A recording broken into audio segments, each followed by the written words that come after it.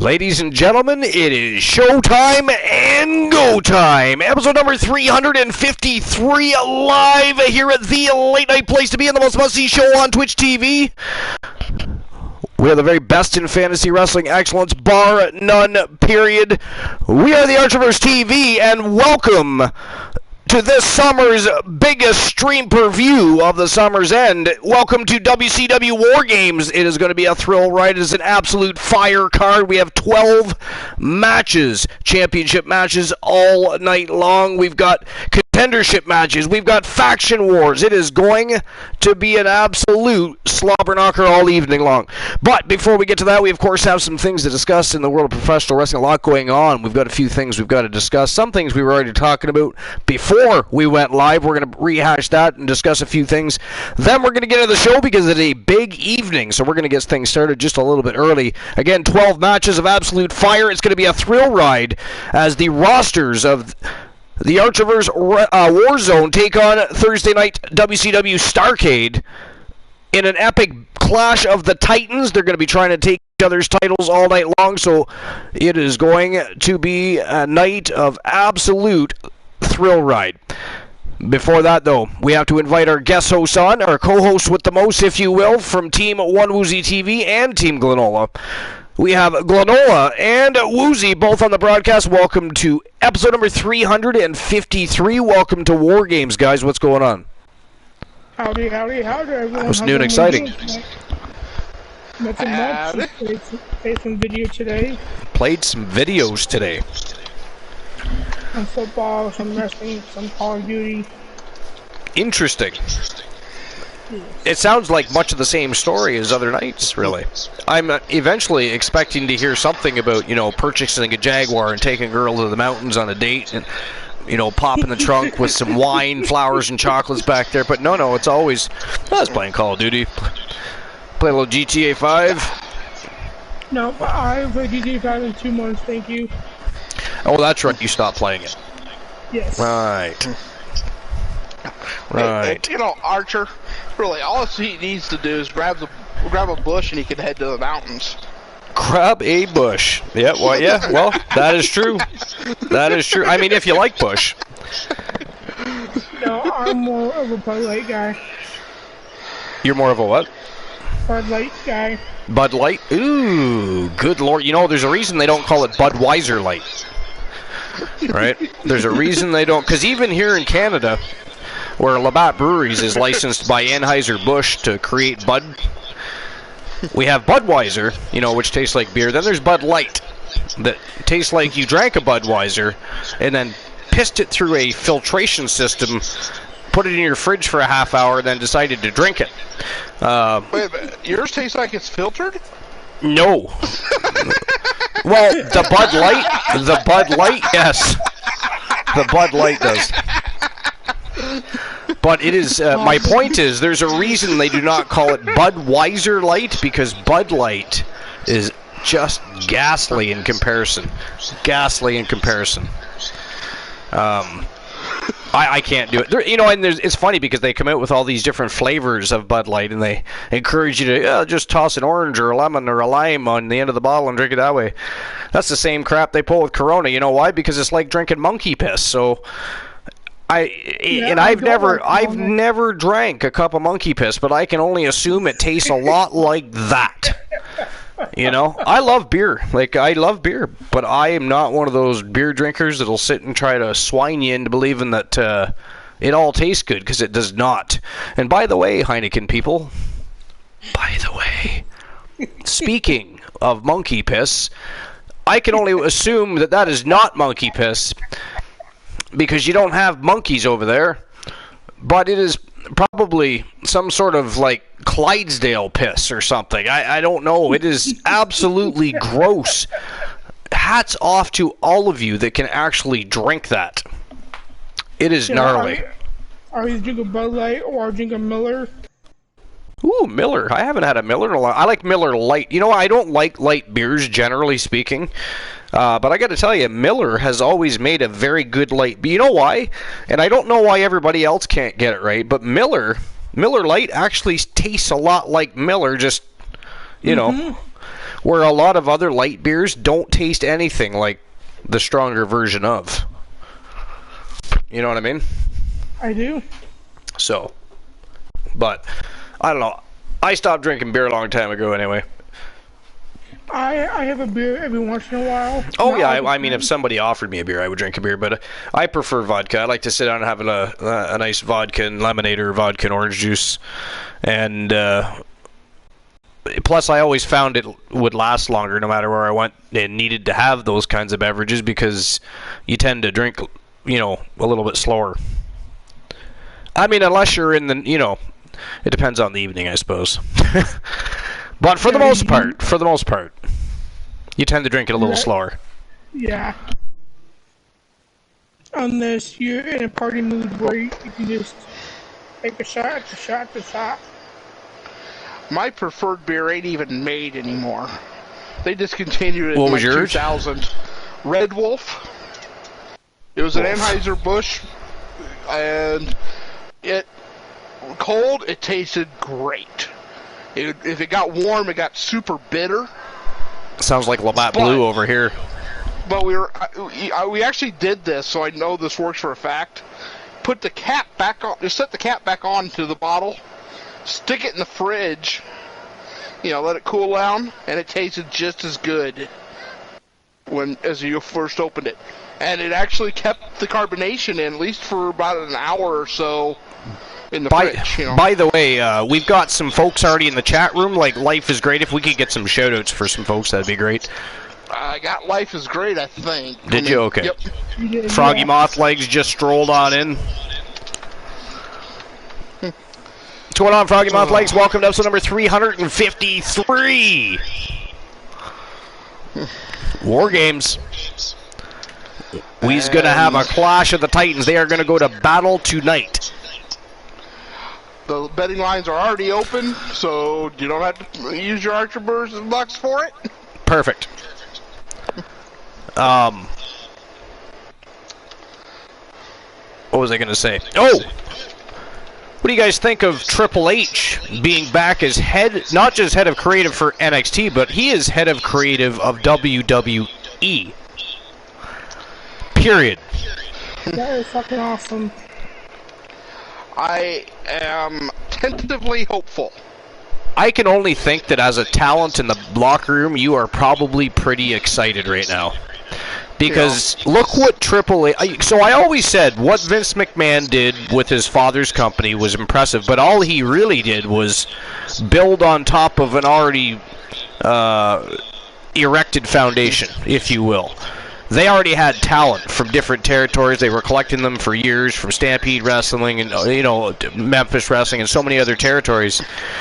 So it was there. All they had to do was find a way to expand that, which eventually Vince McMahon did just that. And you can't ever take away from that. But what Triple H did, however, was take a development territory and turned it into a pretty much now, NXT's pretty much just as global as everything else. It just doesn't get the same push, or wasn't anyways, getting the same push.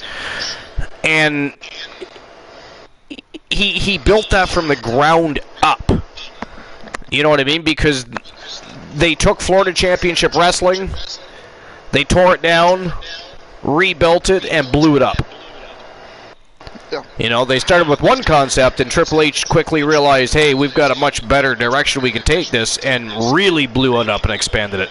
So I always say what Triple H was able to do in the shadow of Vince McMahon, in the shadow of the WWE Empire, to me is more impressive than even what Vince did, even though Vince made a global multi-billion-dollar empire. Oh, yeah, and, you know, but, you know, I'm typically hopeful because I don't want to get my hopes up too much, you know. Unfortunately, the product that's been coming out of WWE lately, and, you know, I hate to say it, to me, has sucked. They have not had good storylines. They haven't, you know, it just hasn't been good. At least outside of the bloodline and any other storylines they did have, they killed too early, and Yeah, Plus, they've had supposed budget cut releases and everything else. So, but the problem with the Bloodline thing is it's kind of starting to run its course unless they find some new blood to feed to the Bloodline. Right now, I don't see anybody. I think it's almost time to either end that or have Reigns go on his own if they want to keep the championships on him or something, because I think they've come to a crossroads with the Bloodline right now. I would agree with you on that. But yeah, you go back 10 years. 10 years ago. The quality of stories, compared to now. 10 years ago, you'd have 4 or 5 good, solid storylines going at once. Now, what do they have? They have the Bloodline. Pretty much.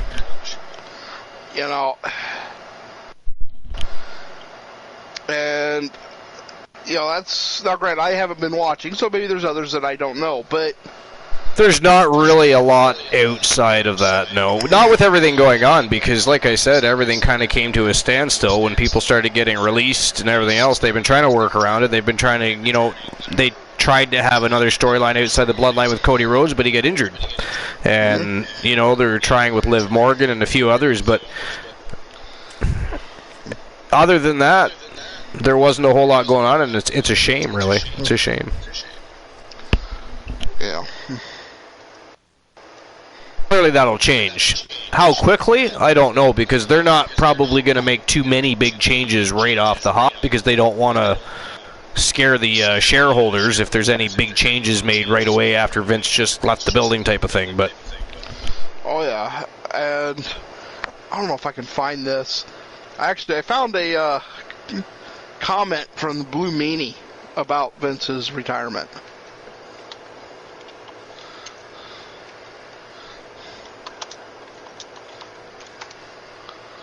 See, for me, Vince's retirement should have came sooner, because as a former supporter of Vince, I'm starting to think maybe Vince might not be necessarily the person in life to be supporting, but he hasn't been the genius of the business in at least 15 years, in my opinion, because for the last 15 years, regardless if you're marketing and making money off your PG there were so many missed opportunities, there were so many failed storylines, and it really, again, they knew that, though. For the PG era was never about professional wrestling, as it was about business, and they accomplished that. They sold lunchboxes, they sold G-strings with Trish Stratus' name on it and whoever else, but I mean, that's what they do. That's what they do. They market things and they sell it, and they did that, and the company keeps blowing. Hell, like I said earlier, Vince McMahon retired, and Vince McMahon's own net worth went up $144 million. I mean, so when it comes to Triple H being head of creative and Stephanie taking over with Nick Khan and everybody else, they will make changes, believe you me, but they're gonna probably do it in increments. They don't want to make it look like they're trying to shake things up too much, or people might start getting weary, shaky, and worried about it, So, but I do expect change. We are going to get change. In the near future.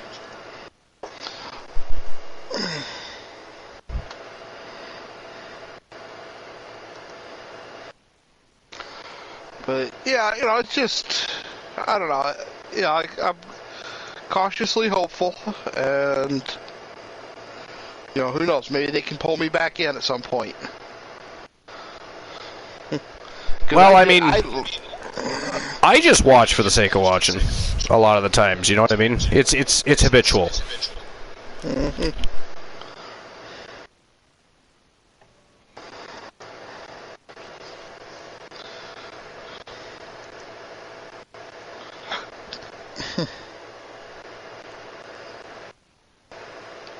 But anyways, sorry, go ahead. I was going to say, at one time I was the same way, I watched it, 3 days a week, really. And now this is my wrestling right here. Yeah, well, I mean, I've been watching wrestling since I was 4 years old, so it's just like something I do, and whether it's good or bad, I always find something to entertain myself in it, but, yeah, I've never been the type to fool myself to think that most of what I'm watching is good TV, or compelling TV, because we just haven't got that in at least 15 years, in my opinion. No, we have not. It's been just watered down, dry. I don't know. In my opinion, more storylines, angles, were flopped than in the last 15 years than I've ever seen in wrestling history. Oh. But, so what'd you think of Kevin Nash's comments today, Woozy? Interesting how I'm surprised he thought that AEW was like WCW. That surprised me. Yeah, well, what he was saying was when he watched AEW, it felt dated. It felt like watching WCW Thursday Night Thunder. And again, Thursday night, we talked about this earlier, Thursday Night Thunder was the lesser of the two shows between that and Nitro, so not a compliment to begin with, but dated, meaning we've already seen all of this in another company. All of it. Seen that, done that. They're repeating history with new characters. It's like watching The Young and the Restless, if you will. That's what they do. You don't have to watch that show. You could miss that show for 10 years, tune in, and you'd still be. I mean, Victor Newman, somehow still alive, having an affair at 95. Nick is probably 80 now. He's on to his 18th marriage himself and 32nd kid. But, I mean, you know what to expect. You know that's going to happen, right? You don't expect that to happen with supposed, top-notch writers and talent directors and everything else that are supposed to be involved in these companies. Specifically AEW, that keeps boasting they're such an alternative and they're so great. I want to see this greatness. I missed out on the greatness. The company that I see is the company that's making all the same mistakes others have before them, and one of the things that still bothers me the most about that company is the fact that their secondary title is pushed above their world title, and somebody can try to argue that if they'd like, but if all you have to do is go watch the shows, and you see it, TNT Championship is always being profiled, always being put on the line. I'm not sure I've ever seen the TNT title defended on Dark or Rampage. So it just seems to me that company isn't sure what they're doing with booking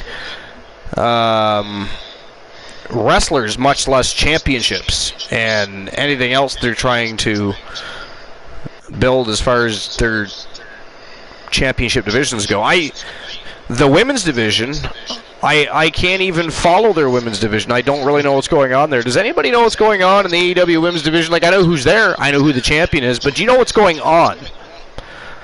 Nope. Last time I watched AEW was when they had that steel cage match. I mean, I'm waiting for them to start boasting how much, more attentive AEW is to the women's division than WWE or some point, because I don't see anything good out of the AEW women's division. TNT. Sorry, not TNT. TNA, or it's Impact Wrestling. They have a good women's division. That's about the only thing about that company that's still any good. I've said that before. We've talked about this before, but Britt Baker is doing heel shit. Well, yeah, that's what I mean. But aside from Britt Baker doing the heel shit, there's not much going on, right? And Jade has the belt for now, right? And we know that will change. Exactly. But everything changes with them. And if you pay attention to what's going on with Britt Baker and with Jade, you have seen that before too. You've seen that before too. So Kevin Nash isn't wrong. And let me tell you, let me explain. Anybody that doesn't know, Kevin Nash is actually considered one of the most brilliant minds in the business. So keep that in mind when he's making comments like this. And if you read what he said, it was said very articulately. He wasn't just outward slandering or, you know, giving a biased opinion.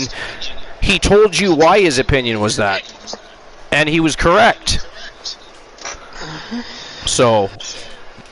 And again, considered by most of the wrestling world, one of the most brilliant minds in the business is Kevin Nash. So, but what he said is true. When you watch AEW, as a long-time wrestling fan, anyways, or anybody that isn't just considering themselves a casual fan, AEW feels dated because we've already seen all of what they're doing. Nothing they've done so far, you know, has been reinventing the wheel by any means. But what do you think of it, Glenola? I know you don't have a strong opinion of AEW to begin with, but if Kevin Nash tells you, Glenola, I don't know, man, AEW feels dated to me. It feels like WCW Thursday Night Thunder. What do you get out of that? I'll tell you, Kevin Nash, people think when they look at Kevin Nash, you know, the people that don't know, you know, the true Kevin Nash, you know, never really followed him. They think he's just big, slow, you know, not stupid, but not brilliant. Those that know that he is, you know, backstage, he is one of those guys that's, you know, brains in the operation. You know, yeah, the downfall of WCW was not his fault. No, it really wasn't. You know, did he come up with a couple bad ideas? Yeah. Yeah, but I remember Nash. Exactly. I remember Nash was one of the people, along with, well, Big Papa Pump, we know he's a little crazy at times anyways, but they were at times in Bischoff's ear saying, should we be doing these things? You know, but they would push through with whatever their agenda at the time was anyways. But you know, but no, Kevin Nash, creatively, I have always heard he is, you know, one of the best, as you said, one of the best minds, you know, in a creative standpoint. You know, he's come up with amazing storylines. I heard a rumor, now, again, this is just rumor. See you, Joe Link. The outsider invasion angle was his idea. You know, when the way the outsiders came into WCW was his doing. Brilliant. You know, that's the rumor I heard. Now, whether or not it's true, I have no idea. You know. Britt Baker is awesome, Joe Link. You are correct. But, you know, if Kevin Nash is coming out, and the thing is, how many times do you actually hear Kevin Nash come out and say, you know, I'm really not a fan of this? Yeah, not very often. It's usually he has a real agenda in purpose for doing so. You know, the man is, you know, seems to me to be the private sort. You know, keeps his thoughts to himself most of the time. So for him to come out and say it, that says so much. That really does. I agree. Know, the only thing the only two people I could think of that would mean more is Mark Calloway coming out and saying something.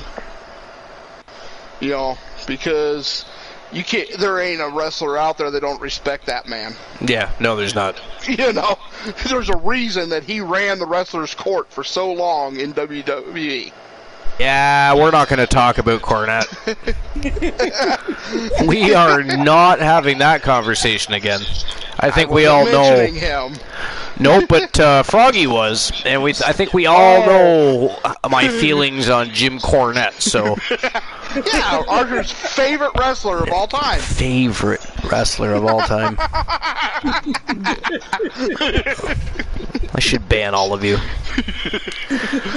But here's something else too. What do you think of the information newly coming to light about now not just being investigated by the board of directors, but now a federal investigation into the Vince McMahon hush money? I am going to keep my mouth shut on that one. Yeah. Yeah. because I don't want to get started on that. Yeah. I mean, I don't want to dive too far into it either. I was just curious if you had an opinion or if you had a... I've got a strong opinion. I just don't want to get into it. Life is great in the house. Yeah, I mean, fair enough. I mean, we do not have to touch base too much on it anyways. But so you knew about it, though. Yeah, I've heard about it. You had heard about it, yeah. Woozy, I assume you as well? I have to, and I'm semi granola. You see, I don't know what the purpose of the federal investigation. Only thing I can think of is maybe this is from a financial aspect. Perhaps they're thinking, you know, there could be some tax evasion issues going on here as well. You know, if money was hidden from the board of directors and hidden from everybody else to provide as hush money, that is money that the government did not get to take a chunk of, is it not? Yeah. So, and so I don't, unless there's other information that has come to light and it has warranted a federal investigation. I don't know, but I'm thinking this is about money. But that's all I'll say because I don't know. That is pure speculation.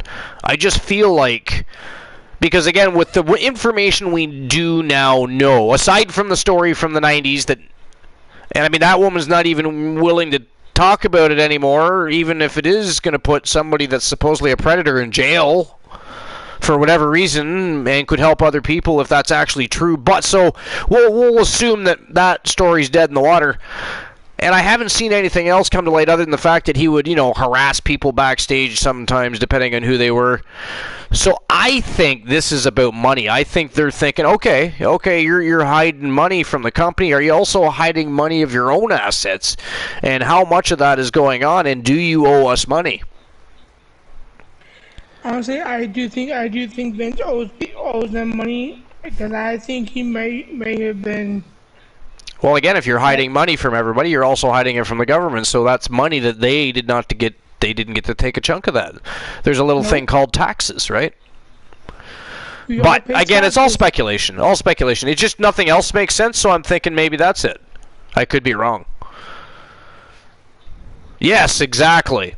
I didn't want to come right out and say that, Froggy. You know, but I mean, it's not just the U.S. government, my friend. I mean, that is every government. That is every government. Whether they have a good leader or not, there's people behind the scenes that want to collect that almighty green. And I'm not talking about the good green. You know what I'm saying? So. Oh, I do. But anyways, actually that's not true. Up here in Canada, they very much care about that suddenly. You know why? Because exactly what we said for the last 20 years would happen is happening, and they are reaping a ton of tax money off of marijuana. It is outlandish and savage. But the good news is Archer, they kept it feasible for people. So. Hey, Archer, what time is it? It is... let's see here. 10:57. My time, anyway. That's 10... Nah, it's time for War Games! War Games! I see where you're going with that. Well, we did say we were going to get things started a little earlier tonight because we do have a smoking hot 12-card matchup. So we'll get to Between the Ropes and more discussions about things going on in the world of professional wrestling and whatever else we want to discuss because it is time for episode number 353 live WCW War Games. Let's go!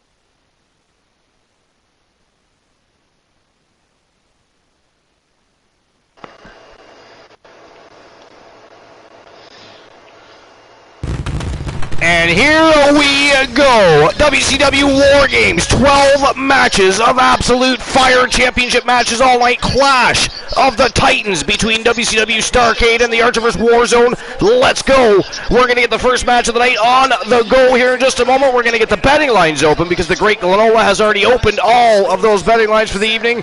So I'll get that underway. And of course, as usual, we have Between the Ropes with One Woozy TV and the Great Glenola. So let's get this party started. I'm going to get the first betting line open here in just a moment.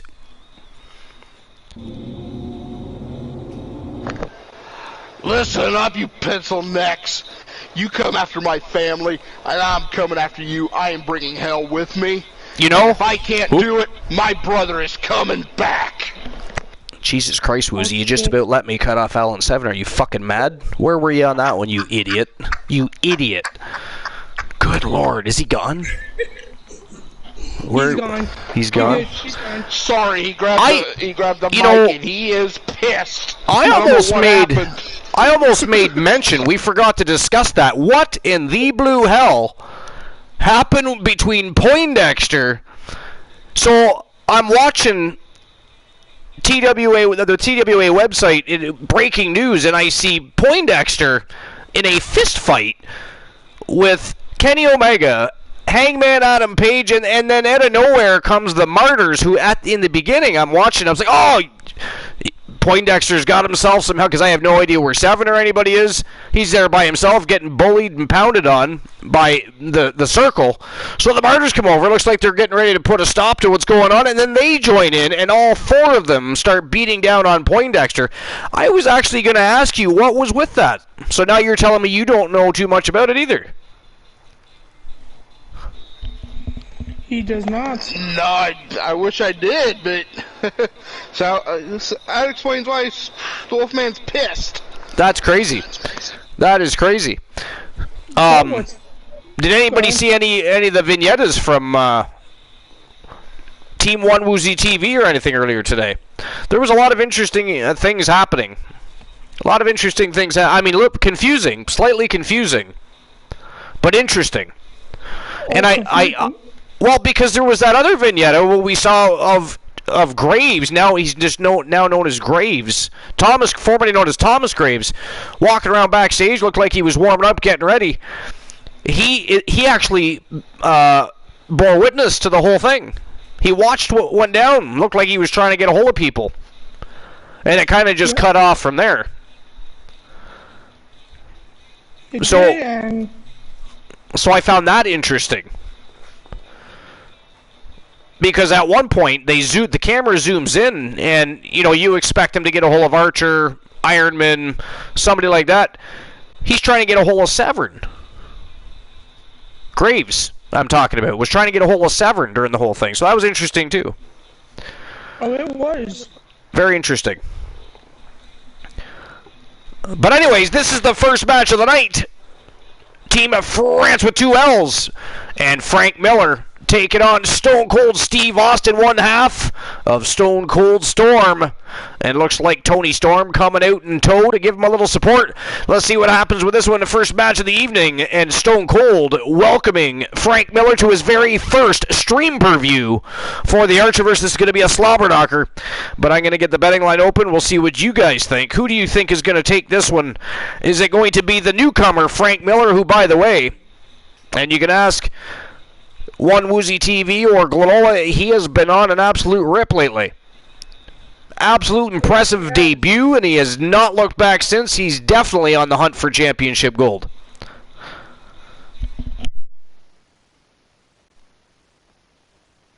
I'm opening the betting line right now. And Woozy, what do you think about Frank Miller? He's a fucking beast. He is a force to be reckoned with. I see high hopes for the newcomer. Well, if he keeps on his current trajectory, I mean, I'm not saying he's going to beat Stone Cold. Stone Cold, I mean, he's the rattlesnake. They call him that for a purpose because he can bounce back and strike at any time, much like the Viper Randy Orton. But Frank Miller definitely has a tall ladder to climb tonight in I mean, that is one hell of a feat. First pay-per-view. I mean, I understand. He's already been in the business for quite some time, and this isn't his first match in the Archiverse. Is his first stream preview though, and that can sometimes be nerve-rattling. You're under you're in a huge room with big bright lights. I mean, it is a little bit of a different setting than it is just being on a regular episode of Wrestle Wars or Warzone or Starrcade. You know what I mean? I do. It can throw your game off if you're not prepared for that. And welcome to Snorhawk 64, redeeming a silly woozy. Snorhawk 64! I should fucking ban your ass for giving me that. That's ghastly. The show had barely started, and you're pulling that on me. Of all people, you can do that to anybody else. Oh wait. You're going to do that to Cool. By the way, before we get too far, and Joe Link, are you listening? Of course he's listening. He lies to us. Usually it's I'm at work. Tonight it's I'm family affair. Joe Link, wait a minute here. Wait 1 minute. What do you mean by family affairs? If I find out that there's any sort of kinky business going on while you're watching the Archiverse, we will ban you. We will ban you, and then we will find your wife and tell her. How dare you? But no, really, are you listening? Don't ignore me. I don't care if your wife's beside you. Well, yes, I do, actually, but... Punisher says, what's been going on, Archer? Nothing. We're not up to anything tonight. What are you doing? We're just hanging out, chilling. We were bored. We thought we'd hop online. What's new and exciting? Oh, wait a minute, I'm lying. We're having WCW War Games, episode number 353. Punisher, we are live, baby! Are you ready for a thrill ride? I assume you must be, that's why you're here. But hey, Punisher, where the hell's Joe Link? Come on, Joe Link. I know you can switch hands without missing a stroke. You've told us the story before. Pick up your phone. Come on. And you said it was Fam Jam time. Let me just have your wife do it.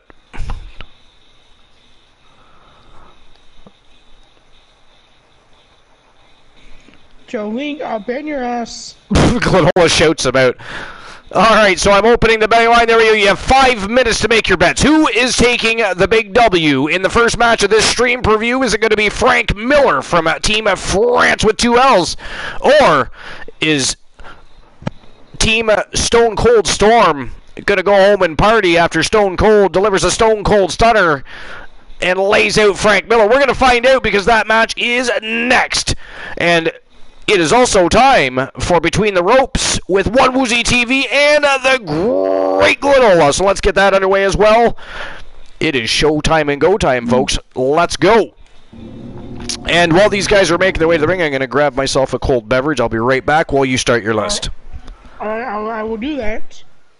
So my list for tonight is... Like, how dare you ignore us? We should ban you. Joe Link. Anyway, my list for tonight is the 10 shortest WWE title reigns in history. So basically, this is the one that's held the WWE title for the shortest amount of time. Coming in at number 10, we've got Daniel Bryan, 22 hours.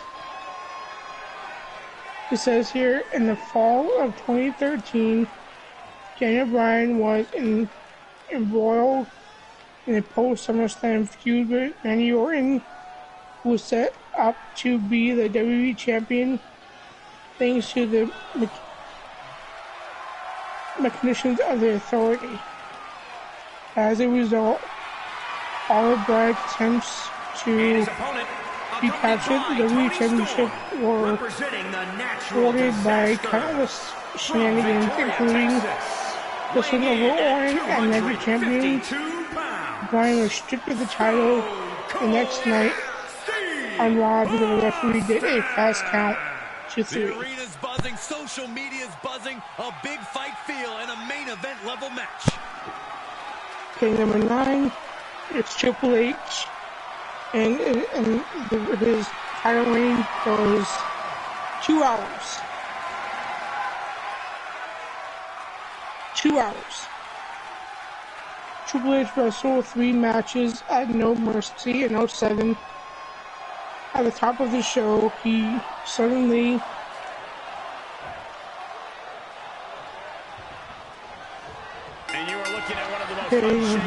challenged Randy Orton for the WWE Championship and won. Then Triple H still had to fight his previously scheduled opponent, Umaga, but successfully defended his title. Finally, Randy Orton activated his rematch clause, allowed Triple H in the main event last man standing match and won. I guess that's 2 things. High impact crossbody. All in all, Triple H held the title for a bulk of a single pay-per-view event. I have returned. And by the way, the blind locksmith, how dare you wander in to War Games and say, "Hiya everyone, late because of a fake promotion." How dare you? I mean, nobody wants to know what you're doing in your spare time with WWE 2K13, sir.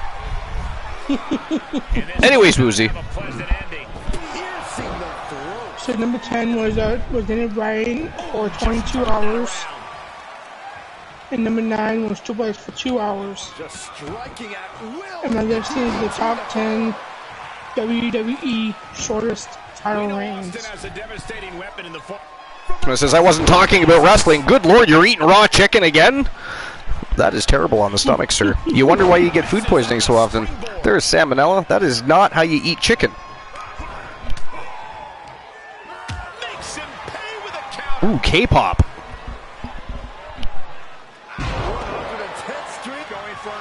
Anyways, Woozy, carry on. Stereo with 1 hour.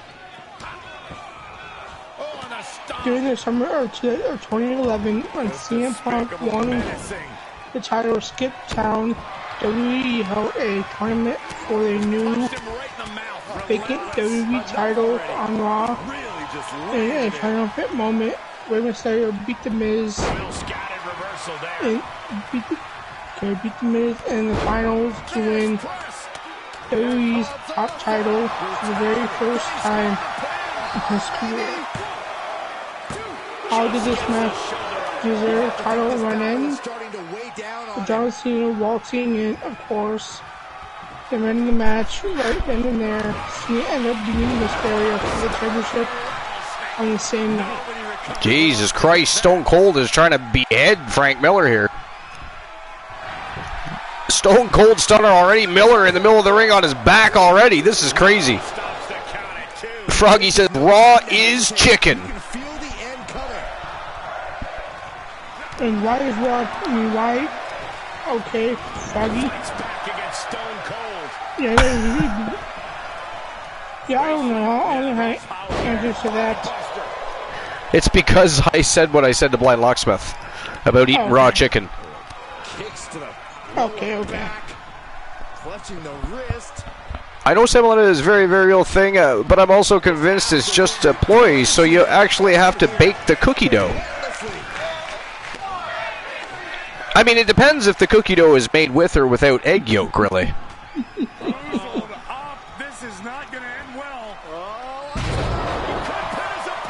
I mean, raw egg isn't necessarily good for you if you eat it all of the time.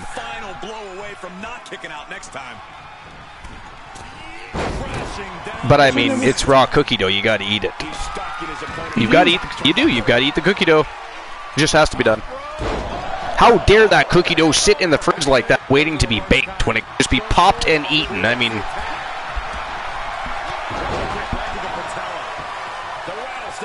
The amount of raw cookie dough I've eaten, never. Alright, Woozy, what's next on your list there? Number 7 is Randy Orton. Only 2 minutes and 55 seconds. Wondering what was the deal with the Triple H Randy Orton Championship hot potato at No Mercy in 2007. Basically, Orton was supposed to challenge John Cena for the title, but Cena got injured and had to vacate. I know most Cena still having a number Man just bit Frank Miller. Sorry. I mean, he can now officially say he was bitten by a rattlesnake. That's stunned again. Oh no. Oh, this might be it. Wow, Miller kicked out. Miller kicked out. This is crazy. This match has actually been crazy because it's been mostly Stone Cold Steve Austin, but Miller is showing all kinds of resiliency and heart here, Uzi. Yes, he really is. As this match goes on, is there any self-doubt running through the minds of these competitors? Office Grace says, my fiance and I have a mutual understanding that any cookie dough we get will never be touched in the oven. Or will never touch the oven. Fair enough. That is as it should be. Of course, you're baking cookies for your, children's classroom for the day. That's different. Because if you send just a bunch of cookie dough, they're going to just think you're a weirdo.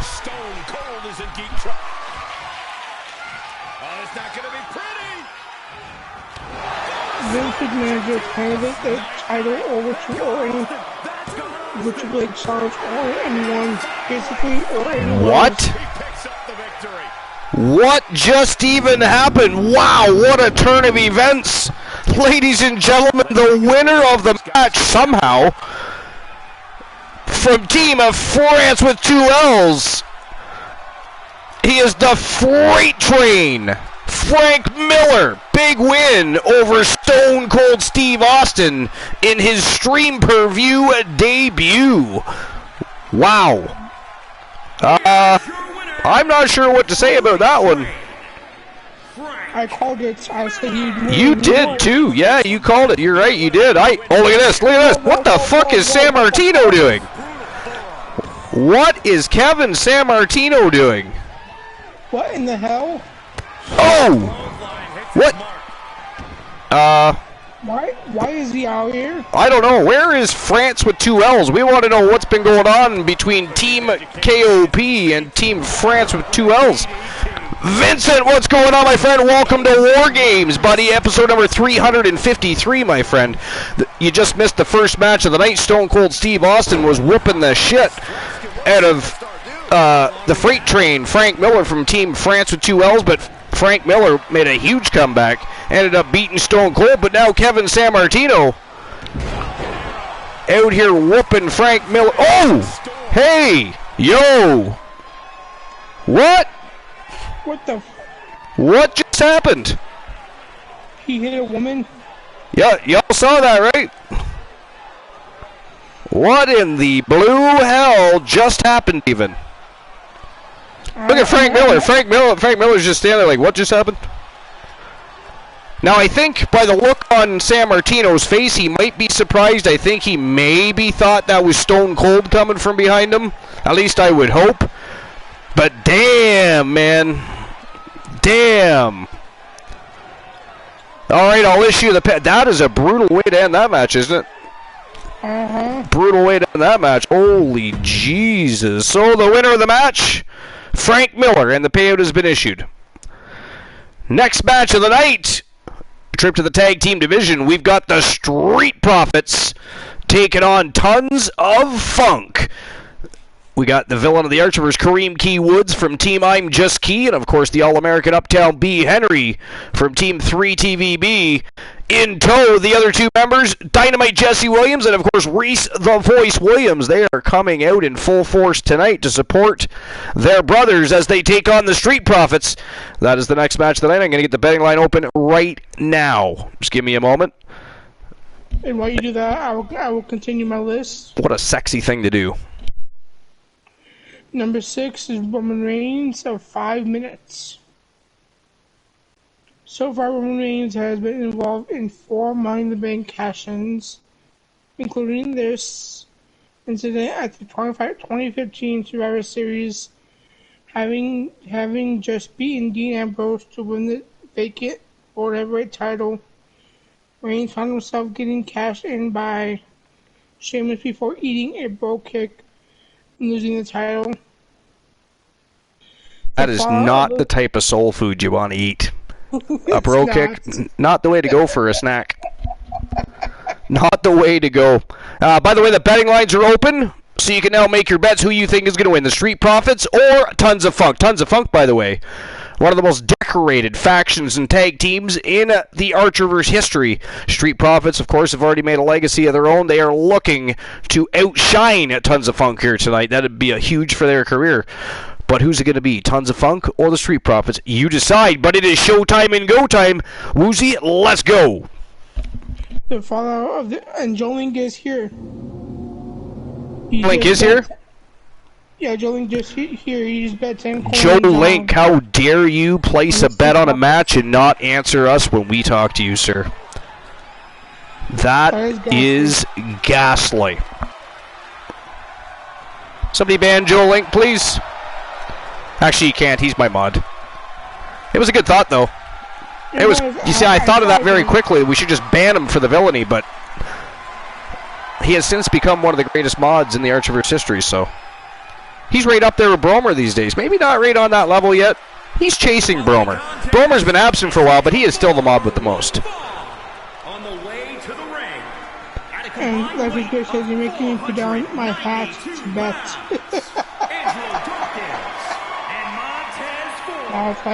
Glenola doing his shoutouts. Thank you, Glenola. Appreciate you. You're welcome. Oh, I actually thought you were taking a breathing treatment, so I didn't know you were actually... I just finished it. Oh, you just finished it. Okay. Nice. Good timing. From a treatment right into a shoutout. Bam! There you go.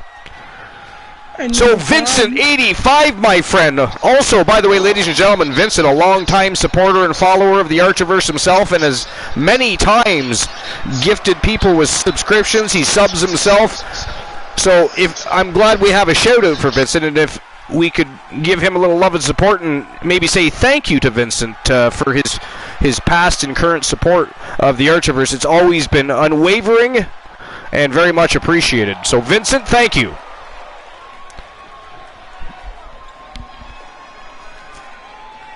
Number 5 is Daniel Bryan at 4 minutes and 7 seconds.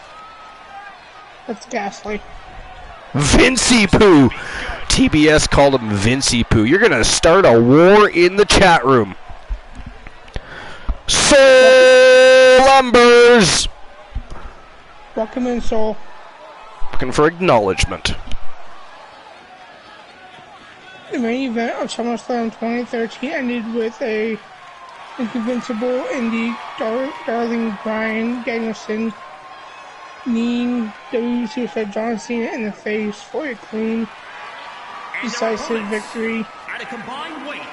But the night wouldn't end there, as special guest three Triple H would probably Bryan as anyone cashed in his Money in the Bank contract for an easy win.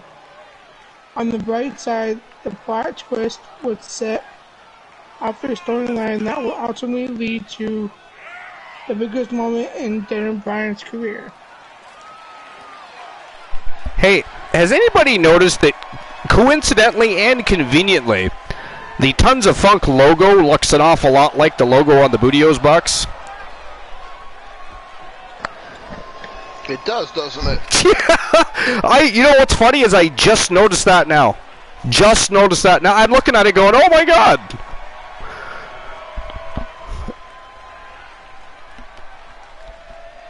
Sometimes moments of genius are accidental. I mean, just ask Soul Embers. Oh, Soul gets a burn. Soul gets a burn. Soul always gets burned. Yo, Soul, what's going on, man? Where's 1231?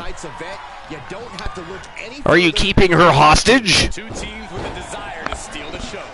You hear something in the air? Yeah, that's my voice. You know, that's what happens when people talk. You'll be fine. You'll get used to it. The soothing and serenading voice of the host with the most. Oh, wow.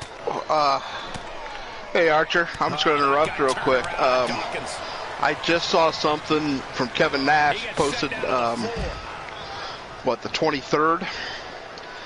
It was a tweet. It says, "Thank you, Vince McMahon. Without you believing in me and giving me the opportunity of a lifetime, I would not be who or where I currently am.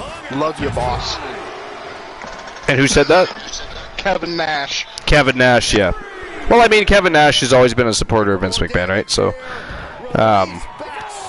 if Vince would have matched the offer back in the day, he would have stayed with WWE. He said that many a times, but Vince encouraged him to go, stretch his legs, and, you know, the rest is history. But okay, so members, I'll do that. I'll take the defensive list. But Archer is not going anywhere. Thank you, come again.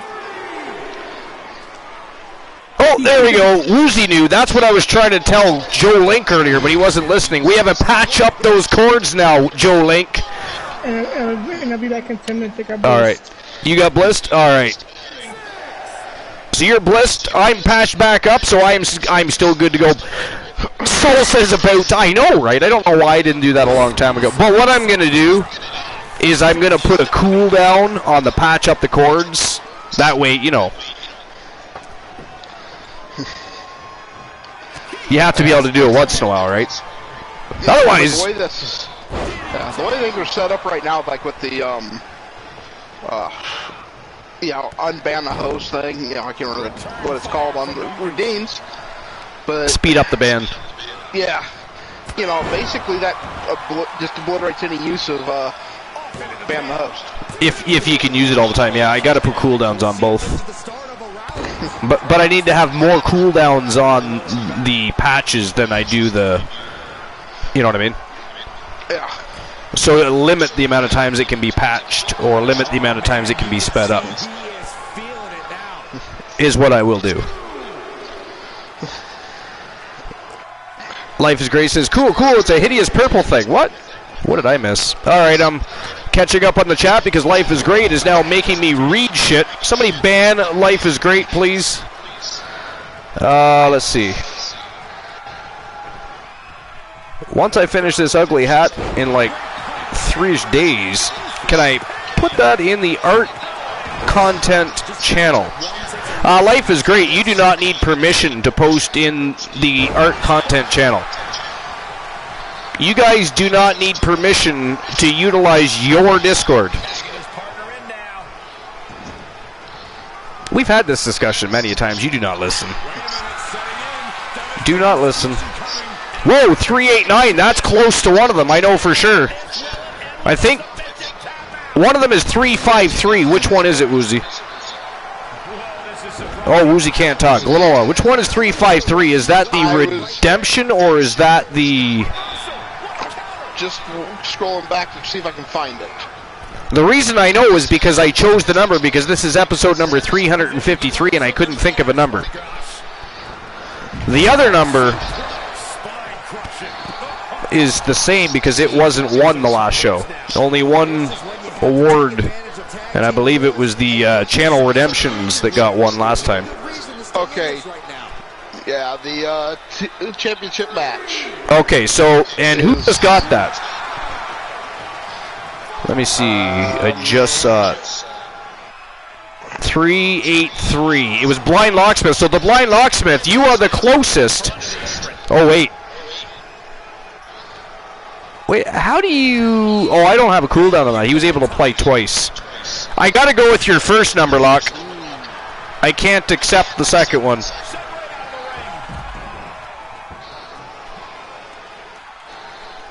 Oh, was you the one the other night, too? Yeah. So I gotta take your 383, but you're still closest to the 353, right? You're only 30 points away.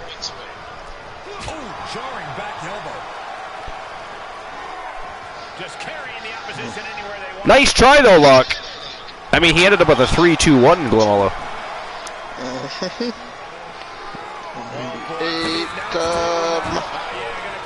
What's the other number? 198. So 198. So you're just out of contention. Yeah. So yeah, you were. I was just gonna say I knew it was 100 and something, and I was trying to figure out if he was close, but he is like literally just outside of contention. That is ghastly.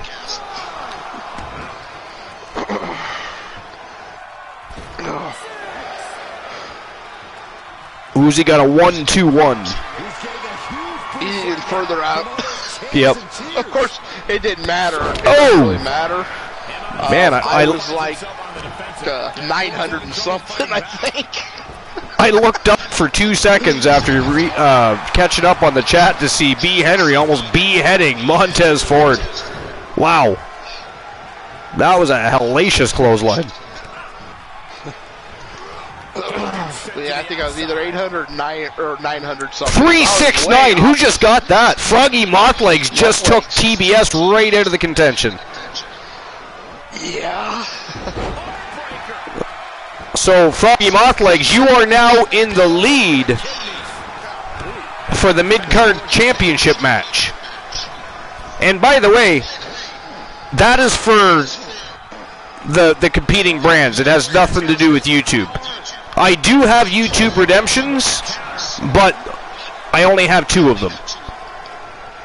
Everything else is specifically for the Archerverse, for Starrcade.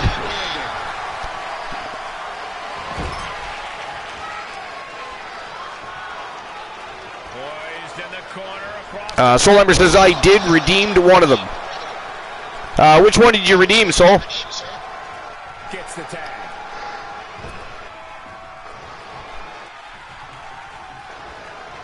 YouTube Championship call-out? Okay.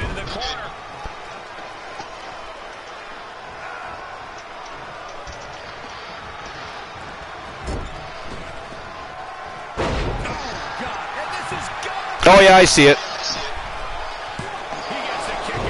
Okay, fair enough. I'll make sure that happens. And just like that, he sent crashing to the floor.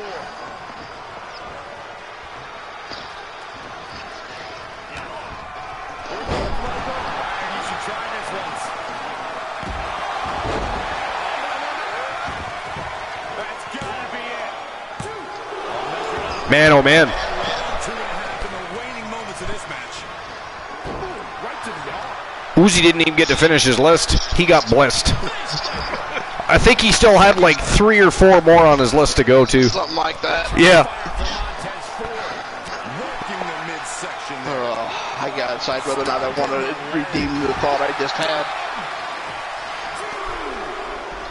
Debilitating attack on the leg.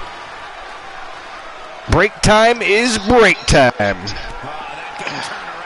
Now, hey, I do have a question. This is legit. If you redeem a title match, do you have to have it for your wrestler, or can you basically redeem to see somebody else compete for a title? Well, because that's never been specified, I'm going to go ahead and say that you can redeem that for somebody else you'd like to see fight. Okay. I just had an idea on a match. Maybe we should add that into the redemption. You can see your wrestler, or you can see somebody else have an opportunity. Not a bad idea at all. That's true. TBS did actually redeem it for somebody else already. Technically speaking. So I guess if we allowed it then, we'd have to allow it in the future. Precedence has been set.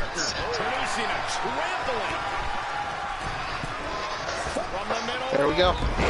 Oh, Dawkins lands with nobody home. Iron Man versus... What? Clenola, you fiend. That is ghastly. By the way, what the hell is wrong with Big E's head? You know, a couple months ago, he comes out and he interferes in Archer's match and basically gets in his head, makes him lose a title. Last night or the night before, he comes out and basically, well, he didn't really specifically help Archer, but he came out and was not exactly hurting Archer's chances. I mean, that was strange, right? Yeah, I don't know. I was like, what? Big E is coming out? I thought he was going for Archer. He did not.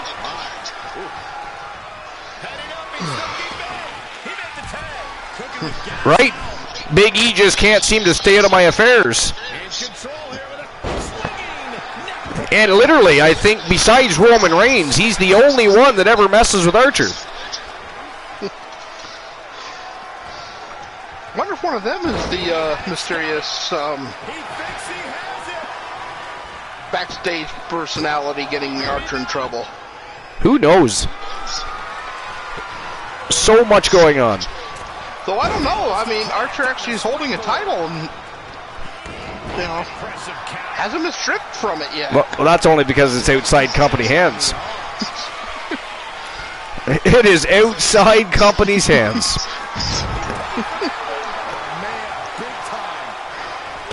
Oh, Montez Ford feeds the villain a little sweet chin music. I've been blessed? What do you mean I've been blessed? So blessed, yeah. Son of a bitch. To come back. What did he say that got his message deleted?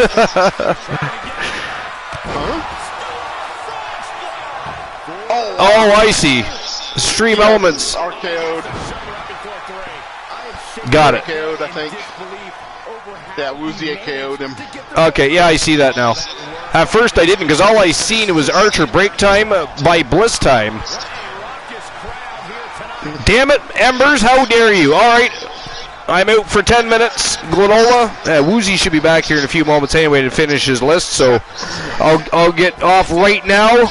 Thank you, Soul Embers. We appreciate your gifts, your very, gracious break time that you've offered. Sometimes I think that might be fitting for the meeting. Life is great.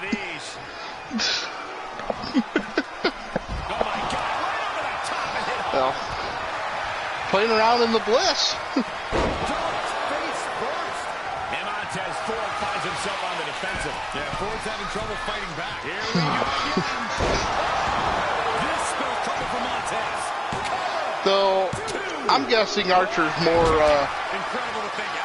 set adrift on the memory bliss. At a stalemate. Hey, it might be time for a change of strategy. His best move didn't get the job done. You can sense it. This crowd is on pins and needles. The WWE Universe is ready to erupt. Are we close to the beginning of the end? That should do it right there. 1, 2, 3. That will end it.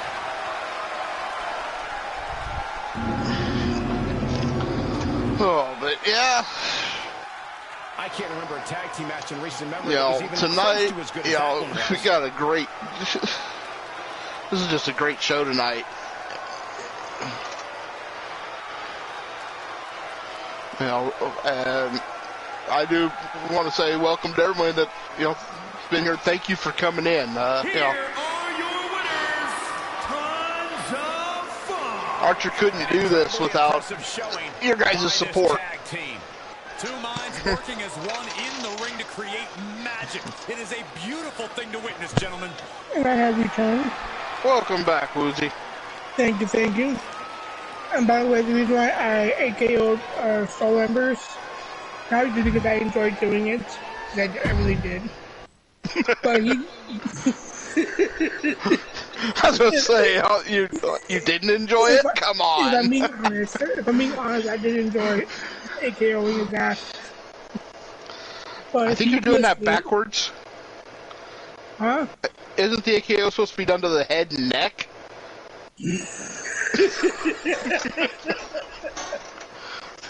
Normally it would. But so need a special treatment.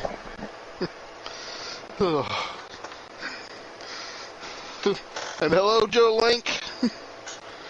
Yeah, what's up, Joe Link? How you doing? You back for good, or is it more of your fam jam time?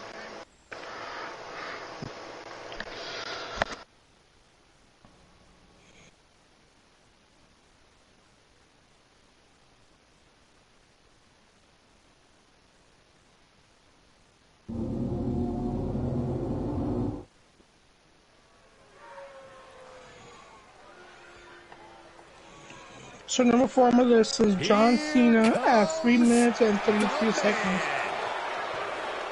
The WWE Universe on its feet. It says here, in number 2010, John Cena competed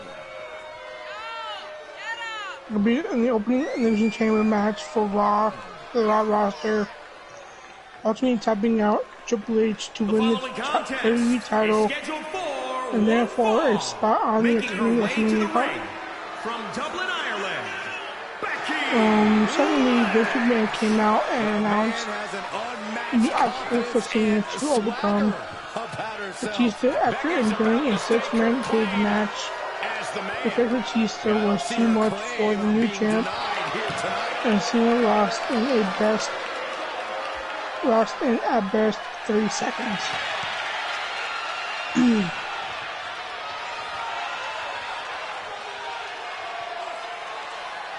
Number 3, we've got Yokozuna at 2 minutes and 6 seconds. Damn, these guys suck. WrestleMania 6 is largely considered a misfire thanks to infuriating main event with interference from Mr. Fuji. Bret Hart lost the WWE title to Yokozuna. Suddenly, Hulk Hogan ran and challenged Yokozuna himself and won in nearly 20 seconds. The result of the main event featuring Bret Hart and Yokozuna going against each other is that Hulk Hogan won. Because WWE hadn't invented the Money in the Bank briefcase yet, or else the ending would have made sense. In order to meet the kind of challenge he faces tonight, without a doubt, we've seen the hard work paying off. You don't find yourself in a match like this without dedicating your time. Number 2 is Seth freaking Rollins with 2 minutes. Speaking of Money in the Bank, in 2016, Seth Rollins would fall victim to briefcase at an eponymous pay-per-view after beating Roman Reigns for the World Heavyweight title. Wendy Ambrose would cash in the contract he earned earlier in the night and DDT his old Shield buddy for the win. As you might hope, this ended up setting the table for an obvious ex-Shield guys triple threat at Battleground, which Ambrose won. You have to show no sign of weakness. That's the only way to get equal footing with the man. Now we've got number 1.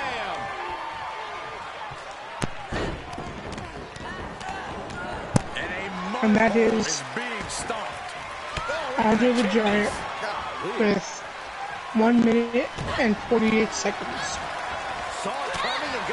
But I will wait until the match is over to read it. Well, this match is great so far. We got Becky Lynch getting her ass whooped.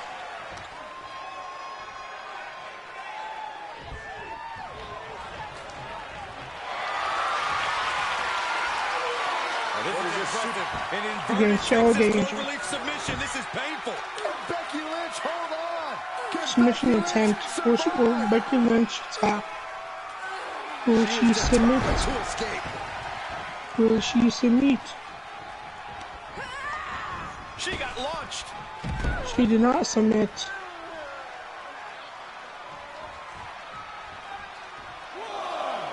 She's got to be careful here. The referee will count her out.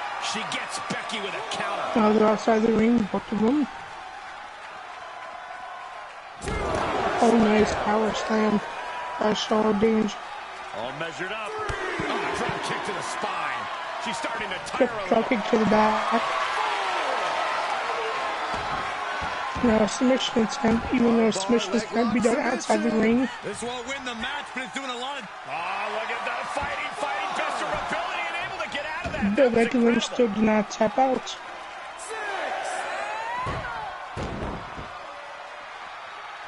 Back in the ring. She needs to get back in. Wow, they listened to me. Holy shit. Able to reverse. That That could be the spark she was looking for. And I should know they're not coming back. They're supposed to. Manhandle slam, but go for the pinfall. 1, 2. She just won't stay down. Shoulder kicks out at 2.5. Holy shit, folks. Holy shit. Becky going for her finishing submission. Will Charlotte Danger tap out? No, she gets out of it quite quickly.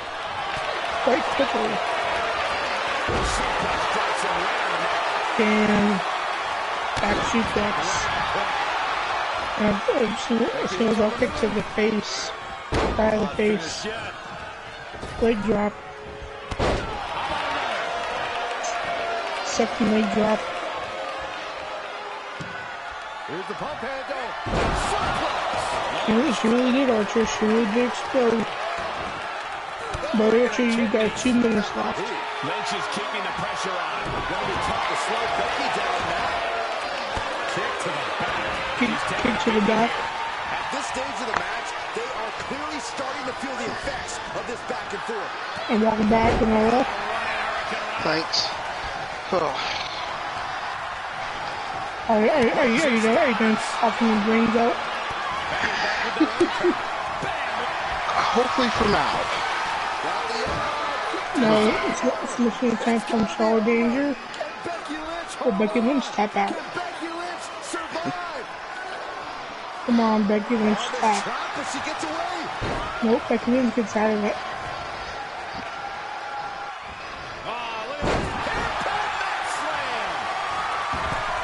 Damn, I got pitched out to those boots.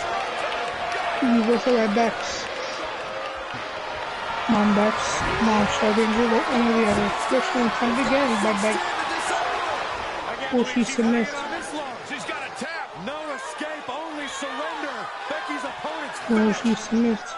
on this trap, but she gets away. No, she gets out of it again. Holy hell. And the main hill is timed by Becky Lynch. A pinfall attempt. 1, 2, 3, and they have both in the match. Becky Lynch.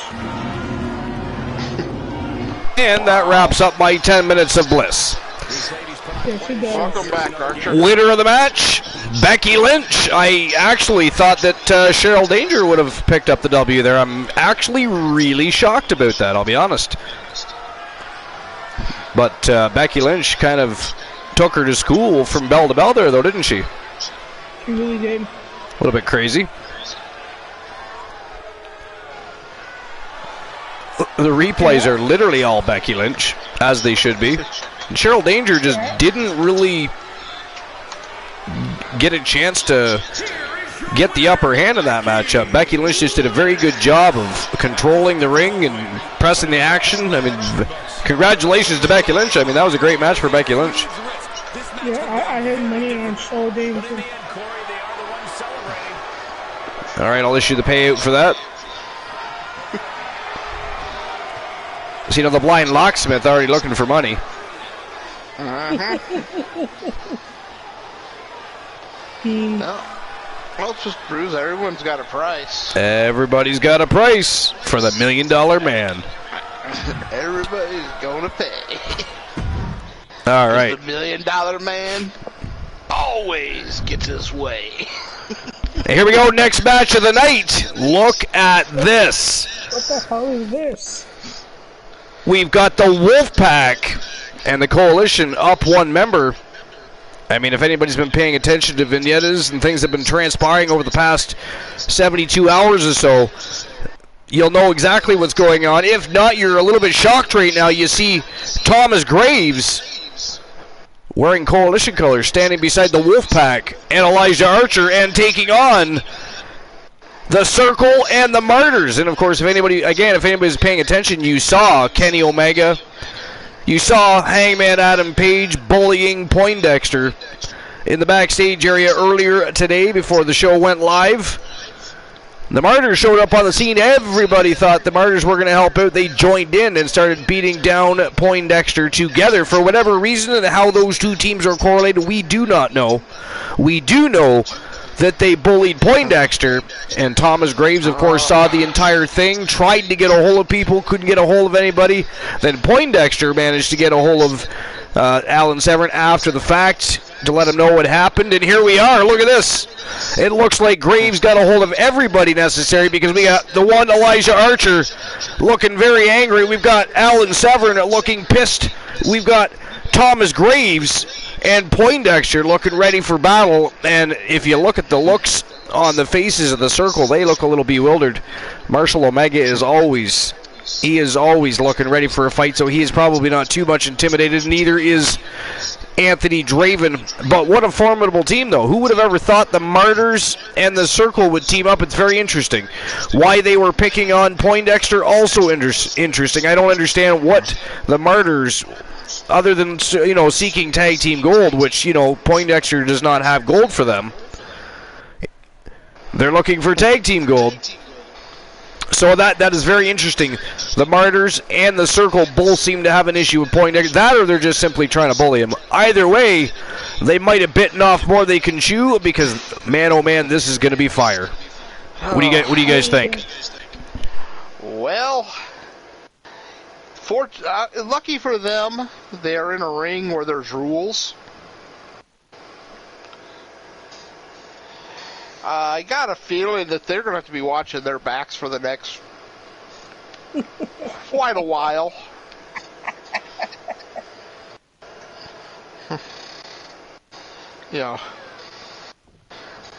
Wolfman may just love to fight for the hell of it. Fuck with his family. He's coming for you. Well, either way, it is going to be one hell of a battle. I mean, 8-man tag to brag elimination. We've got Team Poindexter versus Team of the Circle.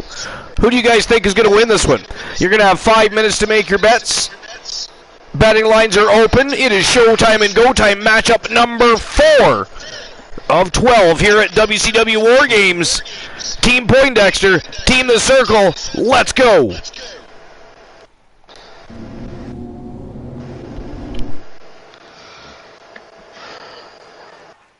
do you guys think? What are your expectations here? A one-sided beatdown, a clean sweep. All hell breaking loose. The WWE Universe. Pandemonium, I say. Yeah.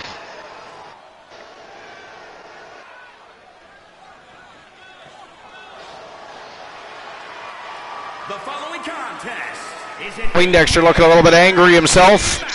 Can't blame him. Getting shoved around by 4 behemoths. the Wolfpack. You are looking at some highly motivated competitors in this match, looking to steal the show. Interesting, because Alan Severn and the Coalition, the Wolfpack and the Coalition, they've been allies, they've been foes. In this particular circumstance, they are simply binding together. And not only are they standing up for Poindexter, but they are, they're pushing back here.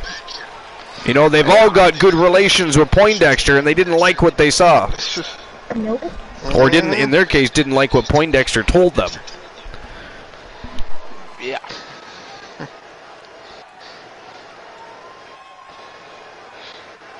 That is true. Team Froggy Mothlegs makes a point. Poindexter still recovering from the E-Chamber and Hell in a Cell matches just this week.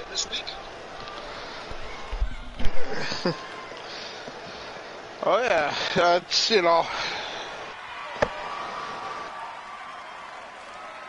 that's the thing. He's been working his ass off. And at a combined weight of 551 put on a hell of a showing this week. Ever since I took my spot here at the Poindexter has been putting on clinics, but definitely likely still recovering because they've been grueling matches. Oh yeah.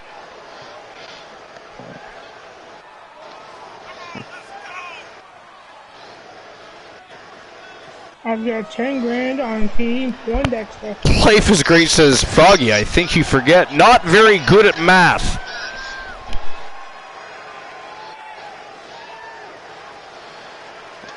What's going on here? The Coalition and the Wolfpack joining forces against the Martyrs and the Circle. This is going to be a slobber knocker. Yeah. I mean, I bet you when they woke up this morning, they did not expect they were going to be standing in the ring across from the Coalition and the Wolfpack as they join forces to stand up for Poindexter.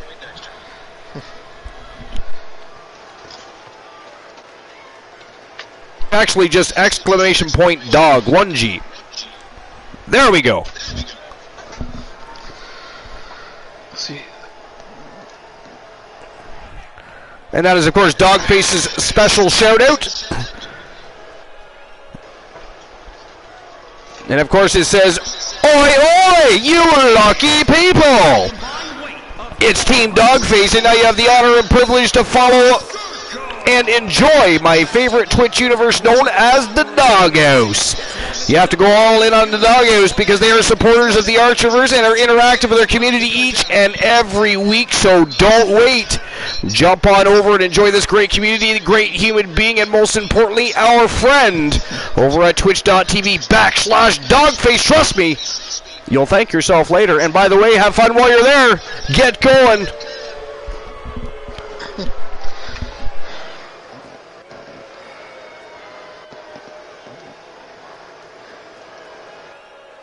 Dogface just walking in at a very interesting moment. What do you think, Dogface? The Coalition teaming up with the Wolfpack here. Kind of a strange moment in wrestling history, isn't it? What you missed was earlier today, Kenny Omega, Adam Page, and the Martyrs were bullying Poindexter. Of course, Thomas Graves happens to be part of the Coalition now. He saw the whole thing go down, got a hold of people that needed to know what was happening. Happened to be Alan Severn. Of course, you got a hold of Archer. They are all friends with Poindexter. So the tie that binds was the man they were trying to bully, and the Coalition and the Wolfpack not very happy right now.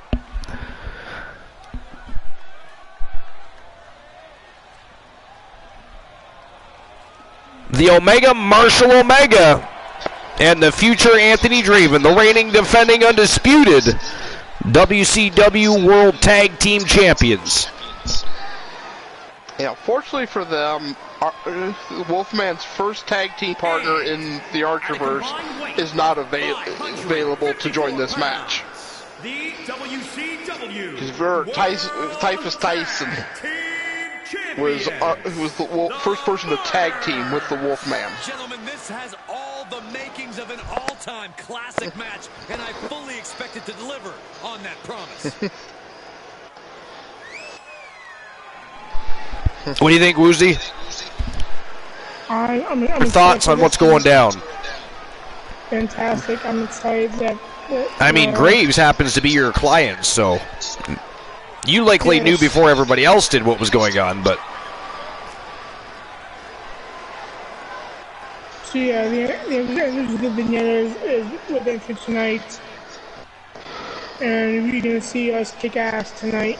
Elimination tag team. Alright, here we go. 8-man tag to brag elimination style matchup. Let's go. Pinfalls in the same match to win.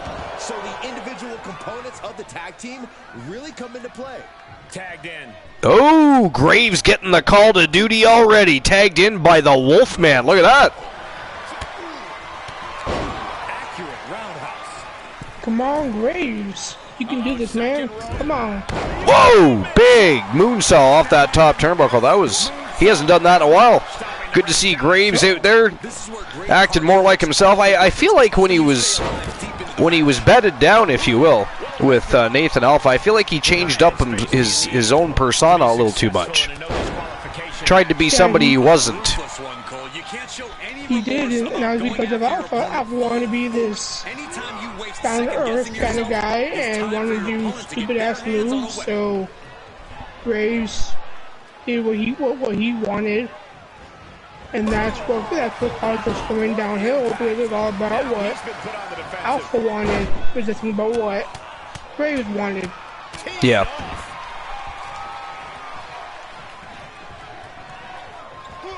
So It's just, it's one of the most interesting things about what's happening is the fact, again, we mentioned it earlier, the Coalition and the Wolfpack have had their problems in the past. They've been allies, they've been foes. But both teams friends with Poindexter.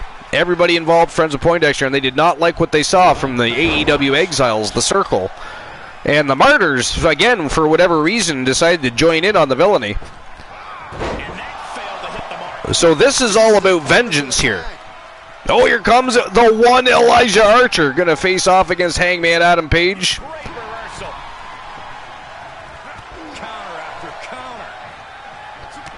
Archer's, of course, been friends with Poindexter the longest out of the group of the Coalition, that is. Placing them right where they want them, into the corner. He's positioned up on that turnbuckle. France with 2 L's. What's going on, France? The Freight Train. Frank Miller kicked the night off earlier this evening, set the tone for the evening.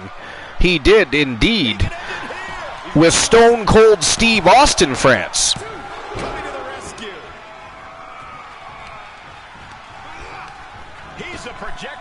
France walks in, interesting. Happens to see France is probably thinking, wait a minute. The Coalition, the Wolfpack, same team. All right, who did what wrong? What happened here? It's okay, France. What happened is this.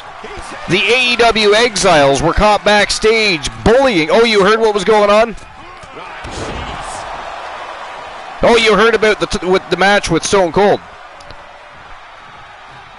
So what happened with the Coalition and the Wolfpack is the AEW Exiles, the Circle, they got caught bullying Poindexter.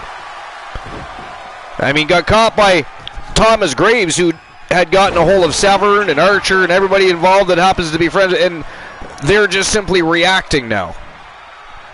And not only did the Circle try to bully Poindexter, the Martyr, Marshall Omega, and Anthony Draven show up on the scene. Everybody thought they were going to help out, but they just joined in with the Circle and started helping them beat down Poindexter for whatever reason they chose to do that. We do not have an answer to that question, but what we do have is an attempt at vengeance here. And some payback for Poindexter. Gets tagged in.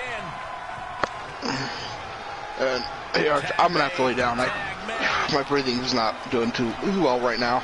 All right, Glenola, have a great evening. So, have a great night, everybody. I'll see you all soon. Hope you feel better, my friend. Thanks for being here. Appreciate you as always.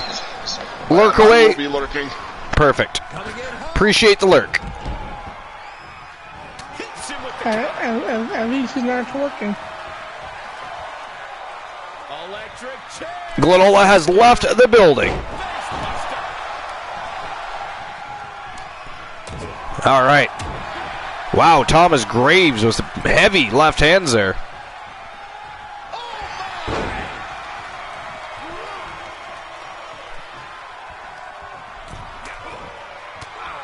So far, no eliminations. Still 4 men per side. But man, what an addition as far as matchups go for WCW War Games tonight. The Coalition and the Wolfpack teaming up for the very first time ever to take on the AEW Exiles, the Circle, and the Martyrs. Crazy. Look at this. That was crazy. Right to the spine. Oh, drove Graves' face right into the canvas.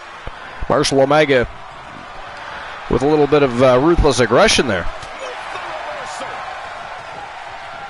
Nice retaliation by Graves, though. Man, these guys are really struggling for control here.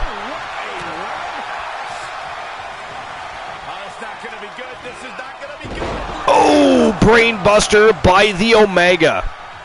Shit, come on. He may get the 3 count right here. I think so. He breaks the ref's count after 1. Graves kicks out, but Archer came in and Draven came in.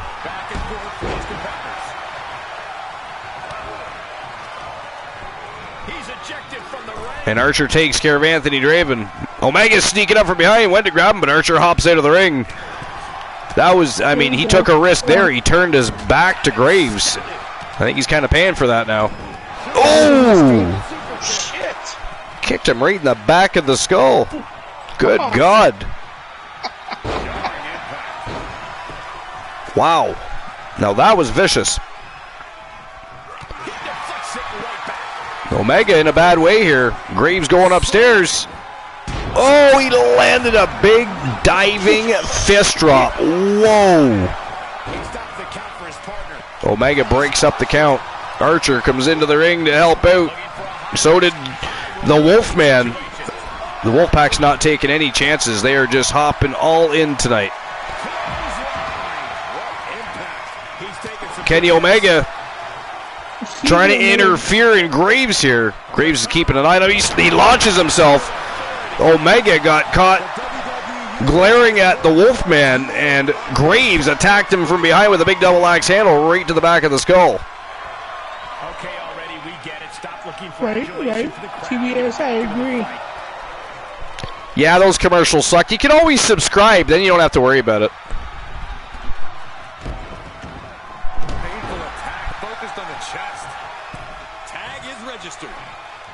Depending on what it costs where you live, of course. I mean, in some places it costs way too much to subscribe. I understand why more people don't do it.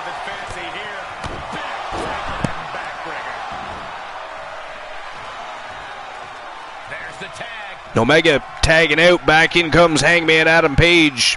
Whoa! Jesus Christ. The Wolfman launched across with a big lariat.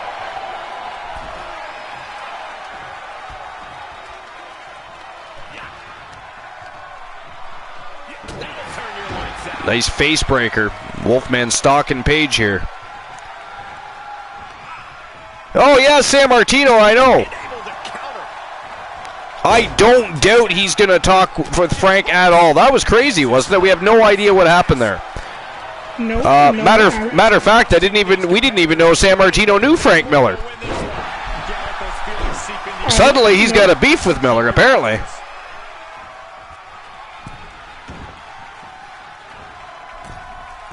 That was crazy though, right?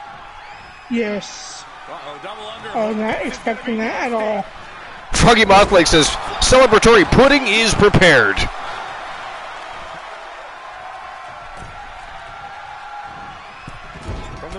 Wow, nice springboard moonsaw by Kenny Omega. Covers the Wolfman up in the middle of the ring. Here comes Poindexter. 1 count only. Hangman Adam Page and Omega both in. Way to go, Poindexter. Way to go. And there goes Poindexter. I mean, the guy only weighs $105. They can just toss him from the other side of the ring. Seriously though, it is not impressive when they bully him like that and just throw him around. It's like he weighs $105. What do you expect? Go do that to Archer or Savard or Graves. Then I'll be impressed, motherfucker. You throw in $105. I mean, he's 100 pounds under cruiserweight.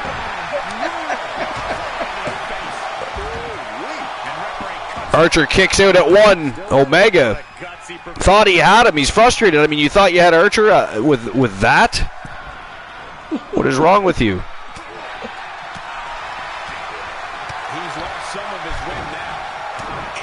Archer and Omega now going back and forth with fisticuffs here. Yo, nice Northern Light suplex by the 1. Oh, he ain't done. He's not done. Oh, shit, reversal. Apparently he is done. Omega decided to reverse that. He had other plans, apparently. Did not agree with Archer's plans. But I don't care what Omega says. It's not Omega. Electric chair drop. No, he's going to turn that into a power bomb. Blue Thunder Bomb.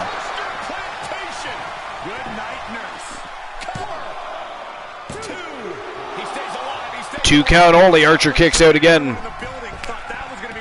Oh, nice evasion.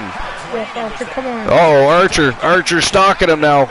Yo. Ooh, that did not look like it felt good. Pretty sure I saw a tooth or two fly out of Omega's mouth there. Here comes Anthony Draven. And this is the very first time that Archer and Draven have ever stepped in a foot in the ring together. Nice evasion by Draven. Archer went to launch an attack. strikes, but Draven counters. Ruthless striking.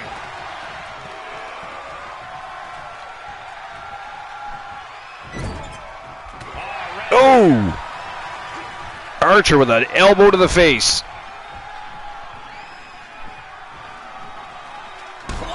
Yo, short arm clothesline. Archer's in trouble here. Yes, come on. Archer's got to tag out here. Ooh, 1 count only. Poindexter dove across that ring.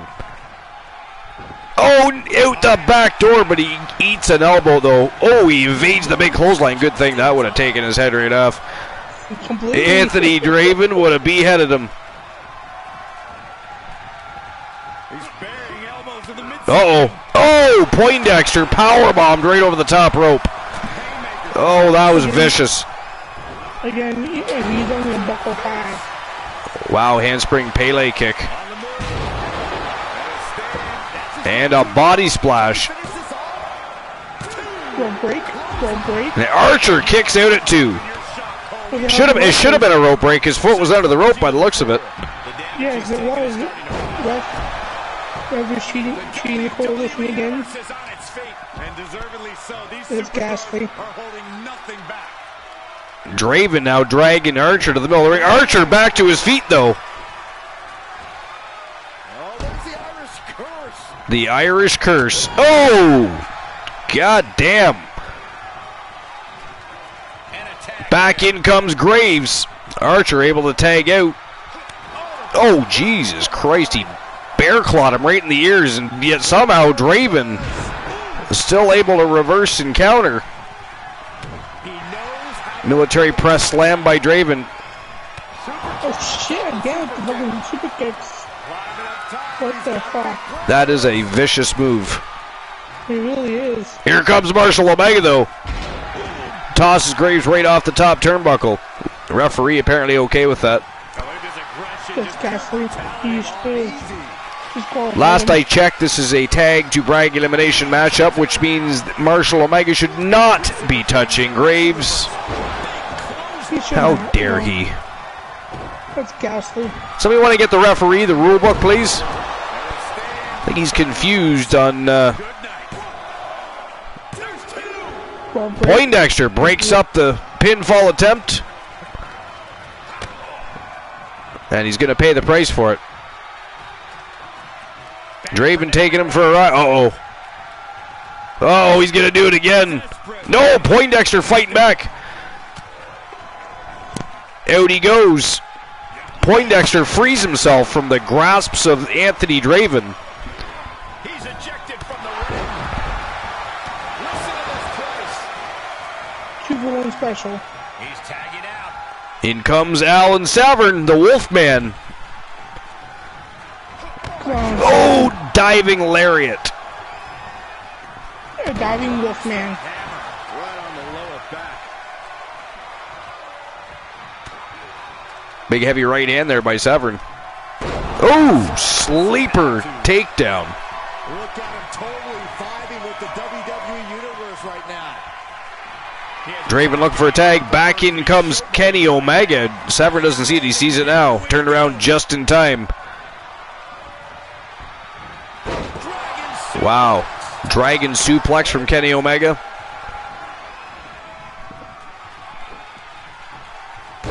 And a brainbuster. A fisherman's buster by... But look at that. Severn right back to his feet. And look at this. He catches Omega. Omega went for a hurricanrana, and the Wolfman caught him. Whoa! What is... Whoa! Air Wolfman. Wow. I mean, Omega's ribs, I think, just imploded. Good Lord. Did you see the airtime he got on that? Like, what is he, trying to compete with Michael Jordan? That was crazy. Uh-oh, Severn go. Oh, he's bitch slapping Omega. That's what you get, Omega. That's what you get for putting your hands on Poindexter, sir. That's what you get. How dare you? That was fucking awesome. Hey, what's Draven doing out there? That's right, Archer. You get that ass. You get that ass. How dare he? Yeah, look at him running. He's running from Archer. You should run. You should run, you little bitch. How fucking dare you? What is even going on with our reffing tonight? What is Hangman Page doing in there now? Well, everybody should. It's a battle royal now. Everybody can just get in the ring at the same time. Who paid this referee? This is what happens when you do joint pay-per-views and stream previews with Vinny K. You see what happens? The referee. Is the referee even awake? Has he been Woozy. What were you doing this afternoon, Woozy? The referee apparently cannot see clearly. He cannot know, and I don't know why. I didn't give him anything. This is crazy. Can I join the broadcast now? If you would like, you would have to invite me, though. I'm going to... Hold on. Let me see if I can do it through the app. I can't do it through the console because, obviously, we're live. Give me a moment. Tag, switching it up.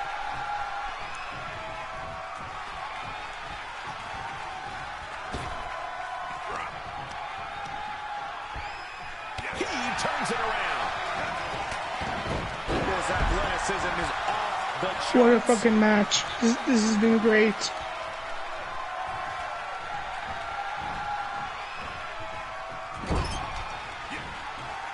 Tag.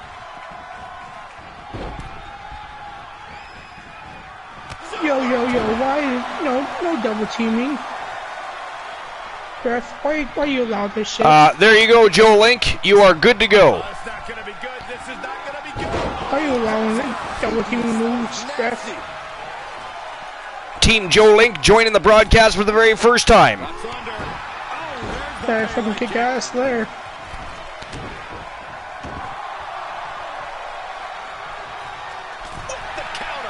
And anybody else, again, if you have a PS4 or PS5, or if you have the PlayStation app on your phone, you can join the broadcast through the PlayStation Network. It does not cost anything. You do not have to subscribe to the PlayStation Network to utilize the PlayStation app and utilize the party. But anyways, Joe Link, welcome to episode number 353, the biggest stream preview of the summer end, WCW War Games, and good God, has it been fire so far. Yeah, from what I've seen, I had gone to work most of the time because I was with my wife and my daughter. We're playing games, actually. So nice, what are you playing? Actually, we played a couple card games. Then we started playing video games, actually. We Nice. Started a little bit. It's like a Nice. So you've corrupted Mrs. Link's mind, and now she thinks she's a gamer. And I see what you've done there. So that, you know, that is a fantastic way to make sure she stays awake for extracurricular activities later. So I see what you've done there. Because now you get the best of both worlds. Because before it might have been like, oh, honey, I'm going to bed. You're still in the middle of playing The Adventures of Link. And that can be a problem as time goes on. So if you convince your wife, did you get her drunk first? I don't know how that worked. Did you drug her, slip some roofies? I don't know. But, I mean, you've convinced her she's a gamer. She now stays up late. She stays up late at night just to get some now. Yeah. Interesting. I mean, I think Joe Link should write a book, because that is simply genius. Simply genius. It's working out great. Yeah, she was also playing that Naraka late in the game too, which is kind of like a new VR game that came out. She's really good at it, actually. And some more tag team moves. Come on. Not even one single elimination yet. What a match. I see Archer's getting chopped in there. He is. Right. Oh. So the martyrs in the circle have definitely been looking for different ways to cheat tonight. No ifs, ands, or buts about that, the little villainous bastards. Yeah. Wow, it's no surprise from the circle, though. No, it is no surprise in the circle. Oh, Look at Severn. Severn is bleeding all over. Ooh, nice reversal by Kenny Omega. Wow. I didn't even see Graves tagged. He must have tagged himself in there, did he? Or he's just in there because he wants to be. Oh, I don't think he got the hot tag. Where he dived across. He looked like. Oh! Kenny Omega. The only thing you don't do is make Severn bleed because then he'll fuck you up. He looks a little angry. Of course, he always looks angry, so there's that, but... To be fair. To be fair. I like Blake's down there. Where's this from Higville? At least you can count to 3. Punisher says, I must say this is a hell of a match. It really is. I mean, first of all, it was a complete shock to see the Coalition and the Wolfpack show up at the same ring together and not throw fisticuffs. They're actually working very well as a team. But so, unfortunately, so is the Circle and the Martyrs. I mean, man, oh man.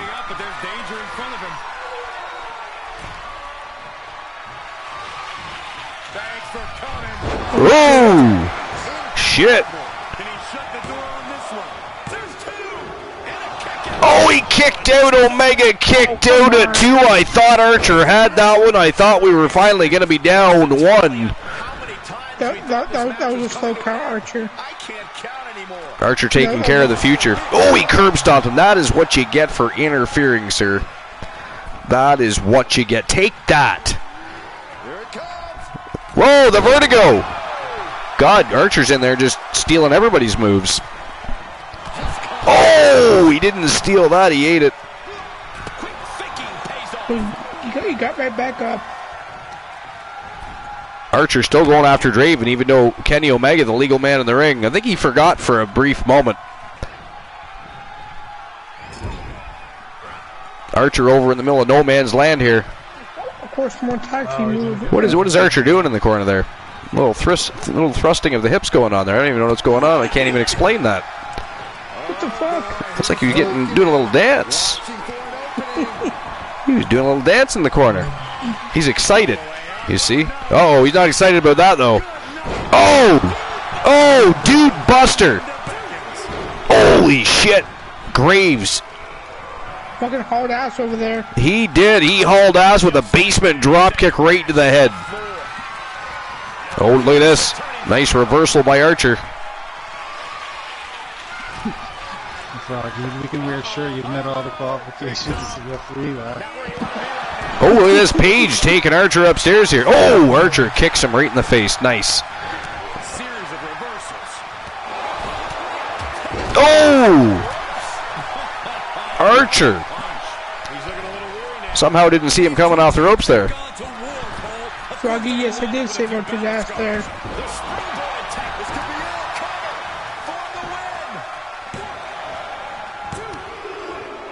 Oh, Archer got eliminated.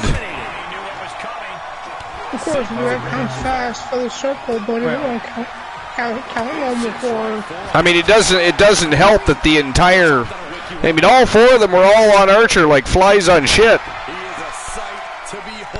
Look at Severn. He's out there making sure Archer's okay. He's like, fuck, man. Talk about having all 4 members of a faction beating you down in one match. I mean, they were finding ways just to get in there to be with Archer and beat him up. Yeah, they were. Come on, Poindexter.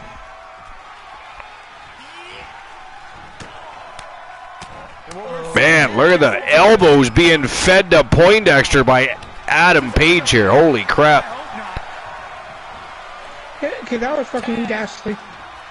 Christian Cool says, I am home. Gimme a few minutes. Oh, Mayor Coolville. The Mayor of Coolville. The leader of the Coolverse. The captain of the Cool Kids.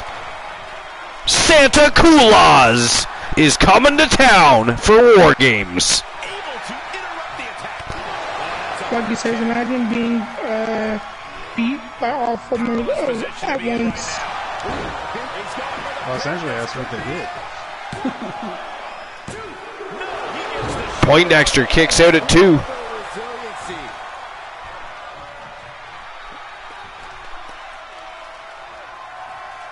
I mean, so what's your next trick, Joe Link? Are you going to actually convince her that she needs to join the broadcast too? See, we're just going to make her an interactive member of the Fam Jam. She can. That Joe Link mind trick. There's a Jedi mind trick, and then there's the Joe Link mind trick. He does that shit to his boss too, right? He goes to work. He ain't actually working for them. He's working for us, and they're paying him. I mean, I like that deal. Yeah.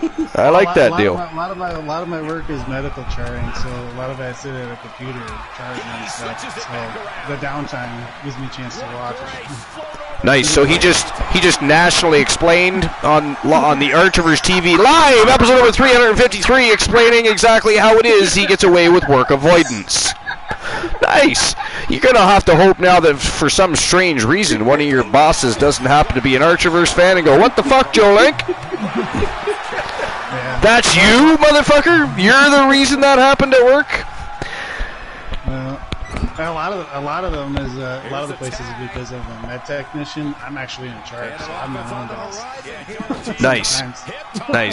So it's like being a city worker. He has lots of people doing things for him. He just sits back and has a Sammy, a Coke and a smile, and the Archiverse for the evening.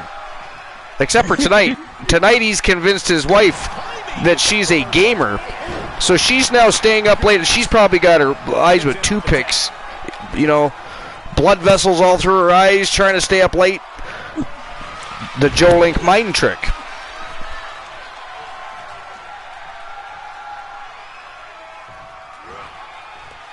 Oh, Adam Page dropping the Wolfman throat first on that top rope. All right, that was great. You gave us a good night, my friend. We'll see you tomorrow night. Yes, we will. Have a great evening, TWA. Wrestle Kingdom tomorrow night. Now, we will be starting at 11 p.m. tomorrow night because I work until 10. So we'll be starting a half an hour late tomorrow night. Tag made, fresh man in. Back in comes Marshall Omega. Oh! Flying lariat by the Wolfman.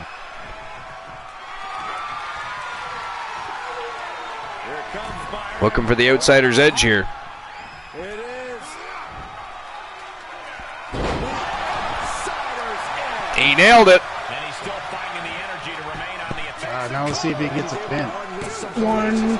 Oh, he kicked out. 2 count only. Pure instinct. It must be Comes in Graves. Come on, Graves. Put his ass away. Send his ass packing. Graves going upstairs already. He smells blood. Oh, landed it. Big flying body splash.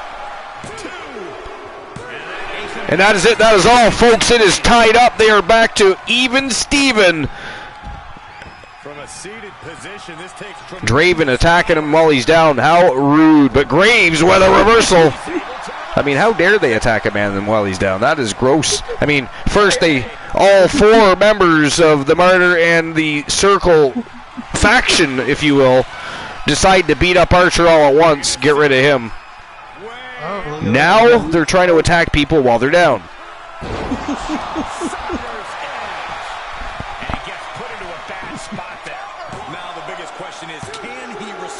Oh, 2 count, near fall by the Wolfman on the Future.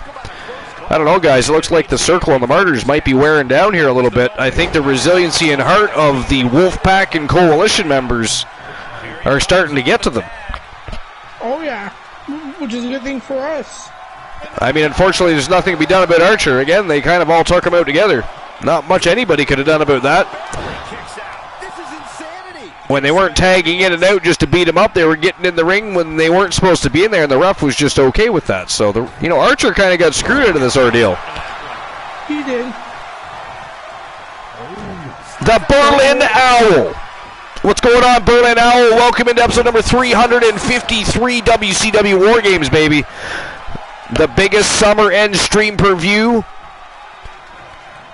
We got 12 matches of absolute fire. This happens to be the 4th match of the night. And there's a bit of a story behind this matchup, but it is 4 of the best tag teams in the world joining forces to make an 8-man tag to brag elimination matchup. The Coalition, the Wolfpack, the AEW Exiles, the Circle, and of course, the Martyrs. And it has been brutal. A follower, by the way, is my wife. Sorry, this is what? The Berlin Owl is my wife. The Berlin Owl is your wife. Yo, Mrs. Link. So he really did use the Joe Link mind trick on you. This is excellent. So we actually think that it's brilliant, however, much to your dismay, I'm sure. But the fact that he was able to convince you that you were a gamer, to get you to stay up late at night so that he could take advantage of you in a wrestling game of his own, which is sick and twisted. We do not condone that. But that is amazing to us. And so not only do you think you're a gamer, now you're actually, in the, you're in the show now. You're in the show now. So he's guiding you to, where no one has gone before in the Joe Link family. Next, his boss is going to be in here. I don't think my boss is going to be in here yet. I mean, if you can convince your wife she's a gamer, I mean, who knows what you can do with your boss? I mean, you already have him thinking you do your job. So, I mean... That is true. Right? Yeah. Christian Cole says, I do not support these ghastly actions. Oh, Thomas Graves eliminates Kenny Omega. Let's go. Let's go. He has our daughter playing as well. Oh, man, nice. You're just mind-melding the whole family. The Joe Link mind tricks. Oh, Draven eliminates Graves. Oh, man. Where the hell is the rope break at? He doesn't know what rope break is. No, he does not. But I bet you if the other team had the full rope break. Nice reversal there by Poindexter. Look at that. Isn't it amazing what Poindexter's been able to accomplish at his size? I mean, he weighs about $105. Everybody else is a giant compared to him, literally. I would say Little Joey Nightmare is the closest to him, right? Little Joey Nightmare is the closest, yeah. I forget what Little Joey Nightmare weighs, but... Ooh, the future takes the Wolfman right over the top rope. Berlin Owl says, hashtag Joe's fault. Nice. Everything is Joe Link's fault. I mean, she fits right in here. She's already blaming Joe. I don't think she's done is cause bullying towards us. I mean, we should make Berlin Owl a VIP for that. I'm sure she'd appreciate that.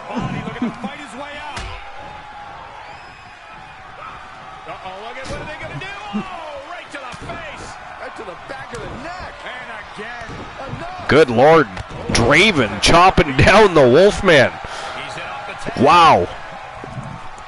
Got the tag. Oh, he's going to go for the hot tag. Let's see if he gets it.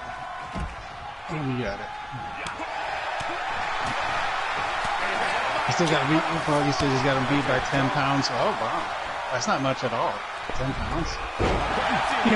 There's only a 10-pound difference? Little Joey has Poindexter beat by 10. That's it. Wow, interesting.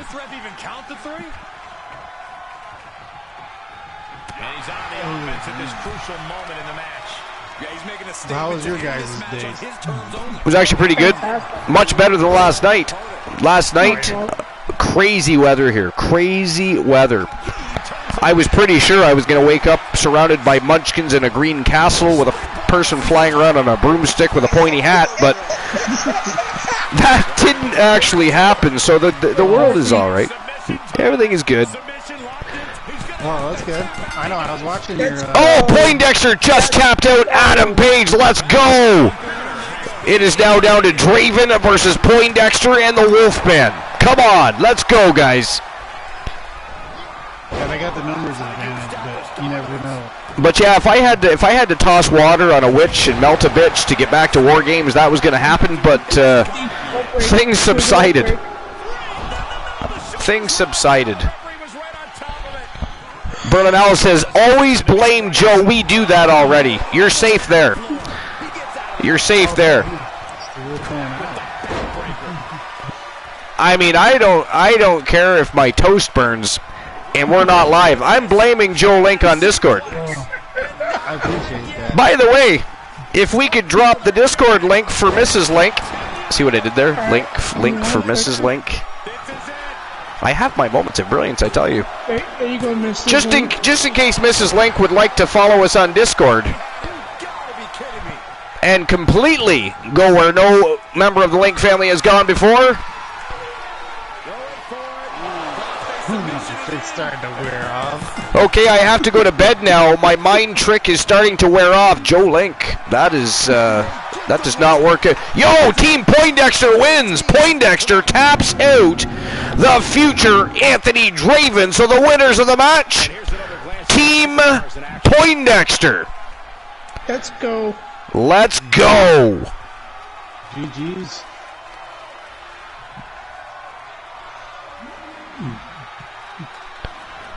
A little bit of vengeance there from Poindexter, although that was one hell of a matchup. I, for some reason, feel that that's not going to be the end of it. No, I don't think that is either. There's going to be more. And still the oddity, by the way, of seeing the Coalition of the Wolfpack in the same ring celebrating together. Craziness. And that's what they get for trying to pick on Poindexter. But again, I feel like this is not over. I feel like it's not over. Well, all right, I'll... showing brand loyalty there, you know. Right? I will issue the payout for that. And we'll get to the next match of the night. This is for the Archiverse Mixed Match World Tag Team Championships. Rose Brewer from the Order challenging Io Shirai. From the Killers of the Skies, her, of course, partner in crime, the Legend Killer Chairs. And it looks like Rose Brewer bringing her tag team partner in crime to the ring with her tonight. I wonder if Io Shirai is going to bring Chairs. I do not see Chairs on the poster. I do see Kyle Brewer. I don't imagine Kyle Brewer is going to involve himself in this matchup between Brewer and Io Shirai anyway, so Chairs not really necessary, but it's just kind of strange. It's kind of strange. Brewer's coming out. You'd think that Chairs would come out himself, but no, apparently not. All right, so I'm issuing the payout here. The winner of the match, Team Poindexter.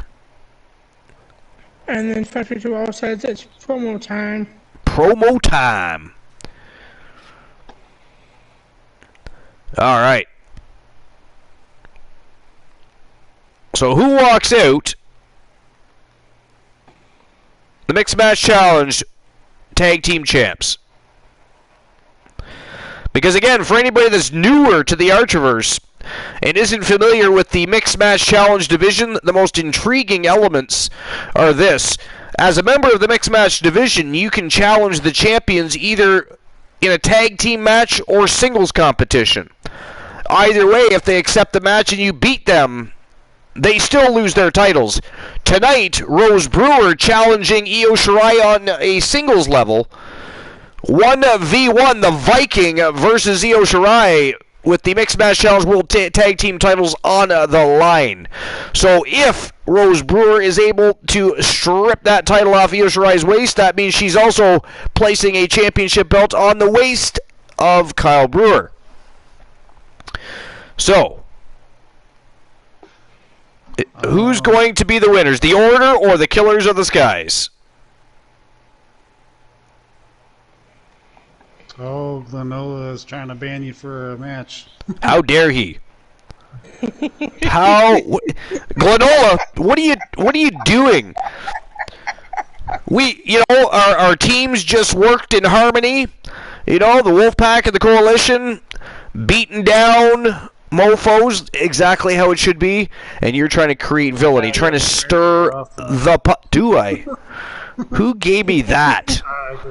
Glenola. And you're no longer banned. I just bet at the ban on you. Perfect. So now I just have to worry about that ghastly swear jar. How dare you, Glenola? Somebody ban Glenola, please. Stirring the pot, causing issues. Matchup number 5 of the evening. We still got 7 matches to go, and he's out here stirring pots. If you're hungry, there's probably leftovers in the fridge, sir. Do not try to take a bite out of my ass. How dare you? Archer. Oh, shit. Fuck. Shit, fuck. That is not funny. Wow. Not funny. Stop laughing. How dare you laugh? Somebody ban Woozy too, please. Well, thank God I have arrived on the scene to save the fucking show. Because you can't watch your fucking mouth for 5 minutes. I should not have to. What happened to this? What happened to this being the channel with the host with the most? It isn't the channel with the person that has to talk PG. I mean, this is not Team Zombie Master. We do not claim to be family friendly. I mean, everybody in the chat, come on. WWE finally did away with it. Come on. Let's be reasonable here. Right? See? Christian Cool's got the goods. He's got the vibes. Nobody listens, though, Cool. That's the problem here. I know. Nobody listens to Christian Cool. Right? The funny thing, though, is that you were warned by Joe Link. Yeah. And you still failed. That is true, but it was ill-advised timing. Ill-advised timing. It was not. and I blame Joe Link for this. Just like his wife said, Christian Cool, I don't know if you heard earlier, but Joe Link's wife was in the chat, and he says we should indeed blame Joe Link for everything. I happen to agree with that specifically right now. Just saying. Just saying. It's been said. It's been said. All right, so I'll get this betting line open. 5 minutes to make your bets. And there we go. Betting line is open, and it is time for the Mixed Match Challenge World Tag Team Championship matchup. Rose Brewer, the Viking, the winningest superstar in Archverse history, taking on Io Shirai. Let's go! Well, let's go for you guys. Apparently I am banned because it is not funny. Somebody needs to ban Woozy, seriously. And Glenola. What is Glenola still doing here? Nobody listens around here, so that's part of the problem here. I request bannings. I don't get a banning. Hell, somebody probably unbanned somebody I banned 4 months ago. That is the response I get from my mods. It is disgusting. Anyways, I'll see everybody after the match. Enjoy. Cool. The ship is in your hands. And, of course, if there's problems, we have full reign to blame Joe Link. He is on the broadcast. Yeah. Do not forget it. We would not want you shut your mouth when you're talking to me, sir. How dare you? How fucking dare you? But his wife gave us free reign to blame him, so we don't want to disappoint the missus, Christian Cool. I'm just saying, we don't want to disappoint the missus. We don't want to disappoint the missus like Joe Link is right now while he's still on the Archverse instead of, wrestling in the sheets, so to speak. But anyways, here we go. It is go time. Let's go. I heard the guy wouldn't last 30 seconds under the sheets anyway, so it's good. Why did you hear, Joe Link? I'm glad to hear too. I heard that was Christian Hart there. Yeah, well, I mean, rumors can be told and they're spread amongst the masses, so It's true. How's it going, Cool? Cool's good. Just had to do some late night grocery shopping before places close, because pandemic hours blow. Yeah, they do. Yeah, they do.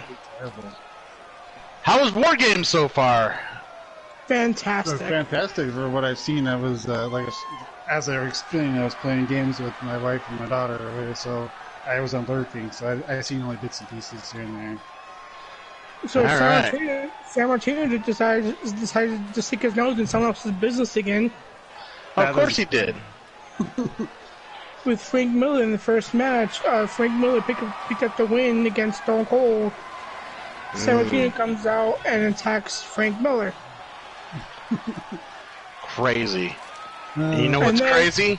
The fact that Archer told me we still have several matches left in War Games!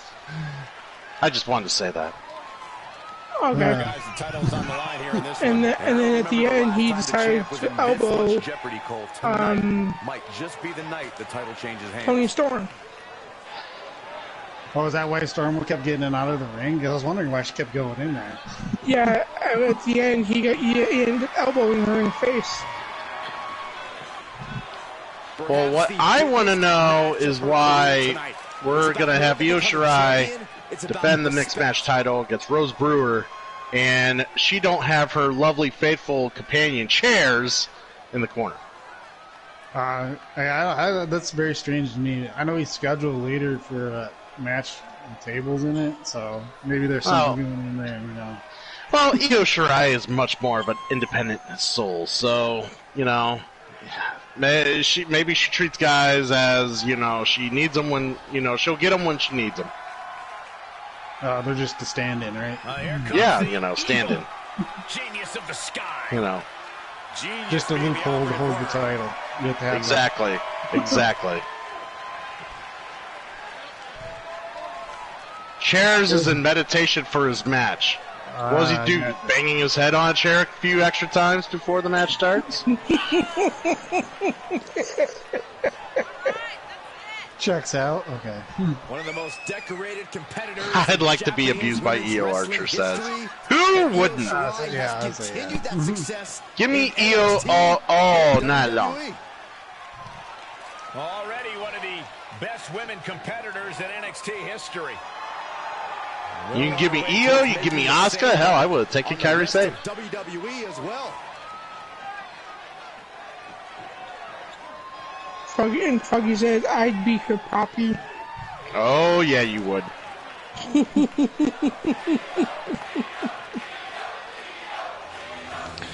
The damn Archer is currently, well, hushed at the moment. I was planning on cooking some bratwurst and some fries, and here I got put in the work now. Be the lead announcer for the match because of some degenerate asshole, some guy we gave some tribute to just the other day, and he feels the need to abuse his power. From Tokyo, Japan, she's the mixed world. You thought you were going to get rude. Me and Jolene got this. Oh, no. I've listened to you two commentate. I feel I must be here. I have never commentated yet, so. This is also another reason why I must be here. I said, you're the veteran commentator. That's right. Rule number 1 in commentary, never try to speak above Archer. 1, you will always fail. 2, it's pointless. 3, he finds it rude. Chew on all 3 facts. You're not rewarded in WWE for sitting back and waiting. This superstar did things. All right, let's watch this awesome action.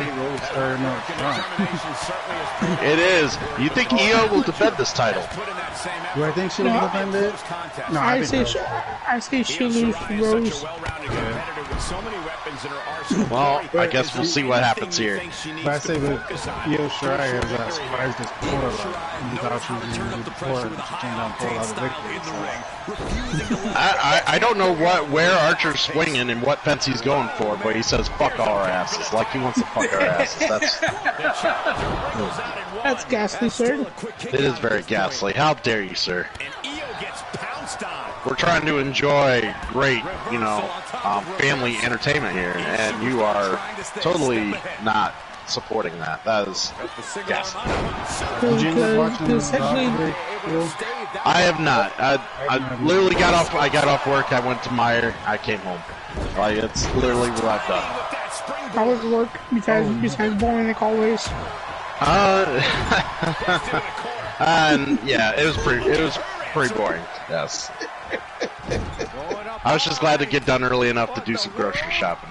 This may pay off big time, or could lead to disaster. Yes, your body admiring. Yes, you are definitely pulling your best Rick Rude. Yes. Wow, man. Man, I didn't think she would get Rose Brewer, to flip on that, but I'm impressed. I'm impressed. Rose teetering there for a bit. I didn't know what was going on. Froggy says hashtag TAVPG era. TAVPG era. Oh. Io just likes to fly all over the ring, and Rose Brewer is a little annoyed. Rose is a powerhouse, so... Well, if Io's gonna fly, Rose is gonna make her, is gonna throw her around instead of letting her fly on her own volition. And now she's looking to go top rope. Now Rose Brewer's gonna fly. You know what? Everybody flies. It's fine.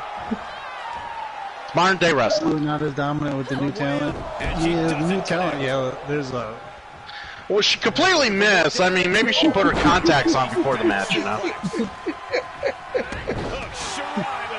I mean, she'd be getting old. Yeah. Yo's pretty, she's pretty on it. Oh, she's always on it. All measured up. Drop kick to the spine. Io up where she's most dangerous. Oh my. Back to the top. Took a chance there. Moonsault. Oh, she took too much time on that, and she's going to pay the price. Uh-oh, this is Oh, going to be it's nasty. jackhammering. There's the power into the... Driven down with a jet. All that weight crushing. One, two. Ooh, shit. Io kicks out. Holy shit. Well, apparently Rose Brewer, you know, as Archer says, she's not been dominant with some of the new talent. I mean, I think she fears of getting left behind with all the new talent coming in. And by the way, Christian Cool is going to drop a little teaser here. There will be future women's talent from Team Christian Cool in the future. Are you joining the mixed division, or are you just going for the women's titles? Just the women's titles, and it's not me. It's it's my client. Yeah. Yes, and she don't play by the rules. Never has. So just like Christian Hart. Now, Christian Hart is a very upstanding champion. I don't know if you've seen this, and the many titles that he has held across the Archerverse universe. But, you guys have such short-term memories, I can understand that you have forgotten. But he's a very upstanding champion, and will always be a fighting champion. I was like, he's defended his titles a lot. He's been on the winning side of it a lot. And I agree. well, that's usually what happens when you win stuff. You're on the winning side. Quite an effective counter. Everyone's scared. Oh! It's over. Io saw that water buffalo a mile away. Oh, it's too far. She's gonna But if you're San Martino, you're on the losing side. Well, of course, San Martino doesn't understand what it takes to be a winner. You don't. I mean, he thought hooking up with the Coalition and Archer was a way to get there. Clearly, he got his bell rung a few times on that expedition. He did, because he kept putting them in difficult situations. I mean, it's bad enough that Archer can't hold on to titles for shit. And then when he has, people in his life that feel like he is holding him back even more so. Now, Archer's not the type of guy that lets shit, hang on his shoulders, but San Martino was a different case. What does Io got to do to put away Rose Brewer? All the durability. So much durability. Now, with Matt calling part of the Coalition, now it's going to be a different story. Well, let's hope. Oh, man, how many moonsaults did she hit? Wow. Oh, my God, and it's finally over. Io Shirai. And as is my banning. That was ghastly, to say the very least. How dare Glenola? You didn't really partake in the emo-only mode. God, you can't even promote your own redeems. You suck. Yeah, Joe, how dare you? I did. I'll put some stuff in there. So Io Shirai defending the championships for the Killers of the Skies with a big win over the Viking Rose Brewer. But as Cool stated, and I said it earlier, Rose Brewer been having a real problem with some of the new talent lately. I don't know if she just can't seem to pick up on their styles. I don't know what's going on, but she's just, I think everybody's noticed that the most dominant force in Archerverse history has not been so dominant lately, guys. Yeah, it's been back and forth between some of the, like you said, some of the new talent. Like, I know, like, Amber Extreme held a couple of titles at the same time, and now, was it Stephanie Wolf? Not Stephanie, what's the other one? Jennifer Wolf. Jennifer Wolf. She has the titles that Amber Extreme had. You see what Joe Link did there, ladies and gentlemen. He took the time there to boast about his own team. He made sure he rubbed. He did. He made sure he rubbed it into all the other team members' faces that he's got multiple championships in his team. I mean, that is ghastly, shameless plugging if I've ever seen it. I mean, that just. Joe, I know it's your first time in commentary, but one of the other rules while you're on commentary is you cannot do unsolicited self-promotion of your own. You got to know when to hold them. Yeah. And you got to know when to fold them. Got to know when to walk away. Oh, come on, guys. You got to know where to run. What is wrong with you people? Good God. I drew a blank. You always draw blanks from what I understand. On different levels. Draws and then fires even bigger blanks. All right. So I'll get the betting line open for the next match of the night. It is for the Trish Stratus Heritage Championship. This is a 6-Vixen Battle Royal. We've got Nikki ASH, Bianca Belair, Amber Extreme from Team Joe Link, as he just boasted about his team glorifying their wall of gold, of course. Rhea Ripley, we've got the reigning defending champion, and by the way, she's been champion. She's held this title 3 times. That is a record in the women's division. She is the reigning defending Trish Stratus Heritage Champion, and of course, Liv Morgan has been causing all kinds of ruckus on the scene lately, challenging champions, winning matches left and right. She would love to pick up this Heritage Championship for the very first time, or would it be the second? Has she been the Heritage Champion before? I forget. I thought she was the champ, not Alexa Bliss. No, it's Alexa Bliss currently. Oh, okay. I think Liv Morgan might have been the champion before. I believe Liv Morgan was the previous champion. Yeah. Okay. Yeah. I mean, you could check the history books for a fact check if you like. I am fact checking. Okay. Just for my own personal. All right. So. Oh, I see Woozy redeemed something now. Yeah, for you, a tree, rotten fruit or tree of knowledge. Ooh, rotten fruit tree of knowledge or rotten fruit. In other words, welcome to the broadcast, Joe Link. Gotcha. Okay. All right, so who walks out the Trish Stratus Heritage Champion?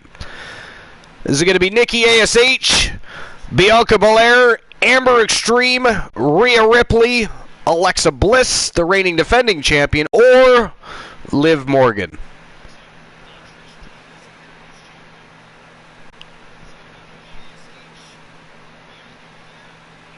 I'm going with my normal guess. I'm going with Liv Morgan, and I think she'll reclaim it.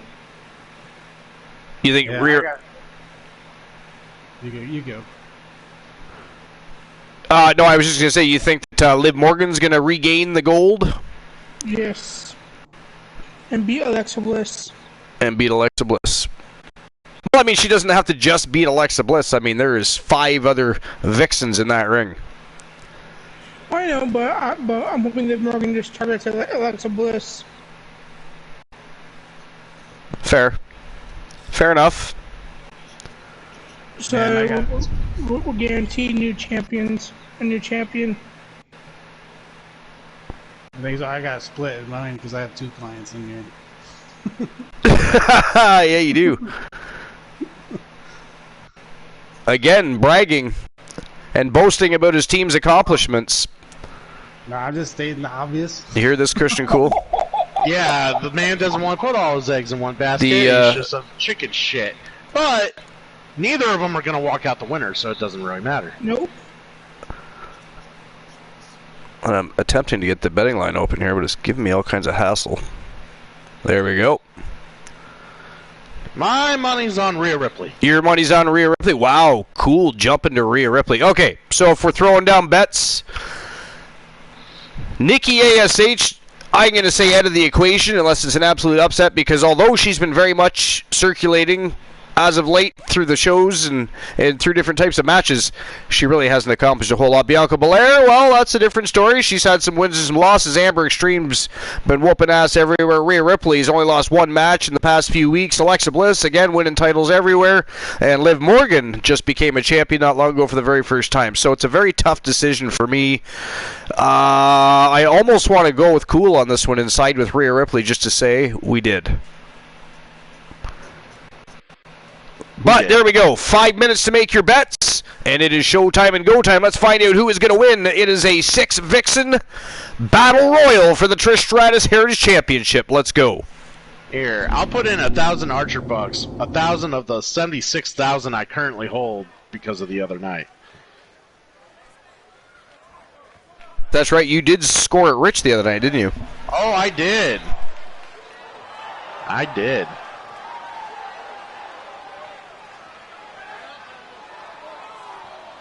And I put a grand on Liv. And there's, of course, the list of recent victors. If anybody wants to congratulations or say congratulations, the list of victors as of recently. Hey, Cool. Fuck off, he says. I mean, he can't see much, but he definitely heard me. He can't see you. That's great. I got a tree of knowledge and stuff, but so. All right, you do that. I'm gonna take. Yeah, go ahead. Absolutely. During entrances. Oh yeah, this is the time I lived in Kansas for a few years. Back in like 2009, I went to a county fair, and we were gonna see Montgomery Gentry, the country band, and we missed the show because the tickets ran out, and we happened to drive to a gas station and happened to see his tour bus there, and we actually got to party with him on the bus. Here's one of the most I'm going to say because of fluidity of the story that is true. I'm gonna also say true because if he wanted to make that a lie, he didn't do a great job of it. So, true. I'm calling BS. Lember says true story. I'll probably give a little bit to see if anybody else wants to answer before I give you. Rhea Ripley making her way to the ring. Of course, myself and Cool both siding with Rhea Ripley to become the winner of the Trish Stratus Heritage Championship.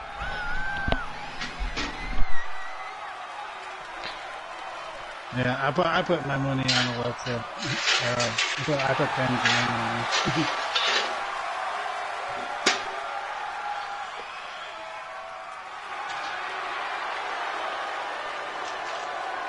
Froggy says it's true also, and the Blind Life says it's true. And the answer is true. I did actually. Answer is true. Of course it's true. We already said it was true. Yeah, I mean, it's damn true. It is damn true. It isn't just true, it is damn true. I take it that was one of the best nights of your life there, Joe Link? That was pretty cool. It was really cool. I only met, like, over my life, I only met, like, a few celebrities here and there, so that was pretty cool. I actually got to hang out on this tour bus, and that was pretty neat. It sounds like a pretty cool night. Yeah.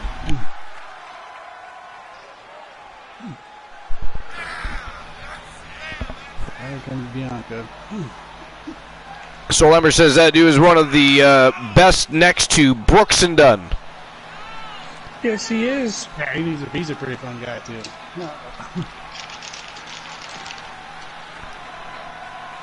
I'm a huge country fan. Are you? I am. That's awesome. My mom and sister went to,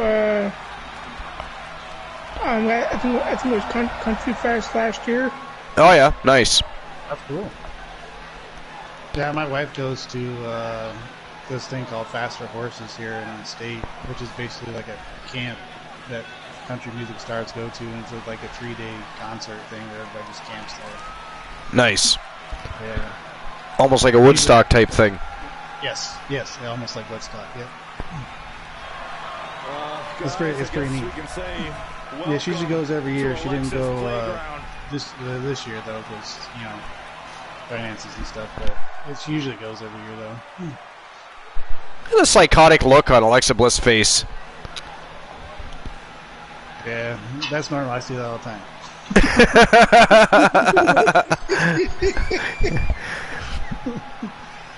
No. That is my wife's look on her face after I climb into bed after an Archiverse show and try to pile drive her.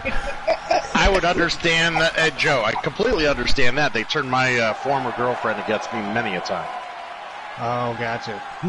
Hey, how dare you? That is not even true. It is not our fault that you used to get yourself into trouble and she liked us better in the moment. That is not... How dare you try to deflect your problems on us? That is ghastly. Yeah, yes. The only reason she got a Twitch account was to troll on me alongside you guys. Secondly, you said moments, and that's all they ever were, moments. That's what she said. Oh, no!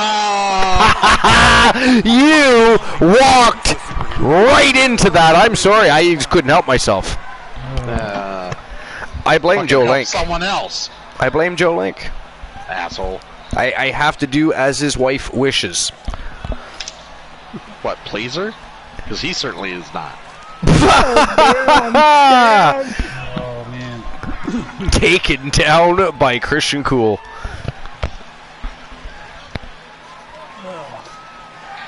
It's all brotherly love here. Brotherly love. Oh, it is, yeah. It's all good.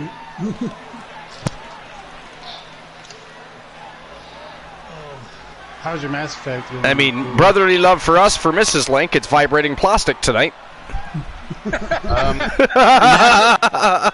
Mass Effect's going well. Archer's saving the universe one planet at a time. Saving one planet at a time. I am doing an amazing job, too. He is. I am.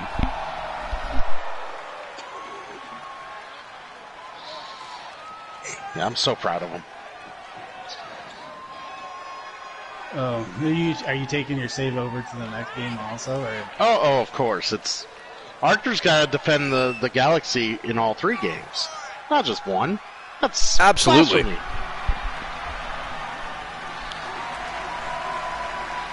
That's almost borderline heresy.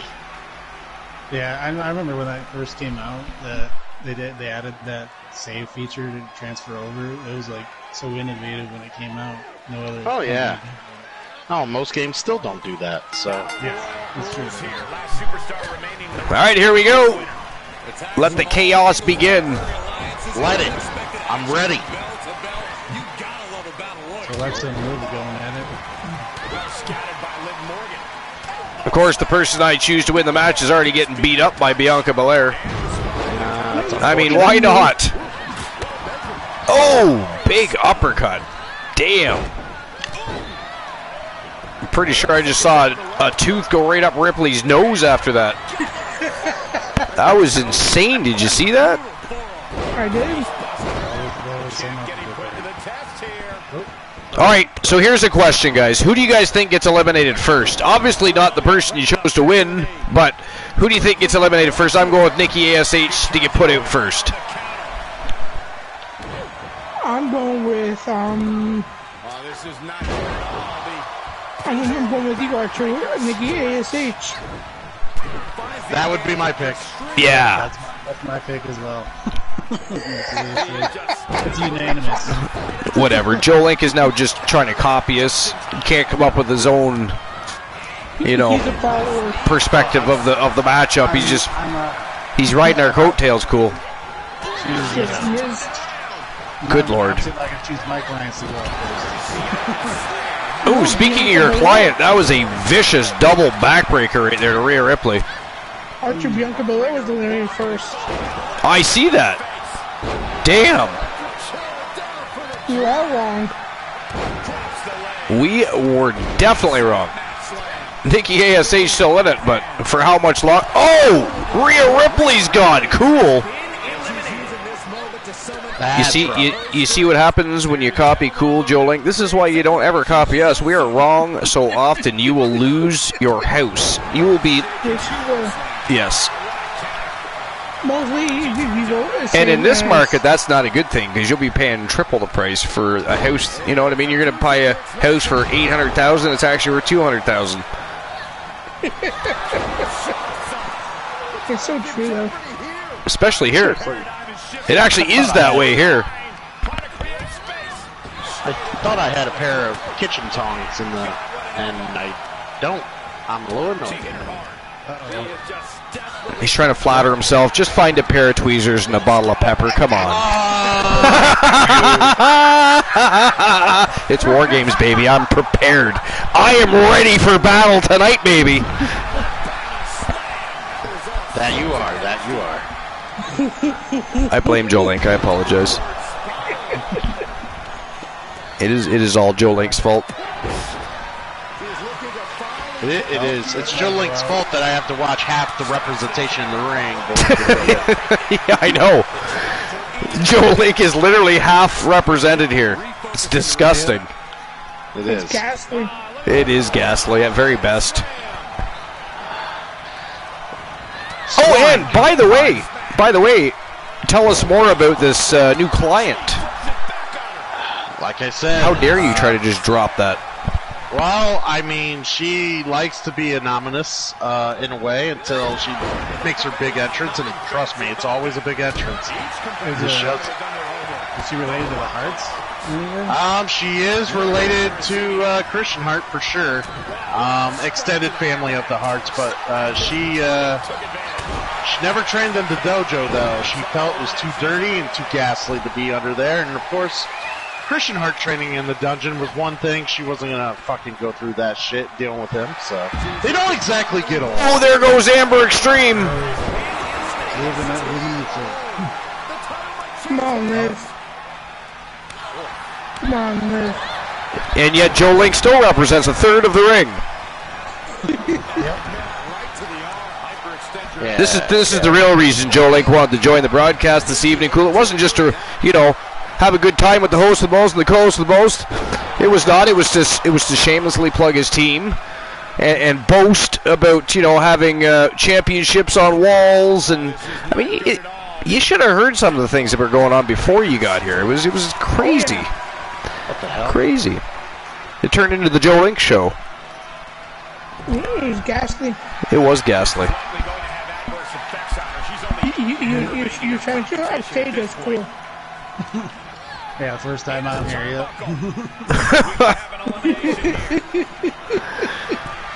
Oh, Alexa Bliss looking to eliminate Nikki ASH here. Normally on my days off from work, those are the days I usually stream. So, hey, I normally stream tonight too, but I do what I can to support my buddy. And besides, I would only have like 2 viewers tonight anyways, because Mondays suck usually. Yeah, I say most of the Damn, Alexa Bliss drops Liv Morgan face first, right on the canvas.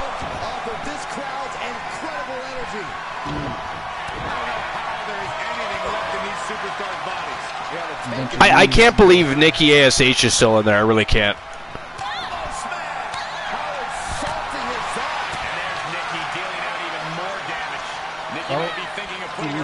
He's on the ropes. Come on, Liv, get off the ropes. Get the ropes, Liv. Well, I mean, Alexa Bliss doesn't seem to be too bothered by it. I mean, you'd think she would have walked over and tried to eliminate Liv Morgan there. That's what I get for thinking, though, because Bliss doesn't know what the hell she's doing. G'day, Archiverse. I followed you from Dog Stream. The name is Techno or Tech. How's the stream? It's awesome. This is our big Summer's End stream preview, WCW War Games. So it's a big 12-match extravaganza, if you will. Whoa! What? Nikki ASH just won the Trish Stratus World Heritage Championship. Wow. What even just happened? But anyways, the show is going well, and thank you for being here, by the way. Appreciate you stopping in. Welcome to episode number 353 here at the Archiverse. Again, it's WCW War Games, and there's our Summer's End stream preview, and it has been a great night. The matches have been absolutely epic, and we still got about 6 more matches to go, so we're about halfway through the show. But again, thanks for being here. Welcome on in. Enjoy the show, enjoy the community, and have a good time. That's what we're here for, baby. Yeah, well, we all picked her to be eliminated, and she's done up being the winner. Nikki ASH, the new Trish Stratus World Heritage Champion. That is crazy right there. I don't even know what to say about that one. I will issue the payout for that, though. I bet you nobody saw that one coming. I mean, did anybody vote for her? Nope. Nope. Not even a little bit.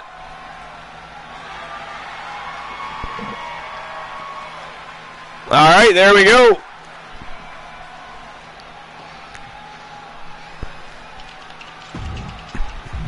All right, on to the next match of the night. Now she said Nikki SH didn't even see that one. No, even she didn't see that one coming. We most certainly did not see that one coming. Hell, Cool and I thought Rhea Ripley was going to win that match, and she got taken out second. I mean, Bianca Belair was the first one eliminated. That was the true shock of that whole thing. Really? Yeah. All right, next match of the night for the Andre the Giant World Heritage Championship. We got Brock Lesnar, Cactus Jack from Team Kraken Skulls. We've got the Nightmare Damian Priest, and of course from Team the Pharaoh Axel Ishtar, the Phantom King Ali Salas, the reigning, defending, undisputed Andre the Giant World Heritage Championship holder. This is a TLC matchup, a Fatal 5 TLC matchup. Championship's on the line. Who do you guys think is going to win? I'm going to open the betting line right now. The Nightmare. Now remember, somebody has to actually climb a ladder in this and reach up, pull down a championship belt hanging on a hook. You think that the Nightmare is capable? I mean, they're all huge men, though. I was going to say he's such a large man. I'm thinking Ali Salas retains here. I think he's no small man, but he is a little bit smaller than the rest. He's quicker, more agile. I don't know. I think that Ali Salas retains in the first ever TLC matchup for the Andre the Giant World Heritage Championship. That's what I think. What about you, Cool? Well, we got a lot of awesome competitors in here. TLC is always a dangerous match. And, oh my god, I'm going to have to go with Salas here. You're going with Salas? That's what I said. I think the champion's going to find a way to win it. Again, he's a little bit smaller. Not a whole lot. He's a big dude himself, but I mean, he's more agile, I think. He's definitely quicker than well, I don't know. Lesnar's like a goddamn speeding freight train, though. Like I just got the feeling that Lesnar's going to do the most damage. He's going to hurt everybody. But I just got a feeling he'll never make it up the ladder. Well, yeah. I mean, you're probably not wrong. Uzi, what do you think? I think the Nightmare, if he picks him up enough, he will climb the ladder, and he'll win it by beating the fuck out of everyone with the damn ladder. He will keep hitting them with the ladder until they stay down. All right, fair. He is that vicious. Not wrong. I'm still going with Ali Salas. I mean, he has been one of the fastest rising superstars in the Archiverse in quite some time. He's got very few blemishes on his record. Actually, some of those blemishes happen to be matches he actually wasn't defeated in, just didn't win those matches. Christian Cool can tell you all about matches like that. His client's been in many of them over time. So, I mean... but in this case, again, another multi-man matchup. But I think because of his agility, I think he's still hungry enough to pull in all the stops to find a way to win here. I could be wrong, and the point you've made about Damian, not wrong. I mean, you've also got. I mean, I really don't see Cactus Jack other than beating the hell out of everybody. I don't think he's gonna. I mean, can you see Cactus Jack climb that ladder and pulling down that title belt? I don't know. No, I do not know. No. You know, Lesnar maybe, if he's able to dish out some suplex cities and some F5s. Damian Priest, I don't know. Damian Priest is another one. Maybe we're underestimating Damian Priest. Possible. But the betting lines are open. You guys decide. Make your bets. It is showtime and go time for the Andre the Giant World's Heritage Championship TLC, a fatal 5-way matchup. Let's go.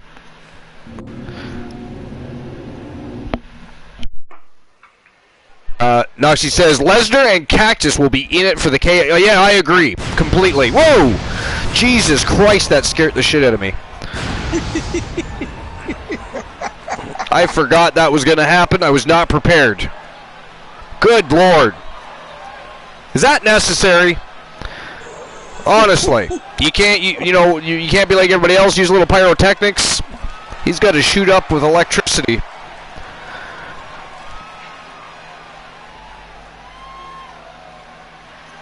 That is some crazy shit right there. Crazy indeed. I have some crazy shit to share with you off stream after we're done here. Sounds good. A little sad, but it does pertain to one of our clients. Or not, yeah, it does. That is sad. Yeah. Yeah, he just told me a little bit about it here in the whispers.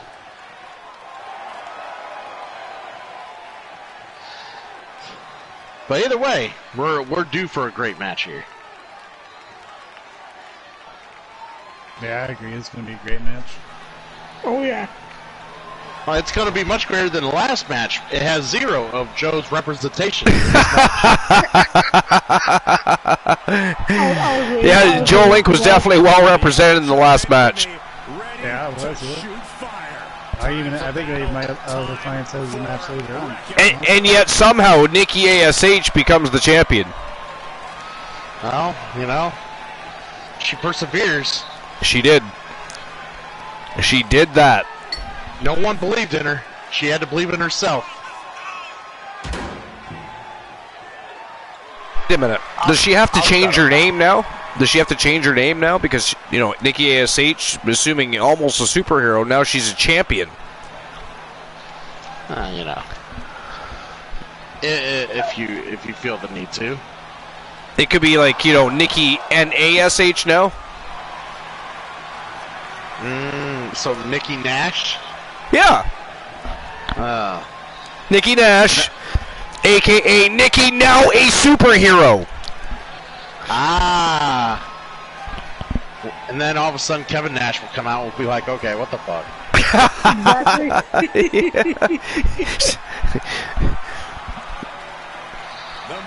I never related to her. I could just hear Nash. All right, who's the creative genius behind this?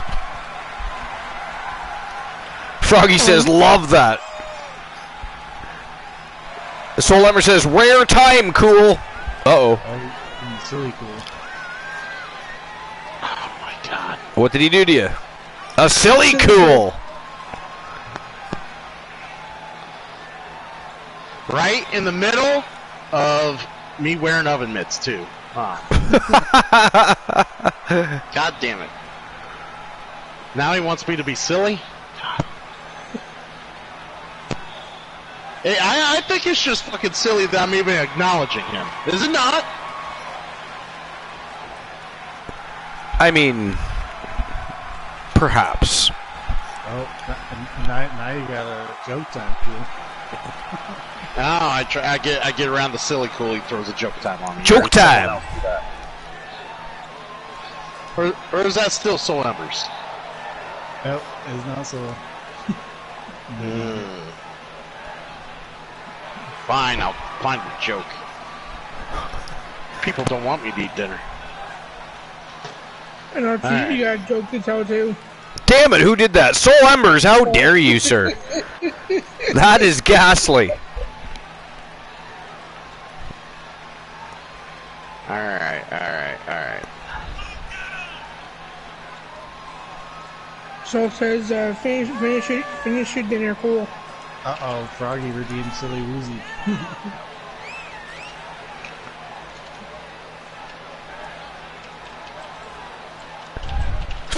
Alright. Soul Embers.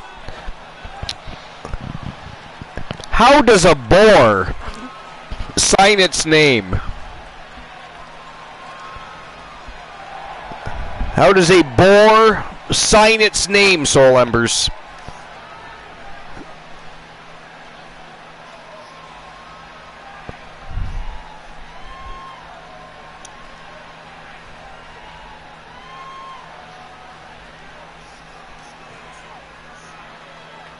Just waiting for Soul to respond.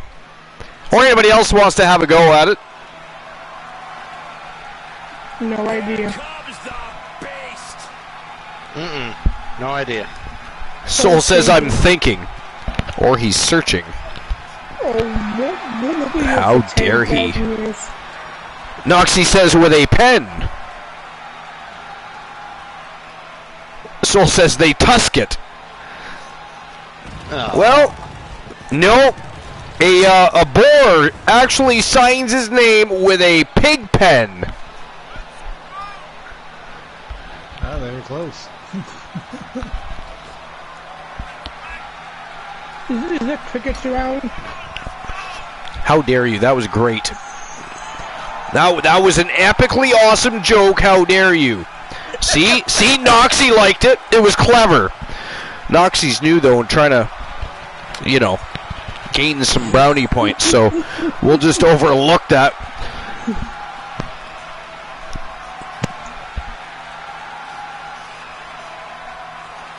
Froggy says, OMG. Soul says, I got a small smile on my face. I'm laughing a bit. A bit. It's all he'll give me is a bit. Much like when he opens his wallet, he drops a bit on the floor. Opens that big fat wallet cool, drops a bit. Wow. Big spender. He showed you. He showed me. He did, which is ghastly what he does. Right? Joe Link dropping some tiny little beautiful gems all over the floor. Be careful, everybody. Joe Link likes to do shit like that. You can trip on them and you will fall and get hurt. They're pretty and glittery, you know, but they are dangerous. They're like broadcast, freaking like the fucking Twilight Zone, which is even more ghastly. Speaking of ghastly, we're going to have a whole lot of ghastly here because I think this is going to get ugly. Look at they leave Lesnar in the ring by himself with the ladder. Look at him. He's like, fuck it, I'm going up it. What is even happening right now? What are they thinking? Look at this! What the hell? Back in the ring too. Oh, here comes Salas. Salas is finally like, what is going on here? That is my title. Jack's just watching him go down. Look at it, Lesnar and Salas with the battle of the fisticuffs on top of the ladder. Ooh. Salas did not fare well there.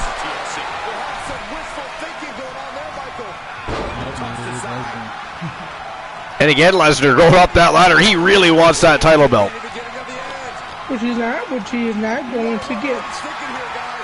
He's going to fail. We say that, yet he keeps going up that ladder.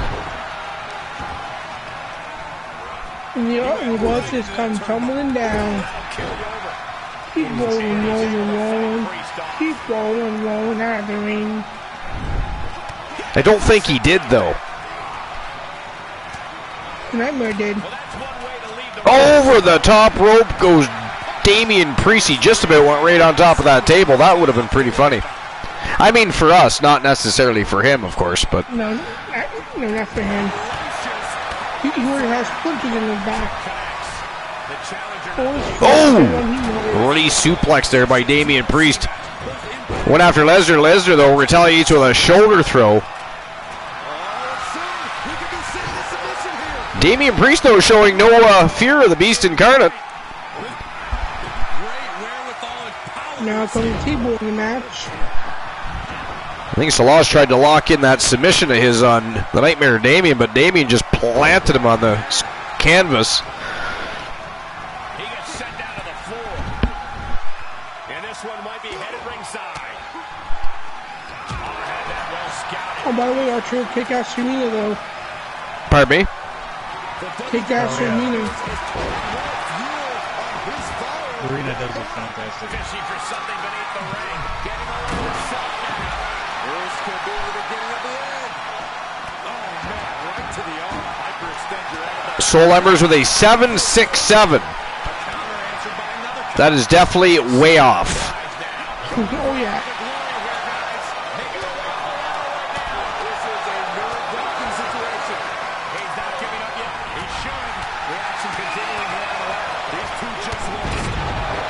One Woozy TV with a 2-2-1. What's happening? Lesnar! And what are the numbers again? I got a joke for you guys. I think you're actually close to the channel redemption reward, Woozy. Hold on. Again, this week? Holy shit. Let me look.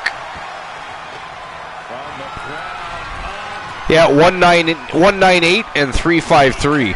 So you're close to the channel redemption. Again, wow. We'll be a third one in 1 week. Oh, look at this, the Nightmare. Whoa! Holy shit! Suplexed him right over the top rope from the top of the ladder. And look at Salas is just down there continuing to murder Cactus Jack. Wow. Damien all by himself in the ring with a championship belt in his hand. Come on, Damien. Cactus Jack somehow back in that ring and on the prowl. There's that ghastly version of an AKO. How dare he?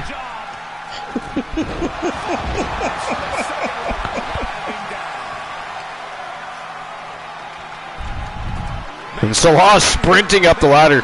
See how fast he gets up there? Yeah, he's up there really fast. I mean, to be fair, not that he's been having very much success while he's up there, but France with 2 L's, 5-6-1. Unlucky numbers, as Doug would say. Unlucky. So who's ready for the Christian Cool joke? Christian Cool joke time. Let's go, baby.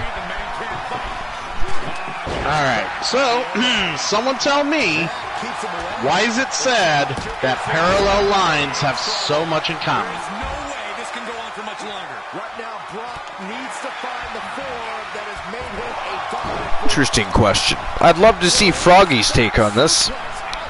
Yes, yes. And now he's standing it right up. Froggy, do tell us your perspective. Inquiring minds must know. He's searching for something. And he's going with the greedy. Holy Jesus, Lesnar slams that chair off Priest's head.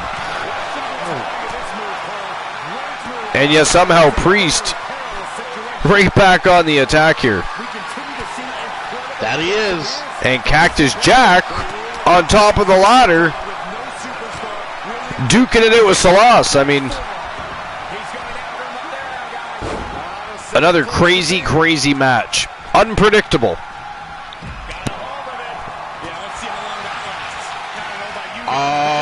Frog Hemoth really tried, but not quite. It's sad that parallel lines have so much in common because they'll never meet. Because they'll never meet. Yep. They can't meet if they're parallel. It's a shame. It's a shame. They can only blanket what might be between. Exactly. Frog Hemoth is humored. He is humored. Oh, there's Tileana Pierce with the more silly for Humorous than a froggy bone. Wow. Tileana Pierce wants me to be silly. Tileana Pierce is here without even announcing herself. I know. How dare she? Somebody ban Tileana, please. Didn't even say hello, just causing villainy, although I do appreciate the villainy. Do not appreciate the lack of attention to the host with the most, the co-host with the most, the Joe Link. We just got home. That is no excuse. How dare you try to blame time? Listen, Albert Einstein has already stated that time does not truly exist. It is a man-made concept. And Archer is got a break time notice. Yes! That's actually a good thing because I do have to soon visit the facilities. I have not had very many break time. You should be proud of me tonight, Cool. What? No way! Wow! All the fucking people. Cactus Jack with a huge win. Talk about an upset victory. No way anybody saw that coming. And we literally sat there and tried to come up with reasons why he would not win this matchup. And the winner of the match and new Andre the Giant World's Heritage Champion, Cactus Jack. Bang bang! Bang bang! That's twice now that we just picked out who's going to lose and they ended up winning. Wow, that's crazy. That is crazy. What the hell is going on tonight? Everybody we say is not going to win either wins or at least defies our odds. This is a crazy night. Crazy night. But then again, it is War Games. It is War Games, and he just shot down our prediction. Bang bang! Bang bang! Bang bang! All right, payout has been issued.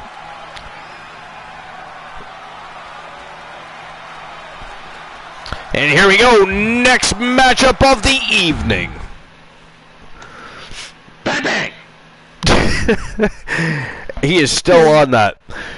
And Joe Link predicted right, though. All right, let's see if the AEW Exiles, the Circle, can get a little redemption. They already lost to the Team Poindexter earlier tonight. The Coalition and the Wolfpack teamed up to get a little vengeance from Poindexter after he was beat down by Kenny Omega.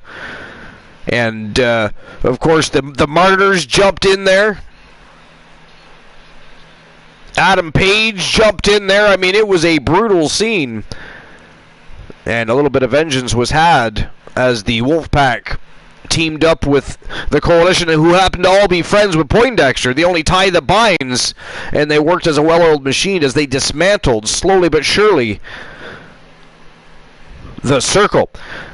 The other half of the Circle looking to become the new TWA International Tag Team Champions, Chris Jericho and MJF, challenging Demolition from Team Complete Geek TV and Team The Turret Man. They are the Terror Johnny Braddock and Cyborg Adam Colossus. Demolition. Who do you guys think is winning this matchup? I'm opening those betting lines right now. Bang bang! How many fucking silly cools got redeemed? God damn! Oh, yeah, I guess it is a little silly if I keep saying it now. Yeah, alright. I mean, I'm enjoying it. You're enjoying it because you just want to get bang banged. Right? Right? By Io Shirai, baby. And Asuka, same time, that'd be great. Wait. Can we please toss in Mia Yim with that? Threesome. Really? Actually, Mia Yim? Threesome, and then I jump in, that's a foursome. I mean, it's a good night. And so it says Y2J and my jerk-off friend MJF. Who jacked off to who? Y2J and my jerk-off friend MJF. Soul Embers would jerk off to MJF and... See, I didn't see that, but that's what I heard, which is weird, right? You saw it, I heard it. If you saw it and I heard it, it has to be so. So Soul Embers likes to jerk off watching Y2J wrestle MJF. I don't know really what to say to that. I mean, I'm happy for you. I'm happy for you. I mean, that's exciting. It can be exciting. He must be an AEW fan. That's all I got to say to that. Must be an AEW. That's got to be it. That is you're probably right on the money with that one. Probably right on the money. I know. I'm a smart dude. All right, so who walks out the TWA International Tag Team Champions? The Circle or Demolition? 5 minutes to make your bets, and folks, it is showtime and go time. Let's go. Until says if it sounds like a duck, and it looks like a duck. Well, I don't know. I mean, Here comes trouble. Pete Rose once dressed up as a turkey, and I'm pretty sure it did not fool Kane. I'm just saying. I just bring you facts. Soul says cool or a smart fella or a fart smeller, except for he put smeller. He meant to put smella. Either that, he meant to put feller instead of fella. I don't know. It's one of them. But he is saying he's a pretty fart smeller. Is what I present to you. And Archer, you've been banned for a match. What? Embers? Why, I did not do anything. Ha ha! Ha ha! There's no cooldown on that. They are ready for a fight. To be fair, there probably should be, but at the moment I'm having far too much fun with that. Alright, here they come. They are the reigning, defending, undisputed TWA International Tag Team Champions, and by the way, the longest reigning Tag Team Champions in Archerverse history. From Team Complete Geek TV and Team The Turret Man, the Terror Johnny Braddock, Cyborg Adam Colossus, Demolition. Demolition. Alright, who do you guys got with this one? Oh shit, I'm banned. Oh no, I'm unbanned. I'm swear-jarred. And I said shit. Fuck. Embers! Embers! It is not funny, Woozy. Somebody ban Woozy, please. Embers! You Embers really should fist yourself. You know that? You know that? I'll tell you, Anna, that is ghastly. The ban doesn't work for the swear jar. Yeah, the speed up doesn't work for the swear jar, unfortunately.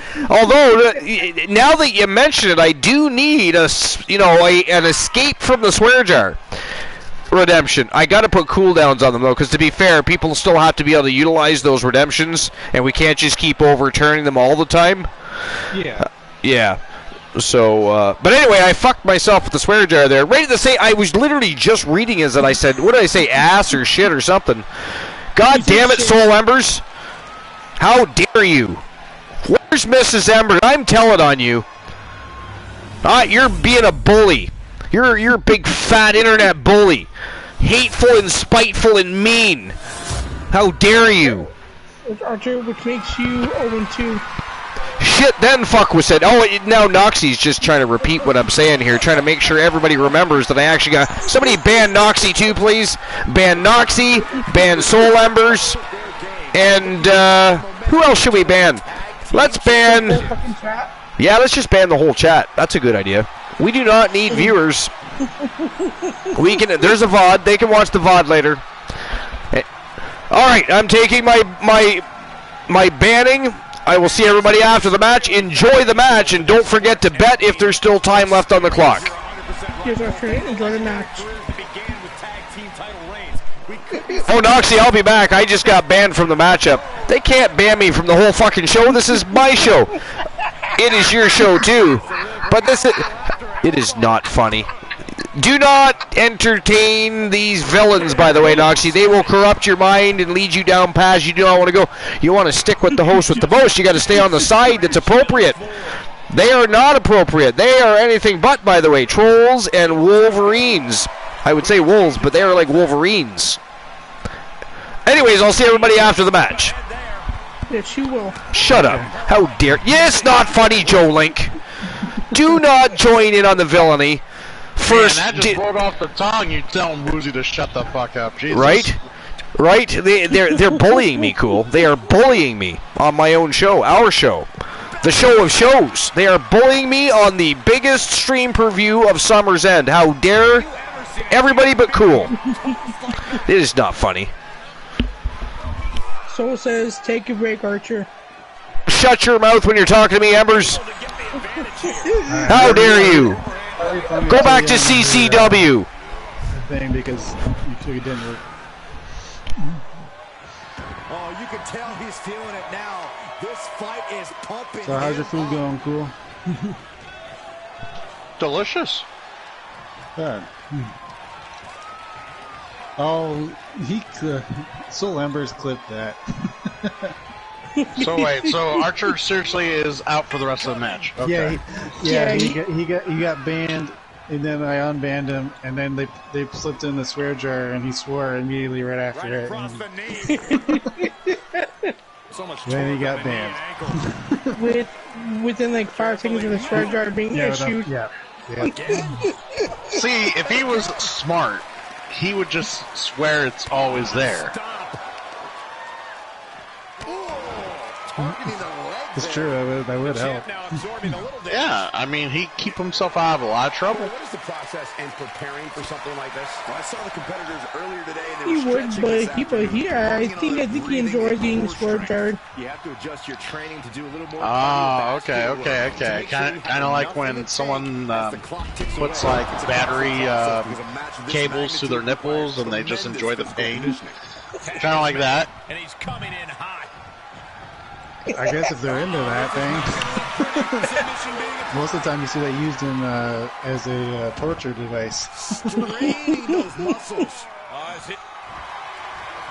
Elbows trying to free himself. Who's in the ring now? Is that Colossus in there? Or is that Braddock? That is Braddock. Can't be good. MJF is taking it to him at the moment. He won't last long. Series of reversals. Cool explaining his love life excitement. Excellent. Oh, look at him torture their opponent. Oh, this isn't going to be good. Oh, man. Oh, what an uppercut. He eludes the contact. Yeah, and this is 10 minutes of iron. 10 minutes, we're going to sit here. All right. I never knew Archer could shut up for that long. I guess we're going to see.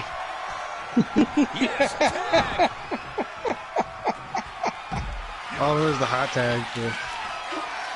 This will do it. Colossus is going to do jackknife already. Well, let's see if Colossus can get the job done here. Oh, he's got the cover.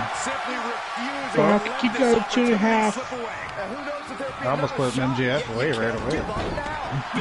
I want a big surprise though, Joe. Yeah, I said that the Circle they've been having, they were on fire for a bit. They've been having issues lately. Victories. Yeah, it's been lucky when they pick up the victories. Listen, when you run into a roadblock like Demolition, you're gonna have issues. You don't just go through unscathed.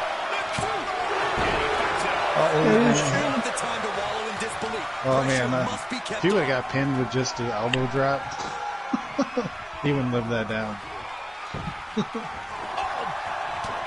And why is Colossus just standing there like,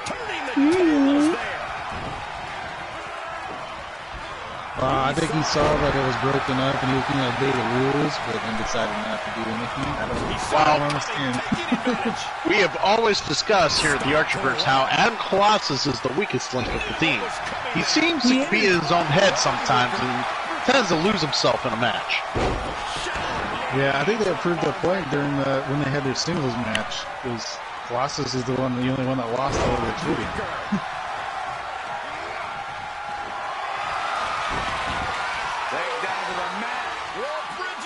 You ever read the book of Mice and Men? Oh, a while ago.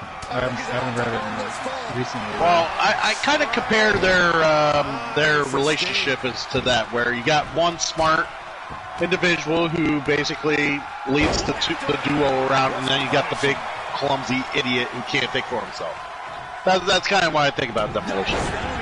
Oh, gotcha. Yeah, that kind of makes sense. Looking good right now. Letting this match go a little longer than is strictly advisable. Oh, he's working on the arm of MJF there. And Froggy says, puppies.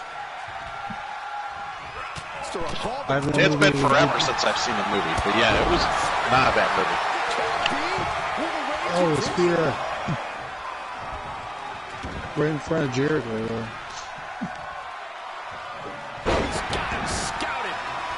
Did you end up watching that barbed wire match You can begin to with see Eddie it in these Kingston, Jericho? superstars' faces. Exhaustion is beginning. Yes, I did. As uneventful as it was.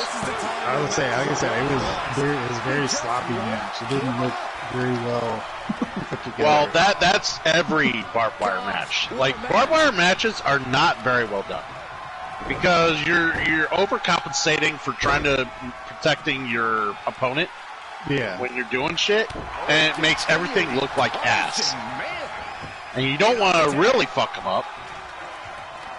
And yeah, it's just, I absolutely, like, the whole concept sounds novel and fun as hell, but it's just bad. The part where they tried to use the Shark Tank thing and then the key wouldn't work, so they just stuck to the... Oh, that was awful.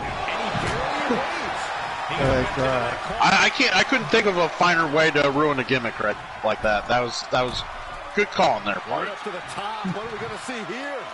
Hey, Cole, what do you think about Triple H being head of creations now, creativity?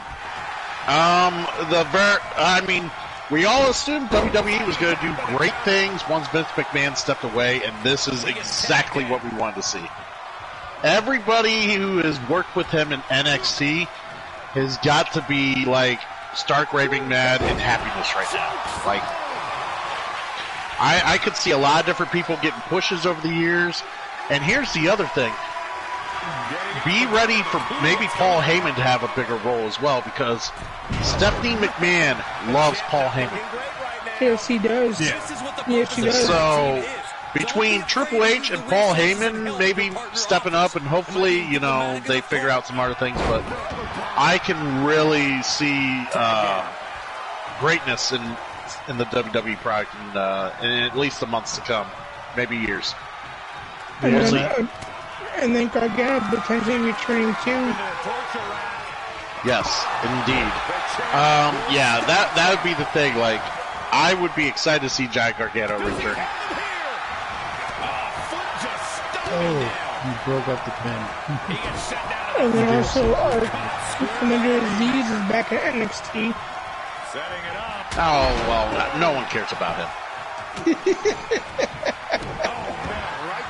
That's But fair. good for him. But yeah, like, that's the thing. Triple H being in his position, if Giant Gargano was weighing his decisions to continue wrestling, I think going back to WWE is the way to go now. He will be on the main roster, he'll get pushed hard, and yeah, it will be awesome. So we'll see what happens. And I know that all the you know, the current talent and stuff have a better relationship with Triple H than most of the people. At least that's what I've been reading and some of the stuff I was reading on that. Oh yeah. I mean, I honestly, I guarantee you, we might see Karrion Kross back in WWE at some point down the road. Oh yeah, no doubt. I guarantee you, Keith Lee and some of the other guys in AEW right now are kind of like, damn, that guy couldn't fucking retire while we were there. Yeah, I say a lot of the people in AEW, their biggest gripe was Vince McMahon. Yeah, and then I saw a thing the other night that Sasha and Naomi are coming back. I'm just hoping LA Knight gets a spot on the roster and he gets to do something. A draw? There's a draw? The match ends in a draw. We got a draw. This is what happens when you swear jar Archer, by the way.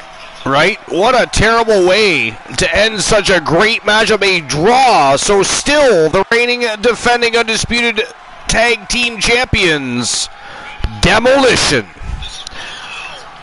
Froggy Blake says, why does the apron say War Sames? Because you can't read, buddy. Yeah, Froggy Mothlegs does say, why does the pawn say what does it say? War Sames. What the fuck is Sames? I don't know. Apparently he doesn't know what the letter G looks like. G. Like in frog. You know, F-R-O-G. Games. War games. Homie G. G.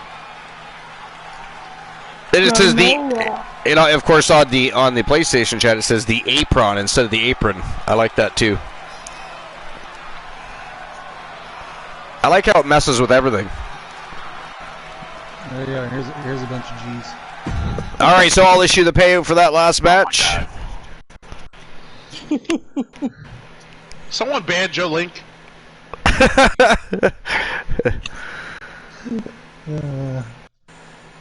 All right, so it was a draw, so nobody gets any money out of that one. Nope. All right, next match of the night. This is for the TWA King of the Cage Championship. The Iceman Christian Hart putting his title on the line against the head of the table, the Tribal Chief Roman Reigns, J.R. Jack, and of course the Samoan Lion, BB King, Big Bubba Bruno from Team Soul Embers. Who do you guys think is winning this one? Do you think the Iceman can retain again? Or do you think we see a new TWA King of the Cage champion tonight? I think his title reign's going to end today. I'm going to Hart. Oh, sure you are. Sure you are. Let's see where he really puts his money. Joe Link, so whose dick would you rather suck then?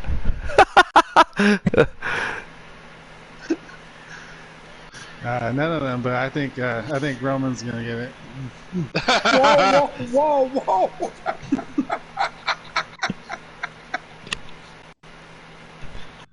So you said Roman's gonna get your dick? That's just what I heard. That is what he heard. I mean, good dicking for you, man. Alright, so who's walking out the TWA King of the Cage champ?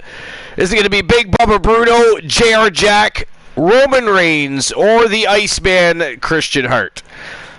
5 minutes to make your bets. And there you go. The betting lines are open. It is showtime and go time. Let's go. King of the Cage Championship on the line. Bucket Phenom, do you know about They Who Shall Not Be Named? We don't. Tell us all about them. Yes, do tell. Froggy Mothplay says, I bet Roman can fuck. Wow. I mean, he is the head of the table. The Tribal Chief. What's going on, Bucket Phenom? Let's do it exciting. Welcome to episode number 353, WCW War Games. This is our Summer's End big stream per view.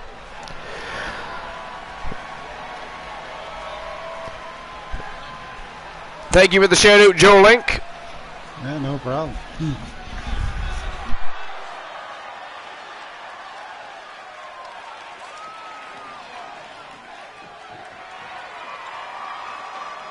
Surprised that Glenola has not made a comeback just to cause some villainy. I feel like he just wakes up like the Undertaker, sits straight up in his bed and says, "Oh, villainy!" and has to jump right back in. It's the only thing that gets him through the evening. This is ghastly. Who are you going for in this match? How dare you put me on the spot? We're asking you. You know, I'm going to go with J.R. Jack on this one. I think he's due for a breakout match. I mean, they're all hungry for gold, but J.R. Jack has been shooting for singles and tag team gold lately.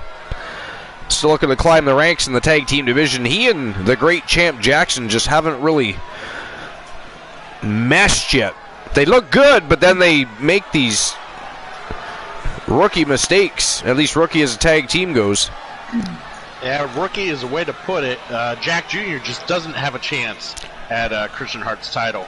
It's probably just a blessing he's here. He's happy to be here. He's going to be very unhappy in a bit. Very unhappy indeed. Yeah, I put $7,500 on Hart. That's a good idea. You put how much on Hart? 7,500. 7,500 Archivers bucks. I'll make it 10 grand here. So there's going to be 10,000 Archivers bucks just on Christian Hart. Guys, if you think somebody else is winning this match, you could win a lot of Archivers bucks right now. Get in on this bet. Get in on the bet, everybody. Frogema says Roman Reigns, or Romaines. Looking confident. I like that. Romaines.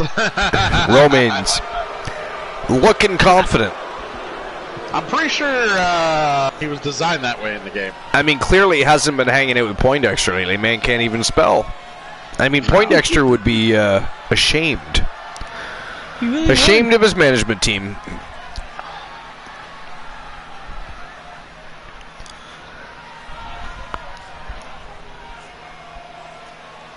Although I must say he's not wrong. Roman Reigns does look confident here tonight. He does. That ghastly sunset makes him look like he got into the wrong tanning booth.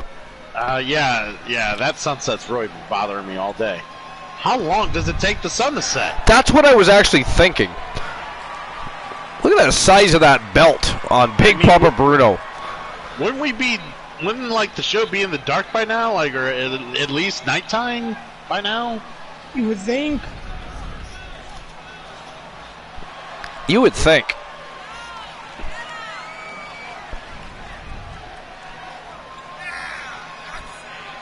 Crazy. And by the way, those bratwursts were good. I was just going to say, Big Papa Bruno looks hungry himself. Oh, he does. And apparently Poindexter corrects Froggy's texts every day. Oh. Big Papa Bruno, one half of the Archivers World Tag Team Champions. And look at the size of the strap on that thing. I mean, do you guys like call each other pet names? Do you go up to Poindexter and be like, "Oh, you're my autocorrect"?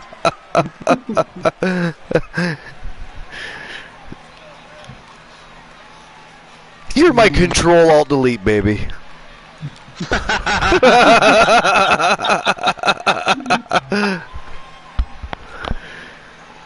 Type dirty to me. Control Z. Ooh. Ooh, I'm all warm and fuzzy inside now. Froggy says, I will now. And here comes the reigning, defending King of the Cage champion from Team Christian Cool, the Iceman Christian Hart.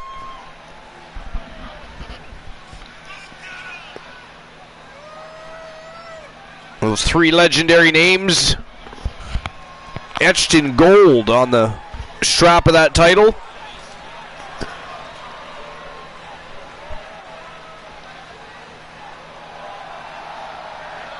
I just want everyone in this chat watching this VOD later, or however you're viewing this, to take a moment and recognize the greatness that is bestowed upon them on the viewing screen.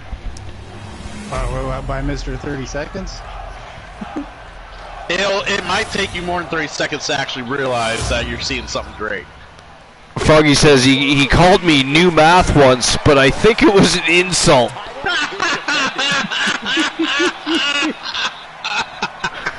Soul Ever says, I think this is the first time Iceman and Bubba being in the same ring. I think you're right about that, actually. The door is locked, and the only way to get out of Hell in a Cell is through your opponent. Has the match started yet? Yes, the match has started yet. Christian Hart's already being thrown all over the place. He's getting beat up by Roman right now. He is the head of the table, has Christian Hart right where he wants him at the moment, on his back. We're going to find out if Roman Reigns can fuck, as Froggy said. I just love how that delivered. That was awesome. Her table's bringing his own table in the ring. Fucking Frog Hema should get hired by AEW. He could write for that. Oh, well, I mean, if you can have Tony Khan run your business.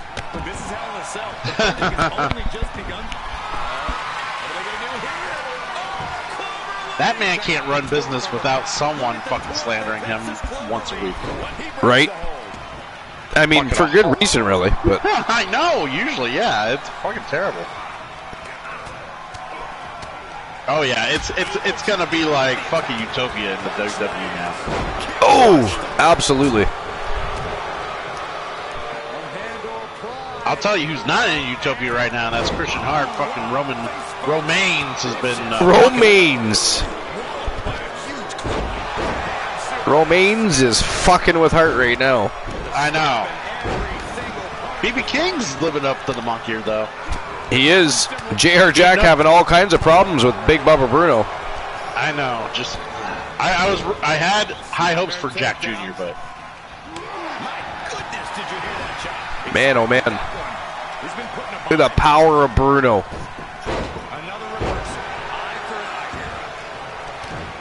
Man, it's looking all Roman Reigns against Christian Hart. Hold up. I got the stupid roster sheet in front of me. You put the last names first, then the first names or first initials? I've been calling him Jack Jr. all this time. Oh, I mean, I just thought you were dyslexic. No. I didn't want to hurt your feelings. Oh. I was just thinking of you, buddy. Oh, that's very thoughtful. You always have. I know. Always have. Oh! Backslide powerbomb.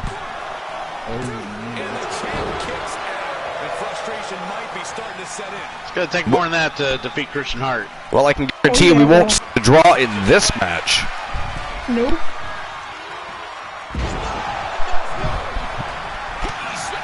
I think it's crazy that, number one, Christian Hart has been so dominant in this match because historically he's not a big fan of multi-man matchups, but for some reason he really likes this King of the Cage championship. This is already, his third title defense? It is. He figures, if he's going to have to constantly fight several men at a time, he might as well defend a title that merits such accomplishments. Well, he's already accomplished what most won't. 3 title, well, potentially anyways. If he wins tonight, that is 3 title defenses. And 2 will be difficult, so... I mean, again, the only way to win a matchup of this magnitude is a Hell in a Cell matchup, a steel cage matchup, a chamber matchup, or a lockdown matchup of some sort. I mean, there are definitely many possibilities, but you're going to be locked inside a cage either way.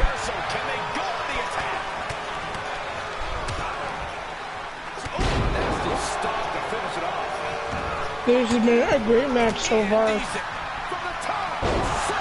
Yeah, it has been. He's got to know he's in harm's way here. And Reigns is vulnerable. Someone go out there and tell Jack Jr. that Christian Hart... Jack Jr. I still love that. Jack Jr. I'm sure Team Almighty Exotic will be excited about that. I'm sure. Whoa! Holy shit! Speaking of Jack Jr., ladies and gentlemen, the winner of the match and new TWA King of the Cage champion from Team Almighty Exotic, J.R. Jack, or as of course Team Christian Cool would call him, Jack Jr., just became a big boy. Wow! What was Bubba doing?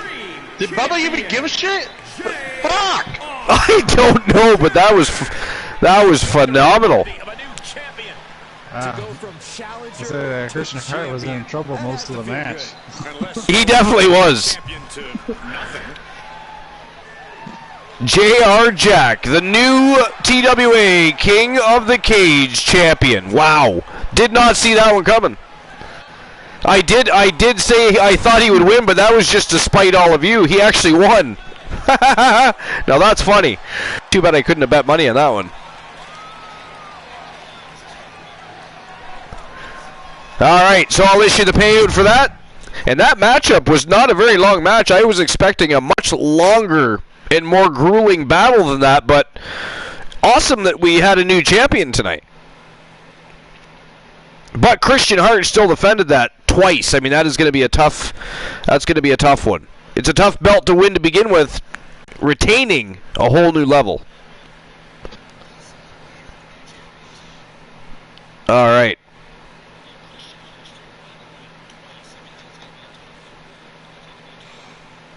There we go. Payout has been issued. And the next match of the evening. This is an iron to gold matchup for the WCW Women's World Championship. The Gremlin Wolf, Jennifer Wolf from Team Treachery. We should call it Team Treachery or Team Villainy or Treacherous Villainous, Team Bastard. But the Team Glenola, Jennifer Wolf taking on the reigning defending WCW Women's World Champion, Drea Phantasma from Team Big Body Metaverse. This one is going to be a barn burner. What do you guys think? Who takes this matchup? Is it going to be the reigning defending champion, or does Jennifer Wolf add more championship gold to her already very impressive collection? You decide. I'm going to open the betting line right now. I'm going with Wolf. You're going with Wolf? Yeah. Seeing how the last time they fought, Drea was beaten, I'm going to go with Wolf too. Yeah, you're not wrong about that. Drea challenged Jennifer Wolf for her title, and Wolf destroyed her. Plain and simple, destroyed her. There was not even a contest. That was as close to a squash match as we've seen since back in the days of 1.0, when I believe it was the OG Kurt Jordan had defeated somebody in 14 seconds, and I believe, correct me if I'm wrong on this one, Cool, I think it was the Falcon Robert Rage beat somebody in 12 seconds. Yeah, it was Rage. Yeah, that was crazy, and nobody has done that since. The fastest was when Christian Hart lost in 30 seconds in the Royal Rumble. Oh, shut up! Wolfman was really close from that knockout elimination. He was at 34 seconds. Yeah. Okay, seriously, nobody reads fucking footnotes when they go through encyclopedias. Y'all can shut up.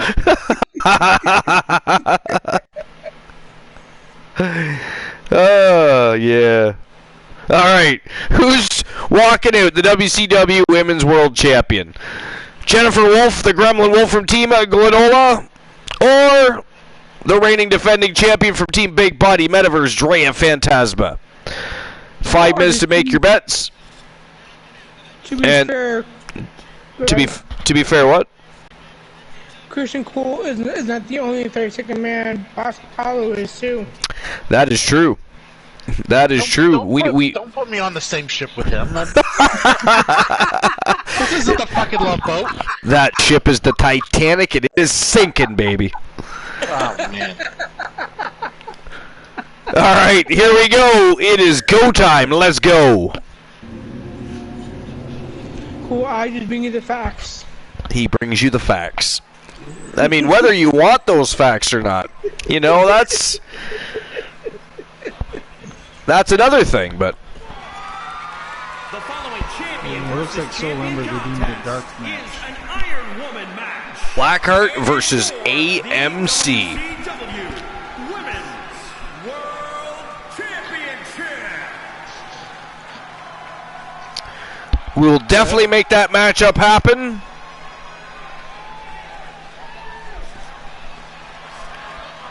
I haven't seen much of a Blackheart wrestle in a bit. No, Blackheart has been kind of on vacation while Soul Embers was moving. I'm assuming he was too cheap to hire a moving company, so he made his client help him move. But that's pure speculation, of course. But what do you think, Cool? I think that's probably pretty spot on. That's spot on. Here comes the reigning, defending, undisputed Archivers World Women's Champion. Looking to become a double champion here tonight. If she can pick up that WCW Women's World Championship, the Gremlin Wolf, Jennifer Wolf. She was being electrocuted while she was fucking dancing. She's related to like the Nightmare Damien and Little Joy Nightmare. What is it with electricity? I mean, have people been watching too much fucking Spider-Man or what? Like, what is happening around here these days? At least it's not fire. Fair point. There is that. However, I'm sure the liabilities are probably not any less getting, potentially struck by lightning. I mean, that's not a very good end of the story. You're telling your buddies at the bar, well, I went to a TWA match the other night and I got shot by lightning. The entire left side of my body is charred. Flip me over, I'm done on this side. Please give me some condiments. And by the way, there is the brand new WCW World Heavyweight Championship belt for the women's division. And the men, of course, received one as well. So anybody that hasn't had a look on in the history in the record books on Discord, you're getting your first look at the WCW Women's World Championship. I'll be right back. You can see here the confidence of a Oh, great. Now Woozy thinks he's the Terminator. That's all we need. Some more ego around here. At least he's not using the time machines. Fair. I think Poindexter would have an issue with it. No traveling back to 1985 for Woozy. Woozy's too drunk to drive anyways. He wouldn't end up in 1985. He'd end up in the fucking Cretaceous period or something. Yeah, he'd probably bring Michael Cole with him. And while he's drunk, he'd probably go looking for Dino and the Flintstones. So that could be fun.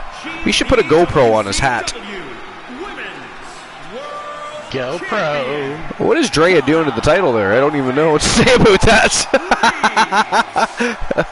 What's going on? She loves that title.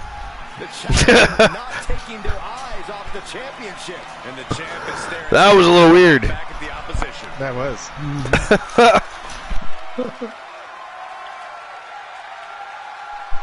We've got to go back so I can beat up the future.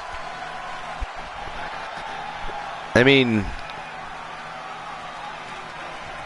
don't you just have to get your mom and dad to dance? I mean, why are you changing the narrative, man? Absolutely. You got your name in the history books. Now it's about He's trying to change the whole damn story. and that comes down to how you respond to your challengers. We make jokes. He's trying to change the narrative of everything.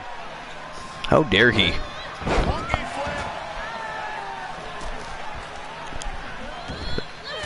Man, oh man. Well, this is starting out very much the same as the last matchup between these two Vixens started. They were full of piss and vinegar and struggling back and forth for control. But then Jennifer Wolf opened a can and never looked back. We'll see what happens. Again, this is an iron to gold matchup. It is 10 minutes of iron to score as many pinfalls, submissions, or knockouts as you can. Ooh, one count. Obviously, an Iron Man match is a major test of a superstar's endurance. What do you think this match is going to come Whoa! to? It's all about cardio, Cole. Whoever can pace themselves better is going to have a big leg up as the minutes continue to tick away. Standing Spanish fly by Drea Fantasma there. Nice evasion by Jennifer Wolf. Oh, that slap echoed. These two Vixens are just beating the hell out of each other. This is great. It is. It's yeah. It's a very good, much back and forth event. Oh yeah. And I am back. Welcome back, Woozy. Thank you, thank you. How are the chicken nuggets? Were they tasty? And fresh. And fresh. Oh! A 6:30 splash. And that is 1-0 for the Gremlin Wolf, Jennifer Wolf, in this champion versus champion contest. It started out fast. Right? And this is starting to turn just like it did the last time, but we'll see if Drea has learned anything from the last matchup. She'll get sent out the hard way.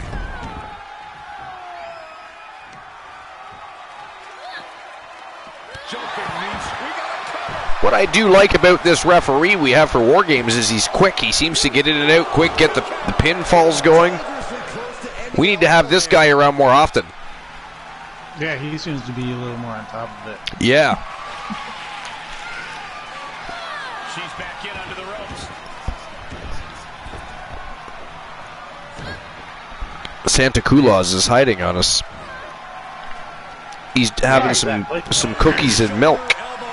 I was going to say he's checking his list. Checking his list. He's checking it twice. He's going to find out who's naughty or nice. I wish I could check each one of you twice. Into the fucking barricade.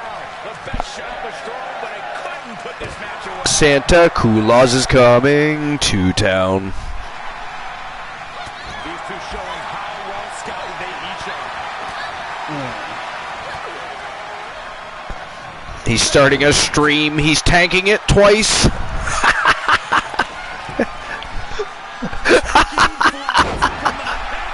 I'm just gonna sit here. Oh, sorry, buddy. Joe Link made me say it. He's sending me text messages with threatening voice messages. He's using voice clippings. It's getting real over here. Foggy says, race for ref Johnny. His name is Johnny? Is that what we're calling him? Johnny? He's Japanese. I'm pretty sure his name's not Johnny. We've seen such a physical match from these combatants, and the wear and tear is starting to show. Now's the time where the smartest competitor needs to take advantage of the situation. It's an even match. It's 1-1. So. Look at it. Look on his face. He hears us talking, but he's like, "Why the fuck you call me Johnny?" Oh, I gotta tell you, those are some pretty bright sneakers he's got on there. I'll be honest, like. This is amazing. oh man. Did y'all notice his bright red sneakers before? Because I did not until now. No, not till you pointed it out. Yeah, you're not going to be able to unsee that now. Wow, Jennifer Wolf with another pinfall over Drea Phantasma. 2-1. Oh, that was a brutal headbutt to the face. Wow, is she still kicked out? This is unreal. Both wrists captured. Good God, Drea Phantasma pulling out all the stops here for that pinfall and still can't get it. This has been a good match. It was really close. Froggy says, "Oh my God, is he literally red shoes?" I know, right? I can't unsee it now. Matter of fact, he's quite distracting.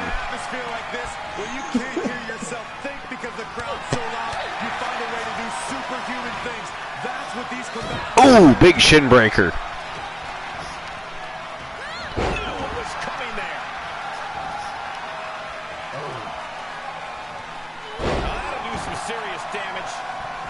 Wow.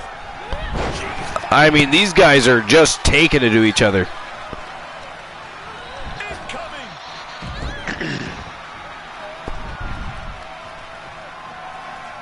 Cool, did you notice the red shoes? Oh, yeah. Like, we can't unsee it now. No, we cannot. Good God, that did not look like it felt good. Another pinfall for the Gremlin Wolf. It is 3-0. 3-1. Is it 1? 3-1? Yeah. Andrea got 1 pinfall. Oh, yeah, that's right. 3-1 then. Still, though.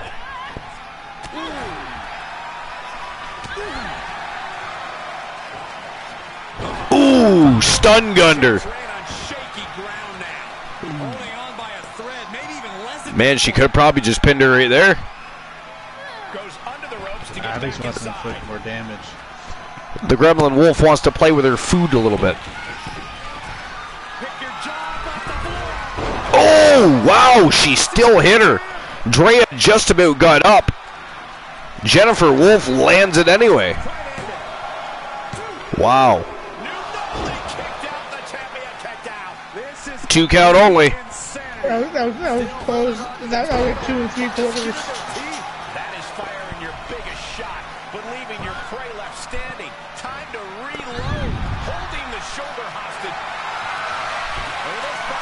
Oh, Wolf looking for a submission here. She needs to hang on. If she taps That leg triangle wrapped around her head. Oh, she tapped out. She did it. 4-1. she has scored a fall late in the match. And some ground and pound. She is one vicious vixen. I gotta tell you. Yeah, this is really game too. And another pinfall. 5-1. Effectively targeting the arm. Good Lord. The Wolf Pack. About to add more gold to their repertoire, guys. Yeah, so they're pretty much, they're running, they have so many titles losing from it. No kidding. Drea Phantasma picks up a pinfall, 5-2, but with only a minute and a half left, though. Unless It she would take a scores- miracle. Yeah, it scores successful pins in a row. I don't know if that's going to come back. Kick out. I don't believe it. How did the challengers survive that? By the skin of their It's close. teeth. And don't expect I mean, rightfully, oh, went for a standing shooting star press and landed right on Wolf's knees. didn't go as planned there.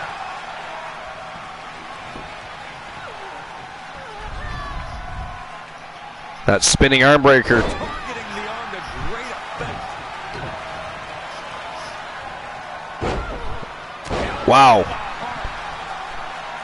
This has been a one-sided beatdown. It's been crazy. Pick your jaw off the floor. Oh, she missed. Look at this. Just breaking down the opponent. Less than 30 seconds remaining. Scores 5-2 in favor of the Gremlin Wolf, Jennifer Wolf, who is about to become a double champion. Judo throw. The title's going nowhere. Kiss your dreams. Good night. There it is. The Wow, Drea Phantasma picks up another fall, but too little too late. 5-3 is the final score, and the winner of the match and new WCW Women's World Champion from Team Glenola, the Gremlin Wolf, Jennifer Wolf. That was amazing. Well, congrats to Grenola, even though he's not here. At least we don't think so. Jennifer Wolf collecting some gold. I mean, she's also a tag team champion. So technically she is a triple crown champion. this championship match. Talk about history in the making. This is literally one for the history Wow. books. All right, I'll issue the payout for that one.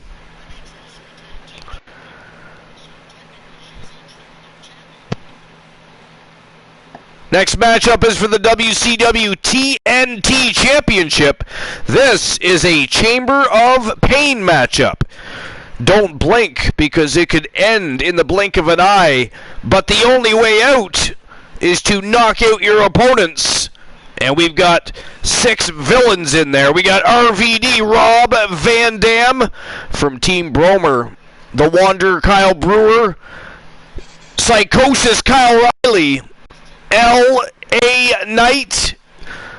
We have the reigning, defending, undisputed WCW TNT champion Cody Rhodes, and of course Joe Lincoln, the Archerverse World Television Champion, looking to become a double champion here himself tonight. Who do you guys think is walking out of that chamber? The new or reigning defending TNT champion. Again, don't forget, it is a chamber of pain. The only way out is to knock everybody out. Who do you think has the potential to do that? I'm going Cody Rhodes. You think Cody Rhodes retains? I do. All right. I'll give RVD some love here tonight. You're going to give RVD some love? Yes. Well, I'm obviously going for my client in this one. Wow. No Can't even think outside the box for a moment. Voted Just, against my guy numerous times. couldn't have said like something like, well, I think this person or that person has potential and could be a future star. No, it has to jump right to my client is going to trash everybody. I mean, that is not sportsmanship, sir. Not sportsmanship. Cody and Kyle have had history with Lincoln before, and they've gone back and forth. So it's hard to say. It depends on who's the first two people who start. That's all it depends on. Hey, Archer, what do you say? Who do you think is going to win? I'm going with L.A. Knight.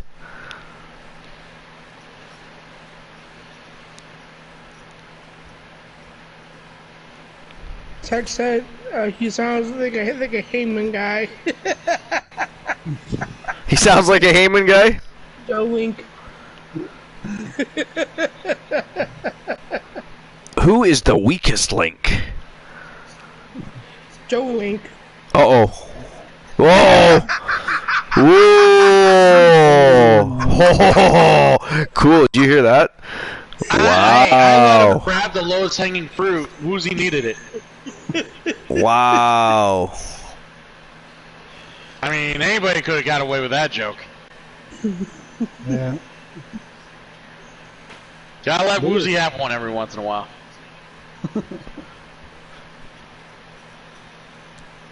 What the hell is going on here?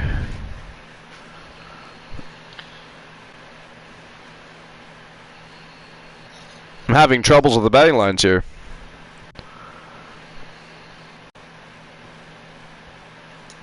Oh, there we go.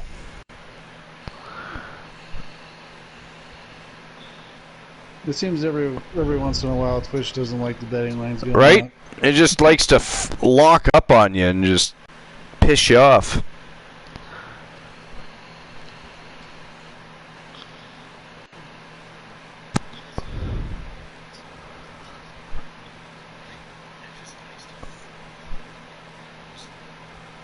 All right, there we go.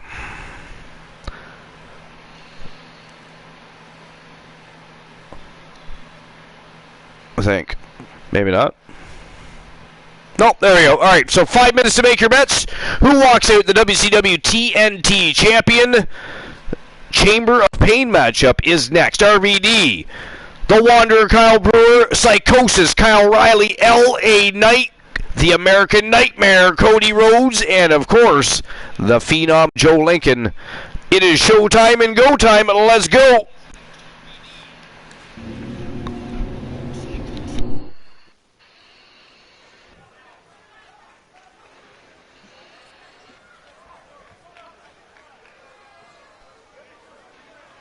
Who do you think is going to start the match out?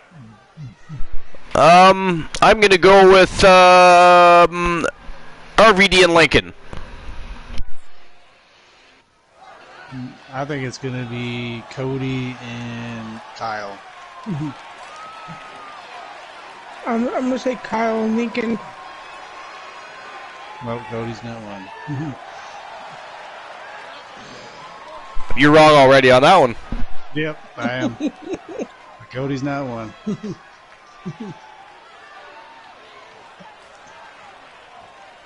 Who do you think is starting? Joe Link. Because why not? Noxie says I could go all kiss ass and say the fans of TAV will be the real winners here, but I won't. Well, I mean, why not? They will actually be the real winners here. How dare you suggest otherwise?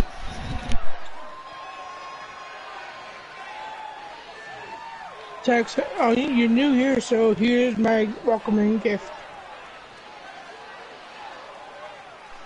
Ooh, did you give him an AKO? I sure the hell did. Ooh. Noxie gets AKO'd.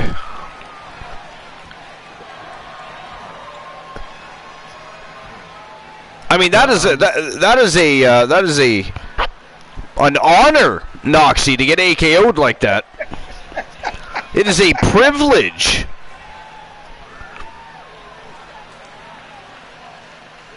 Both my picks came out first and second, so I'm off. Froggy Moth Lake says, "Welcome to the Fam Jam, Techno." I like calling him Noxie better. Of course, Froggy Moth Legs would know all about name changes. I mean, he waltzes in here and tries to pronounce himself as Froghemoth Legs. That's not his name. I mean, how dare you consider yourself Fat Frog Legs? I mean, that is crazy. Although you'd be delicious that way. But we've all seen Poindexter, so we know that's a big fat lie, sir. Okay, Froggy. Big fat lie. You say we can get back for saying. I'll get back for saying what? Well, WWE Universe.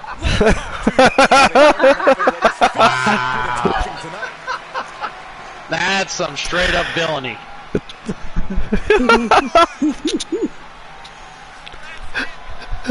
Did you see what he wrote? No, I missed it. Click on the message. Message deleted, so we can't see it. Okay, hold on. I can read it if you want. Yeah, go ahead. It says this WWE pay-per-view brought to you by Vince McMahon. Oh, that'll get timed out. Yep. Timed out by Stream Elements for bad words. That is cussing in the Archerverse, you know. Yeah, you cannot be talking about Vince McMahon. No, we can't be. You are allowed, but not Vince McMahon. Yeah, we do not discuss fake people. The guy's not even in the wrestling business anymore. Right? I don't even know why he is not. about. We should not be talking about him. Exactly. I seen this meme the other day is because you know how he retired. No, I don't know how he retired. No, Vince McMahon is now all elite. They do that to everybody. Ow. Pretty soon, Archer will be all elite because he'll fucking fuck up his shit. contract. Ghastly. The second his Absolutely contract ghastly. goes How the hell does null and Archer get void. dragged into this? If he doesn't like immediately resign his contract, someone will put up a Archer's all elite. It's the worst meme ever. It can't be Christian Hurt that's all elite. It has to be Archer. Of course.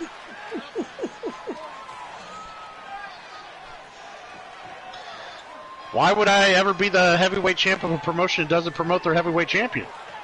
Yeah, right. We were just talking about that earlier. I mean, they've even defended their world title on the episode of Dark. I've never once seen the TNT championship go over there. No. It's TNT championship. It's got to be defended on TNT. Right? And I've also, seen things like TNT championship matchups. I know, those are many and plenty. With plenty of people. It's plentiful, if you will.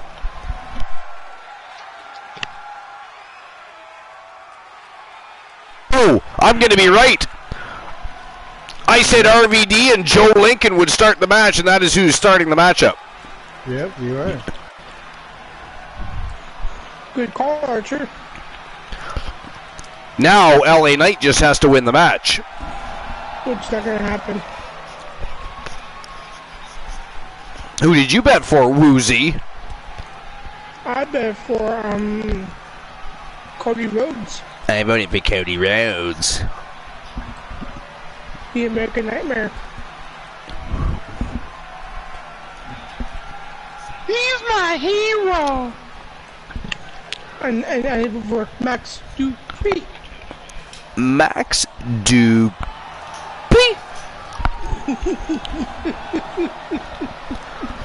I just hope he comes out like a couple weeks and just comes back out as LA Knight. I hope. I'm hoping that's exactly what's going down. I hope. I don't care if it's back in NXT or if it's in goddamn the main roster. Just no more Max Dupree. Agreed. And I hope Butch comes back as a Pete Dunne. Noxie says, well, that was fun. You got nailed with an AKO, Noxie. And we don't care that your name's Techno, so don't even go there with us. Do not even go there. I'm just going to call him Knox.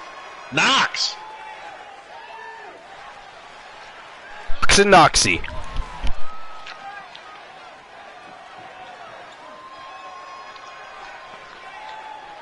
Just remember this one thing, Knox. Is we're all winners.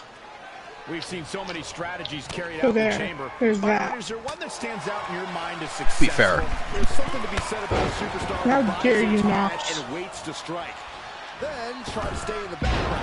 It's not noble, but it's fun. I hate to agree with you, Saxton, but I do. Pick your spots. Remember, the match becomes more challenging the more super. Oh, look out! The diving hammer strike. And Dan saves himself. On the top three. Rapid fire Samoan drop. Oh, stomping away. Oh, what a chop. Setting him up for the flatline. Man, face first. Well, so far it looks like Lincoln's taking it to RVD. Right on the arm. And Joey, you got a joke time. Oh, I got jokes tonight. That is just Oh, yep, I do. an elimination match. Oh, time for Joe Link. For the superstars, doesn't it, Corey?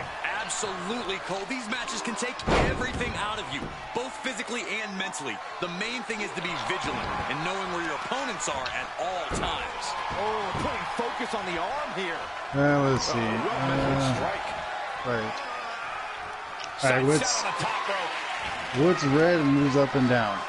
Uh-oh. He misses the target. What is red Rough landing. and moves up and down? What an incredible move. Two cardinals mating. Trip to the skies, and it pays off once again.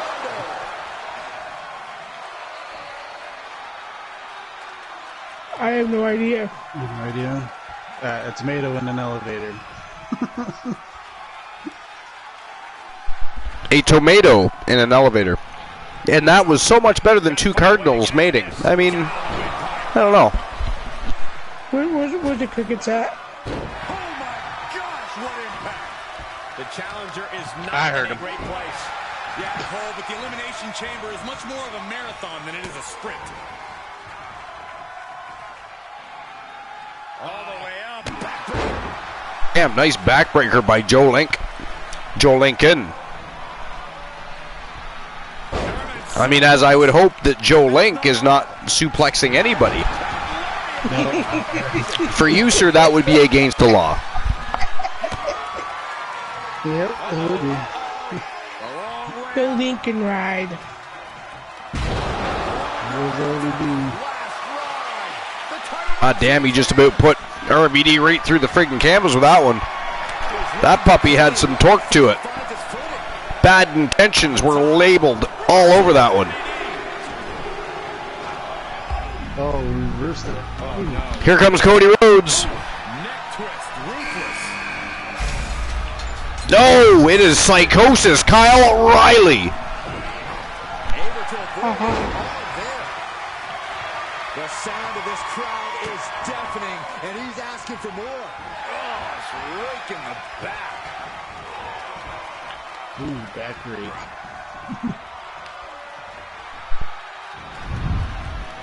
It is now a triple threat affair. Oh my gosh.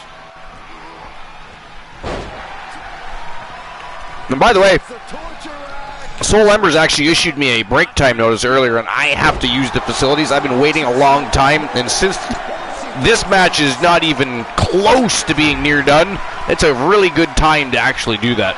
So, I am going to drain my dragon, bleed my bladder, if you will. Just don't bleed. I shall return. Alright.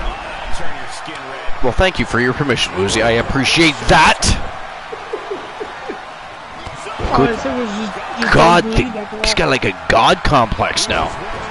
Cool. Do you hear this? He's. I'm hearing it. I'm hearing it. My lord. To be fair, Insane. I think the paradigm has shifted. Rocking the jaw. Okay, already we get it. Stop looking for adulation for the crowd and get back into the fight.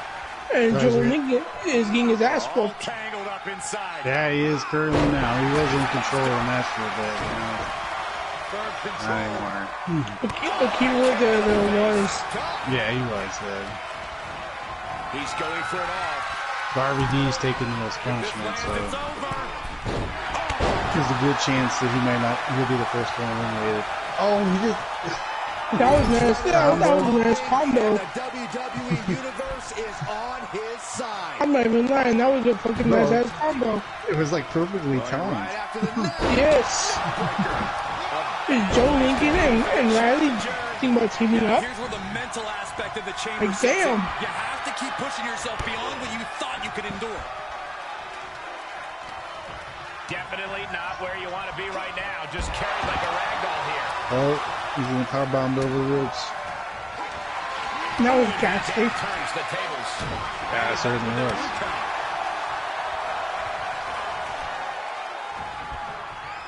Ooh, Van Dam avoids contact. Oh, Down with a suplex. got weighted. Thank you, it's back for the raid. Welcome in, Raiders. Into the turnbuckle. Welcome to episode 353. Suplex. Glad to see the raid. Yeah, it's always awesome to get people invade the compound. What's up? He's getting a huge boost right now from all those chants and cheers. I hope your stream was good there, it's back. These superstars thus far. And is there anything Now, coming into the four, we've got LA Knight.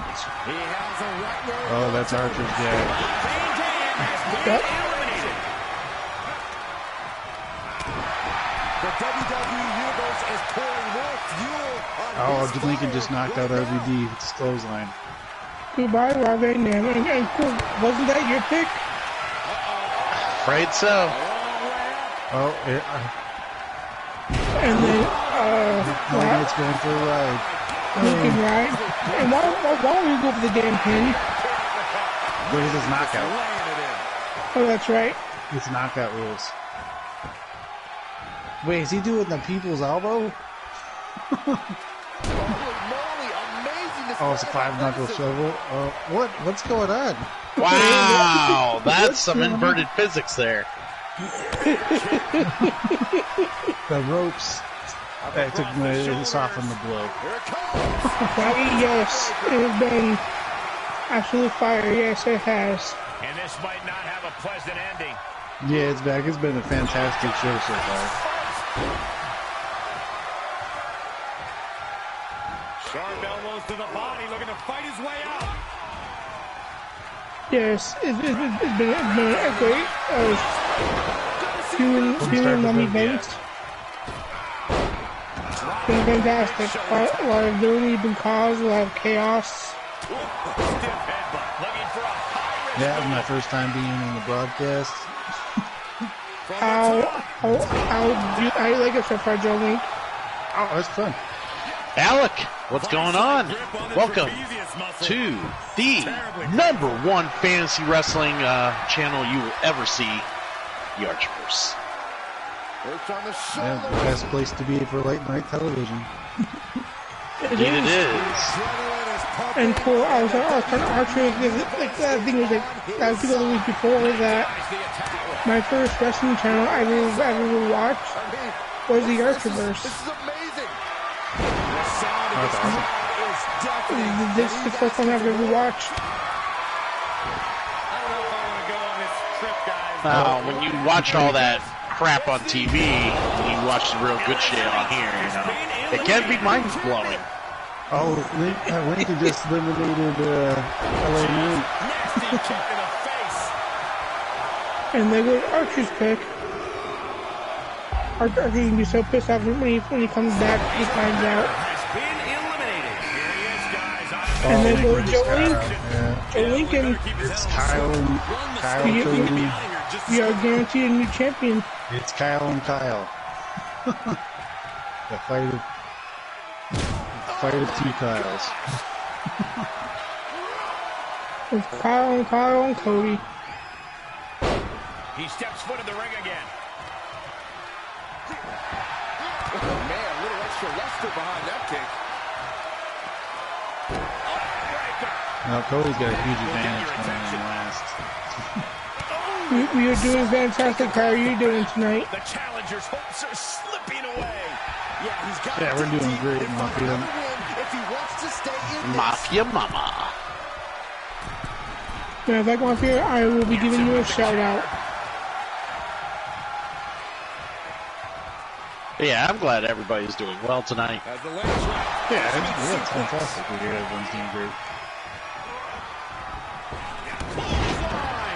Oh, Kyle missed. In fact, you have yourself a good night, and hope you have a good day at work tomorrow. Thank you for stopping by. Oh, that's awesome. You won your match in K-Back Screen. Oh, not quite yet. A well-timed dodge.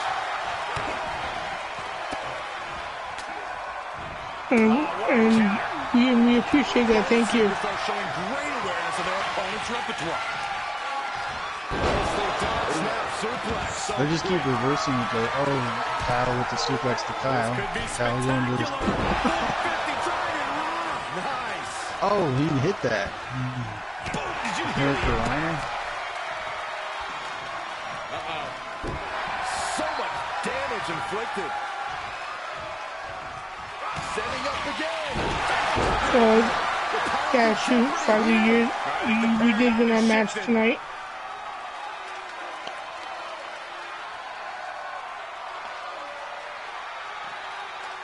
Did Kyle just knock out Kyle? I don't know. He's staring very intently. I was like, what's going on? No. Enjoying his masterpiece.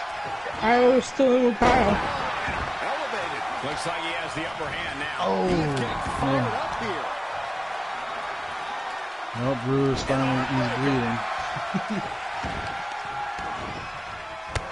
Cody is still yet to enter this. Exactly.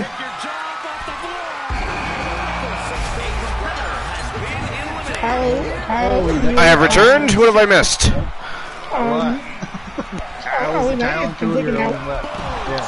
Have I missed anything?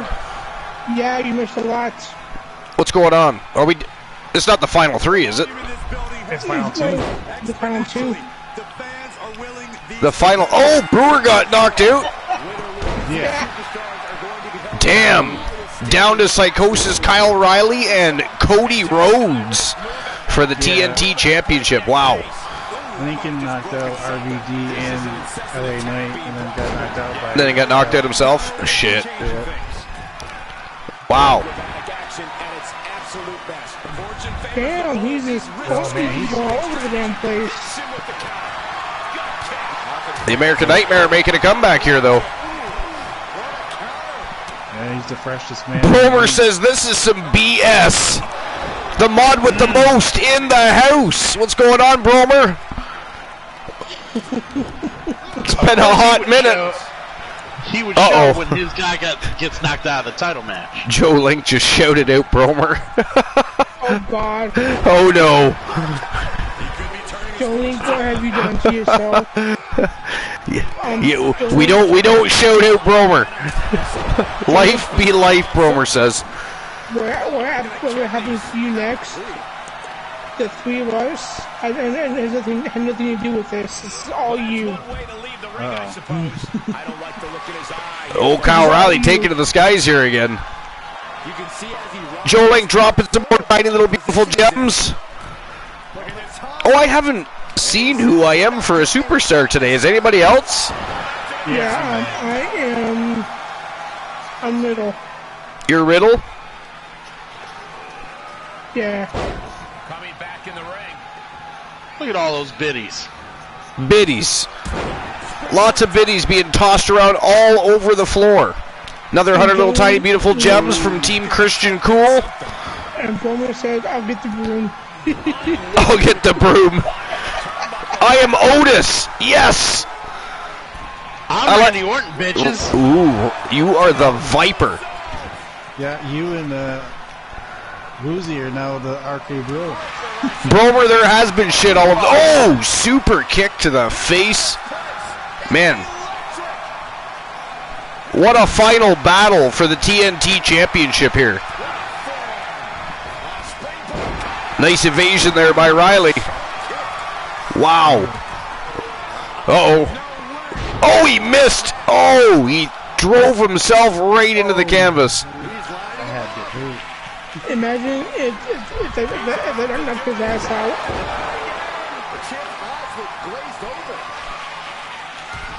Riley taking to the skies again. 630 senton.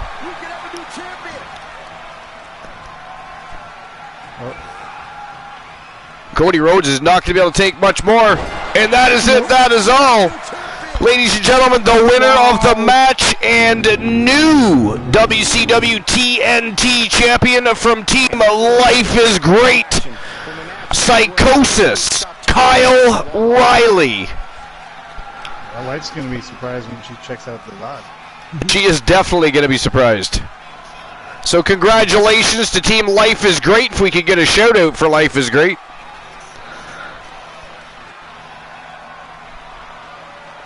Here is your winner and new WCW Television Champion. Thank you, Jolie. Big win for Kyle Riley. Riley. And a new chapter in this title's legacy begins here. Tonight is definitely a night to celebrate, but let's not lose sight of the fact they have a long road ahead of them now. At least if they're... Wow. Oh, come on, Corey. Don't be such a party pooper. Some big surprises tonight at War Games. Wow. Yes. There has been. People we thought wouldn't Cactus win. Jack. Cactus Jack was one of the biggest surprises. Nikki ASH. Cactus Jack, now the Andre the Giant World's Heritage Champion. I mean, who saw that coming? No one. Not me. Nikki ASH, the Trish Stratus champion. Right, Nikki? No kidding. I mean, from Cactus Jack to Nikki ASH winning championships tonight at War Games. All right, here we go. The main event of the evening, and this is the very first time ever that all three world champions are in the ring at the same time going toe-to-toe. And this is for the Archivers World Heavyweight Championship. It is a triple threat eliminator. The Hardcore Icon tables, the Legend Killer chairs, and Fat Lad Mitchell Vaughn from Team Dogface. And you got one former member of Team The Blind Locksmith, now in the services of the Wolfpack, is a free agent, can be signed by anybody that wants to claim him. And, of course, chairs the newest member of Team The Blind Locksmith. We have the WCW World Heavyweight Champion, the TWA World Heavyweight Champion, and the Archivers World Heavyweight Champion, all going toe-to-toe. This is going to be one hell of a way to end the evening. That certainly is. All right, so who walks out the Archivers World Heavyweight Champ?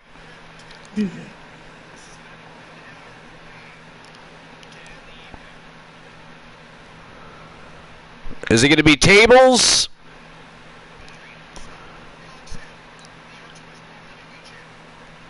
Chairs or Fat Lad? And really I wanted to say Fat Ladder. Oh, man.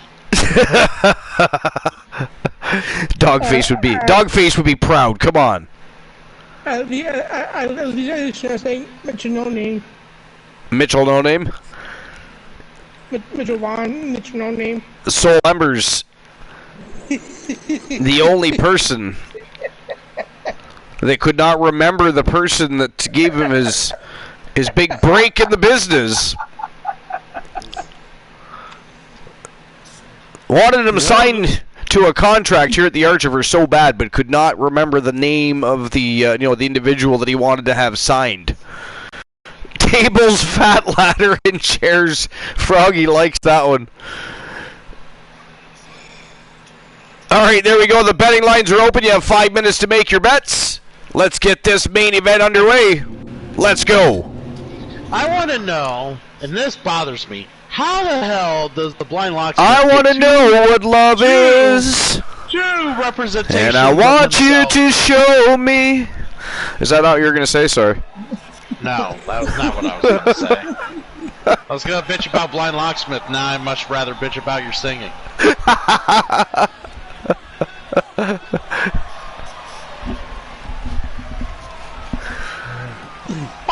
Why does this goof wear a robe? Seriously. I don't know. Why does he wear a mask? Why does he have a chair as a symbol on his chest? I don't know. But, I mean, if it's not broke, don't fix it, I guess.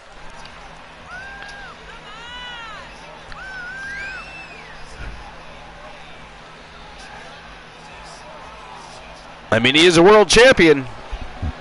I mean, maybe he is proper representation of it taking 4 legs to stand upright. Maybe. Maybe. He could be upset about that. Maybe he doesn't really know. He wears a mask. And now he's upset because he doesn't have an extra leg to lean on. Oh, Jesus Christ.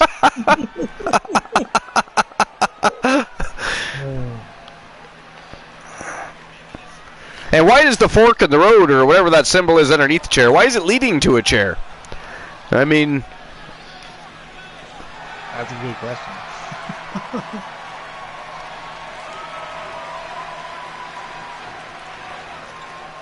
You know, Tables has held that championship for quite some time now. Bromer says it means smash chair here.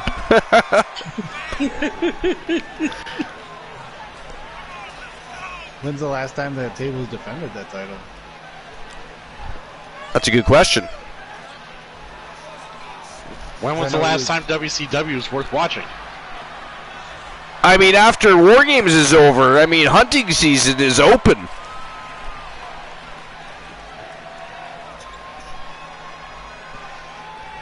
We got 4 weeks till the next stream preview.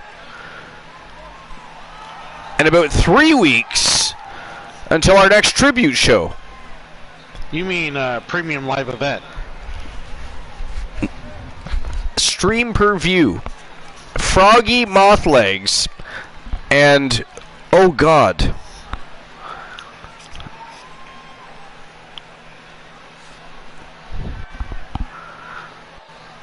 Is Tables one of the longest reigning champs? He would be at least currently.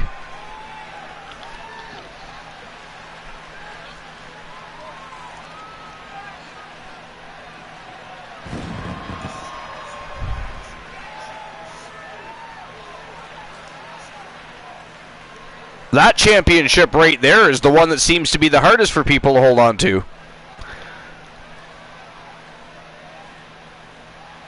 I would agree. At least lately. Not so much in the beginning. Yeah, Mitchell Vaughn will not give it up. No, he's been holding on that for a while, and he's had some very excellent matches. Yeah, he has, yeah. He's defended it 3 times, yeah.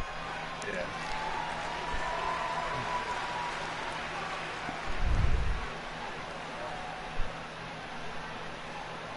Because the last person to hold the belt before him was the Nightmare Damien. And that's going back a spell.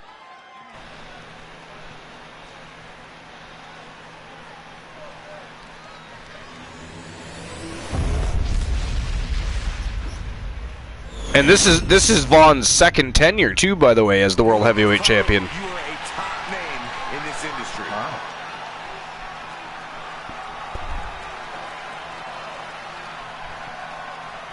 All right, here we go. Very first time ever. All three world champions going to war. Let's go. Tables immediately going for chairs.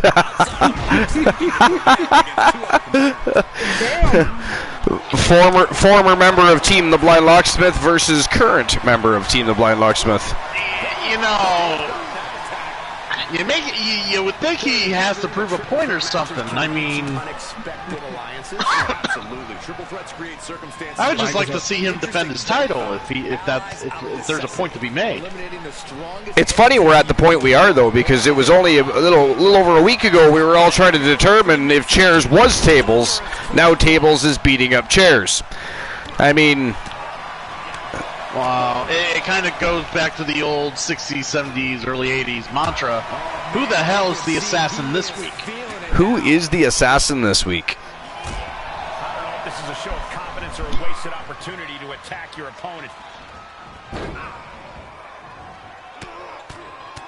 Well, I always thought about maybe it was the old Mad TV, the Spy versus Spy thing. Of course, tomorrow night is TWA Wrestle Kingdom. Tomorrow night's going to be a special edition of Wrestle Kingdom, though. We're actually having our TWA Wrestle Kingdom Championship Tournament for the brand new TWA World Pure Wrestling Championship. And, of course, everybody knows that both Christian Hart and Elijah Archer have been stripped of their Canadian and United States championships and have been entered into this tournament. Unwillingly stripped. Unwillingly stripped. So tomorrow night's episode of TWA Wrestle Kingdom is actually going to be for the TWA World Pure Wrestling Championship. It is going to be a Gold Rush tournament, and of course we will have a kickoff match to start off the evening. And that will be at 11 p.m. Eastern Standard Time. Again, I work a little later tomorrow night, so we're going to be starting about a half an hour later. But it is going to be a fantastic tournament for a brand new championship that unifies the Canadian and United States championships and becomes a world title. I really hope Archer gets knocked down in the first round. That is ghastly. How dare you, wish harm upon your peer. No. That is exactly what you're doing. No. Yes, it is. That's exactly what you did. Had fucking You King of Pro come in swine. And blow my championship Swine. up. At least I would have legit lost the title that way. Well, I mean, if you want somebody to blow your championship up, all you gotta do is talk to Team Glenola. They're professionals at that. But instead of having someone blow my championship up, I am forced to have it blown up for me by the booking committee. But, I mean... And now Christian Hart is inserted into a tournament he felt he never had to fucking do in the first place, because he was already champion. See, Archer is not whining like this, ladies and gentlemen. He's just excited to be entered into that tournament and given an opportunity to become the first, one of the inaugural holders of that new championship belt. Now, the history of both titles were combined into the history of this new title belt, so it already comes with great prestige, but you don't hear Archer whining. He was a little upset, did not want to have that Canadian title taken away either. Just won it back after many moons of chasing it down. But it is what it is. No. Elijah Archer's just used, just like any other Canadian. When they finally get good things, it gets taken right from them. You fucking dealt with that all your life. You're just used to it. Me, on the other hand, my client, Christian Hart, earned and defended that title with pride, and you just up and say, well, you just gotta get better, kid. We have free health care.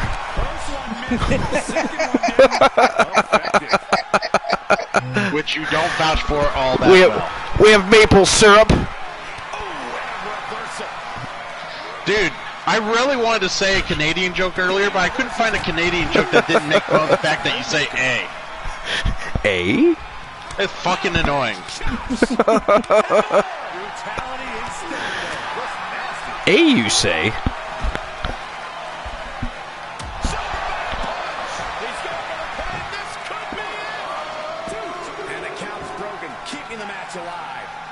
Wait a minute. Now, why would he break up the pin? I mean, that doesn't make any sense. Fat Lad with a moment of weakness there. Yeah, maybe he's just angry. By government funded, you actually mean people funded, right? Yeah, it's no secret. It isn't actually free at all.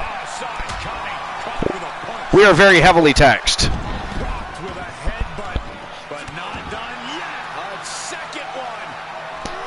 When the Canadians take over the world, we'll all be sorry. The only way the Canadians are going to take over the world is when everyone else in the world blow each other up and the Canadians are forgotten about. I mean, at least while the Liberals are in power anyways. We used to have actual leadership. That kind of went to hell about 10 years ago, and the clock is still ticking. Believe me, we tried to vote the son of a bitch out. It didn't work out too well. Blind Locksmith says sorry. Sorry. Eh? He say sorry. Have Archer say the word again.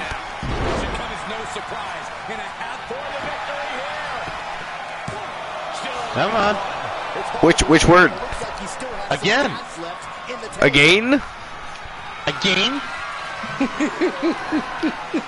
Well, what the hell is again? It's again because y'all can't spell. Again. You don't know how the syllables and the consonants work together. You just can't spell right. Just call it I mean, y'all still spell color color. We do not. That's You do. Really color. I said color. You guys are like the only people in the English-speaking world that speak and spell shit the way you do.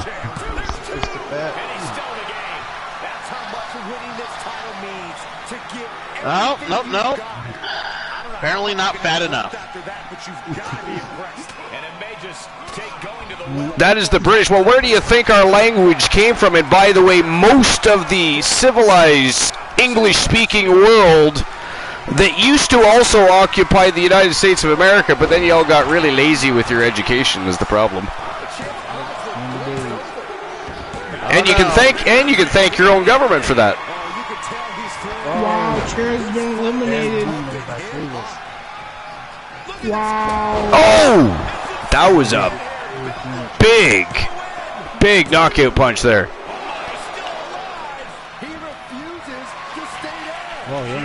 No, American is color.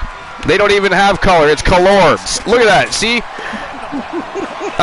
You can't say it's English. That is American English. The rest of the sophisticated and civilized English-speaking world spells the same way they do. I mean, that's where English came from. It's just kind of a thing. Wow. Wow, tables won! Holy shit! Man, the Wolfpack just keeps gaining gold. Wow, the winner of the match and new Archerverse World Heavyweight Champion is also happens to be the reigning defending WCW World Heavyweight Champion, the hardcore icon, Tables. And of course, Team the Blind Locksmith not happy about that because, of course, he allowed Tables to become a free agent. That's what happens when that kind of thing happens. You got excited about the new client. See, that'd be like Team Christian Cool, just giving up Christian Hart because he's got a new client ready to be signed. I mean, that'd be kind of crazy, right? That would be crazy.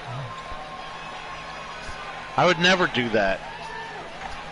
Blind Locksmith broke Chair's winning streak. Yeah, he did. He did.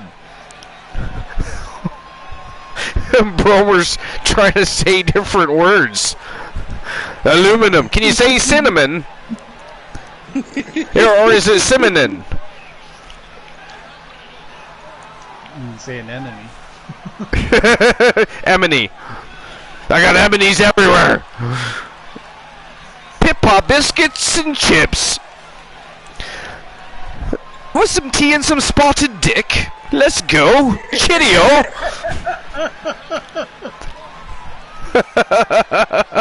It's so much fun to make fun of people's languages, isn't it? Except for the Japanese. People are afraid to make fun because when they talk, they just sound angry.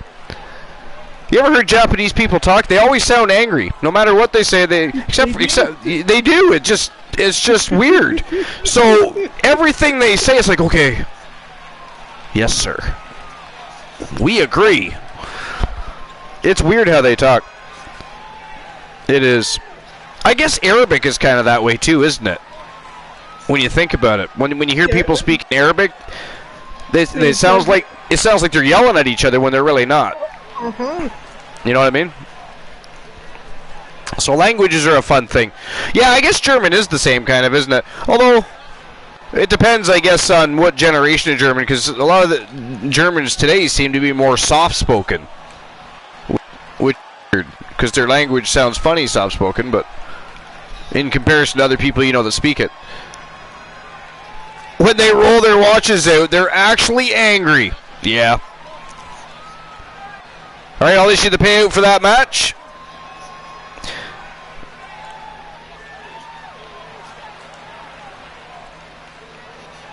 The Hardcore Icon tables with a huge win. Wow. Yeah, it was huge.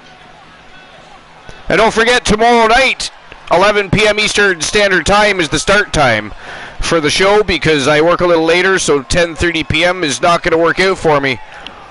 But 11 p.m. Eastern Standard Time, we have the TWA World Pure Wrestling Championship Gold Rush Tournament. We're going to crown a brand new champion. We unified 2 belts. The history remains, but it is a brand new belt. And of course, the United States champion Christian Hart and the Canadian heavyweight champion Elijah Archer were both automatically entered into the tournament.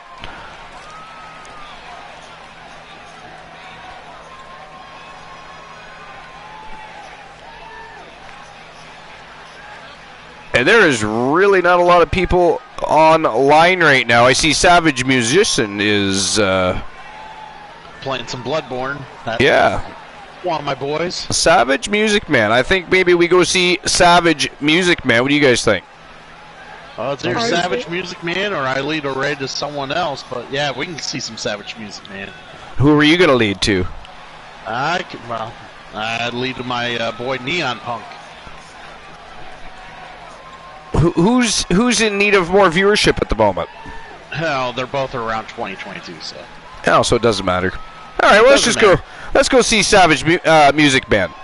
Hell yeah. Let's see what he's up to. Show him a little bit of love. End the night on a good note. What I do need to do, however, is issue that payout as well. Or did I do that already? I don't think I did. I did. Wow, good for me. I am on the ball. All right.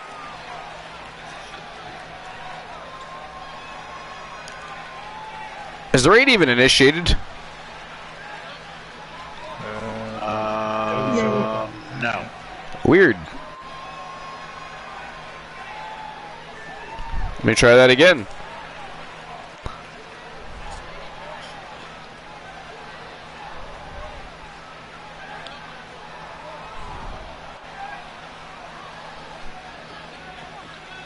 There we go. All right. Well, that was a fantastic show, guys. 12 matches of absolute fire. It really was a thrill ride. The matches were just epic all night long. A lot of surprises. We've seen some new champions. WCW War Games was absolute fire, and I thank you guys for being here. It was a great evening. It was a lot of fun.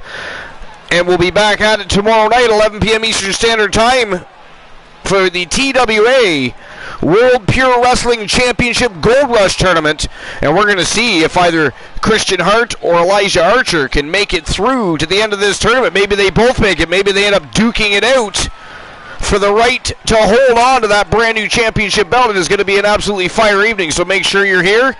And, of course, we're going to start the night off with a bang. We're going to have an epic kickoff match to start our night. But until then, let's go visit Savage Music Man. Cool, are you ready? Ready. All right, it is invasion time. Let's go.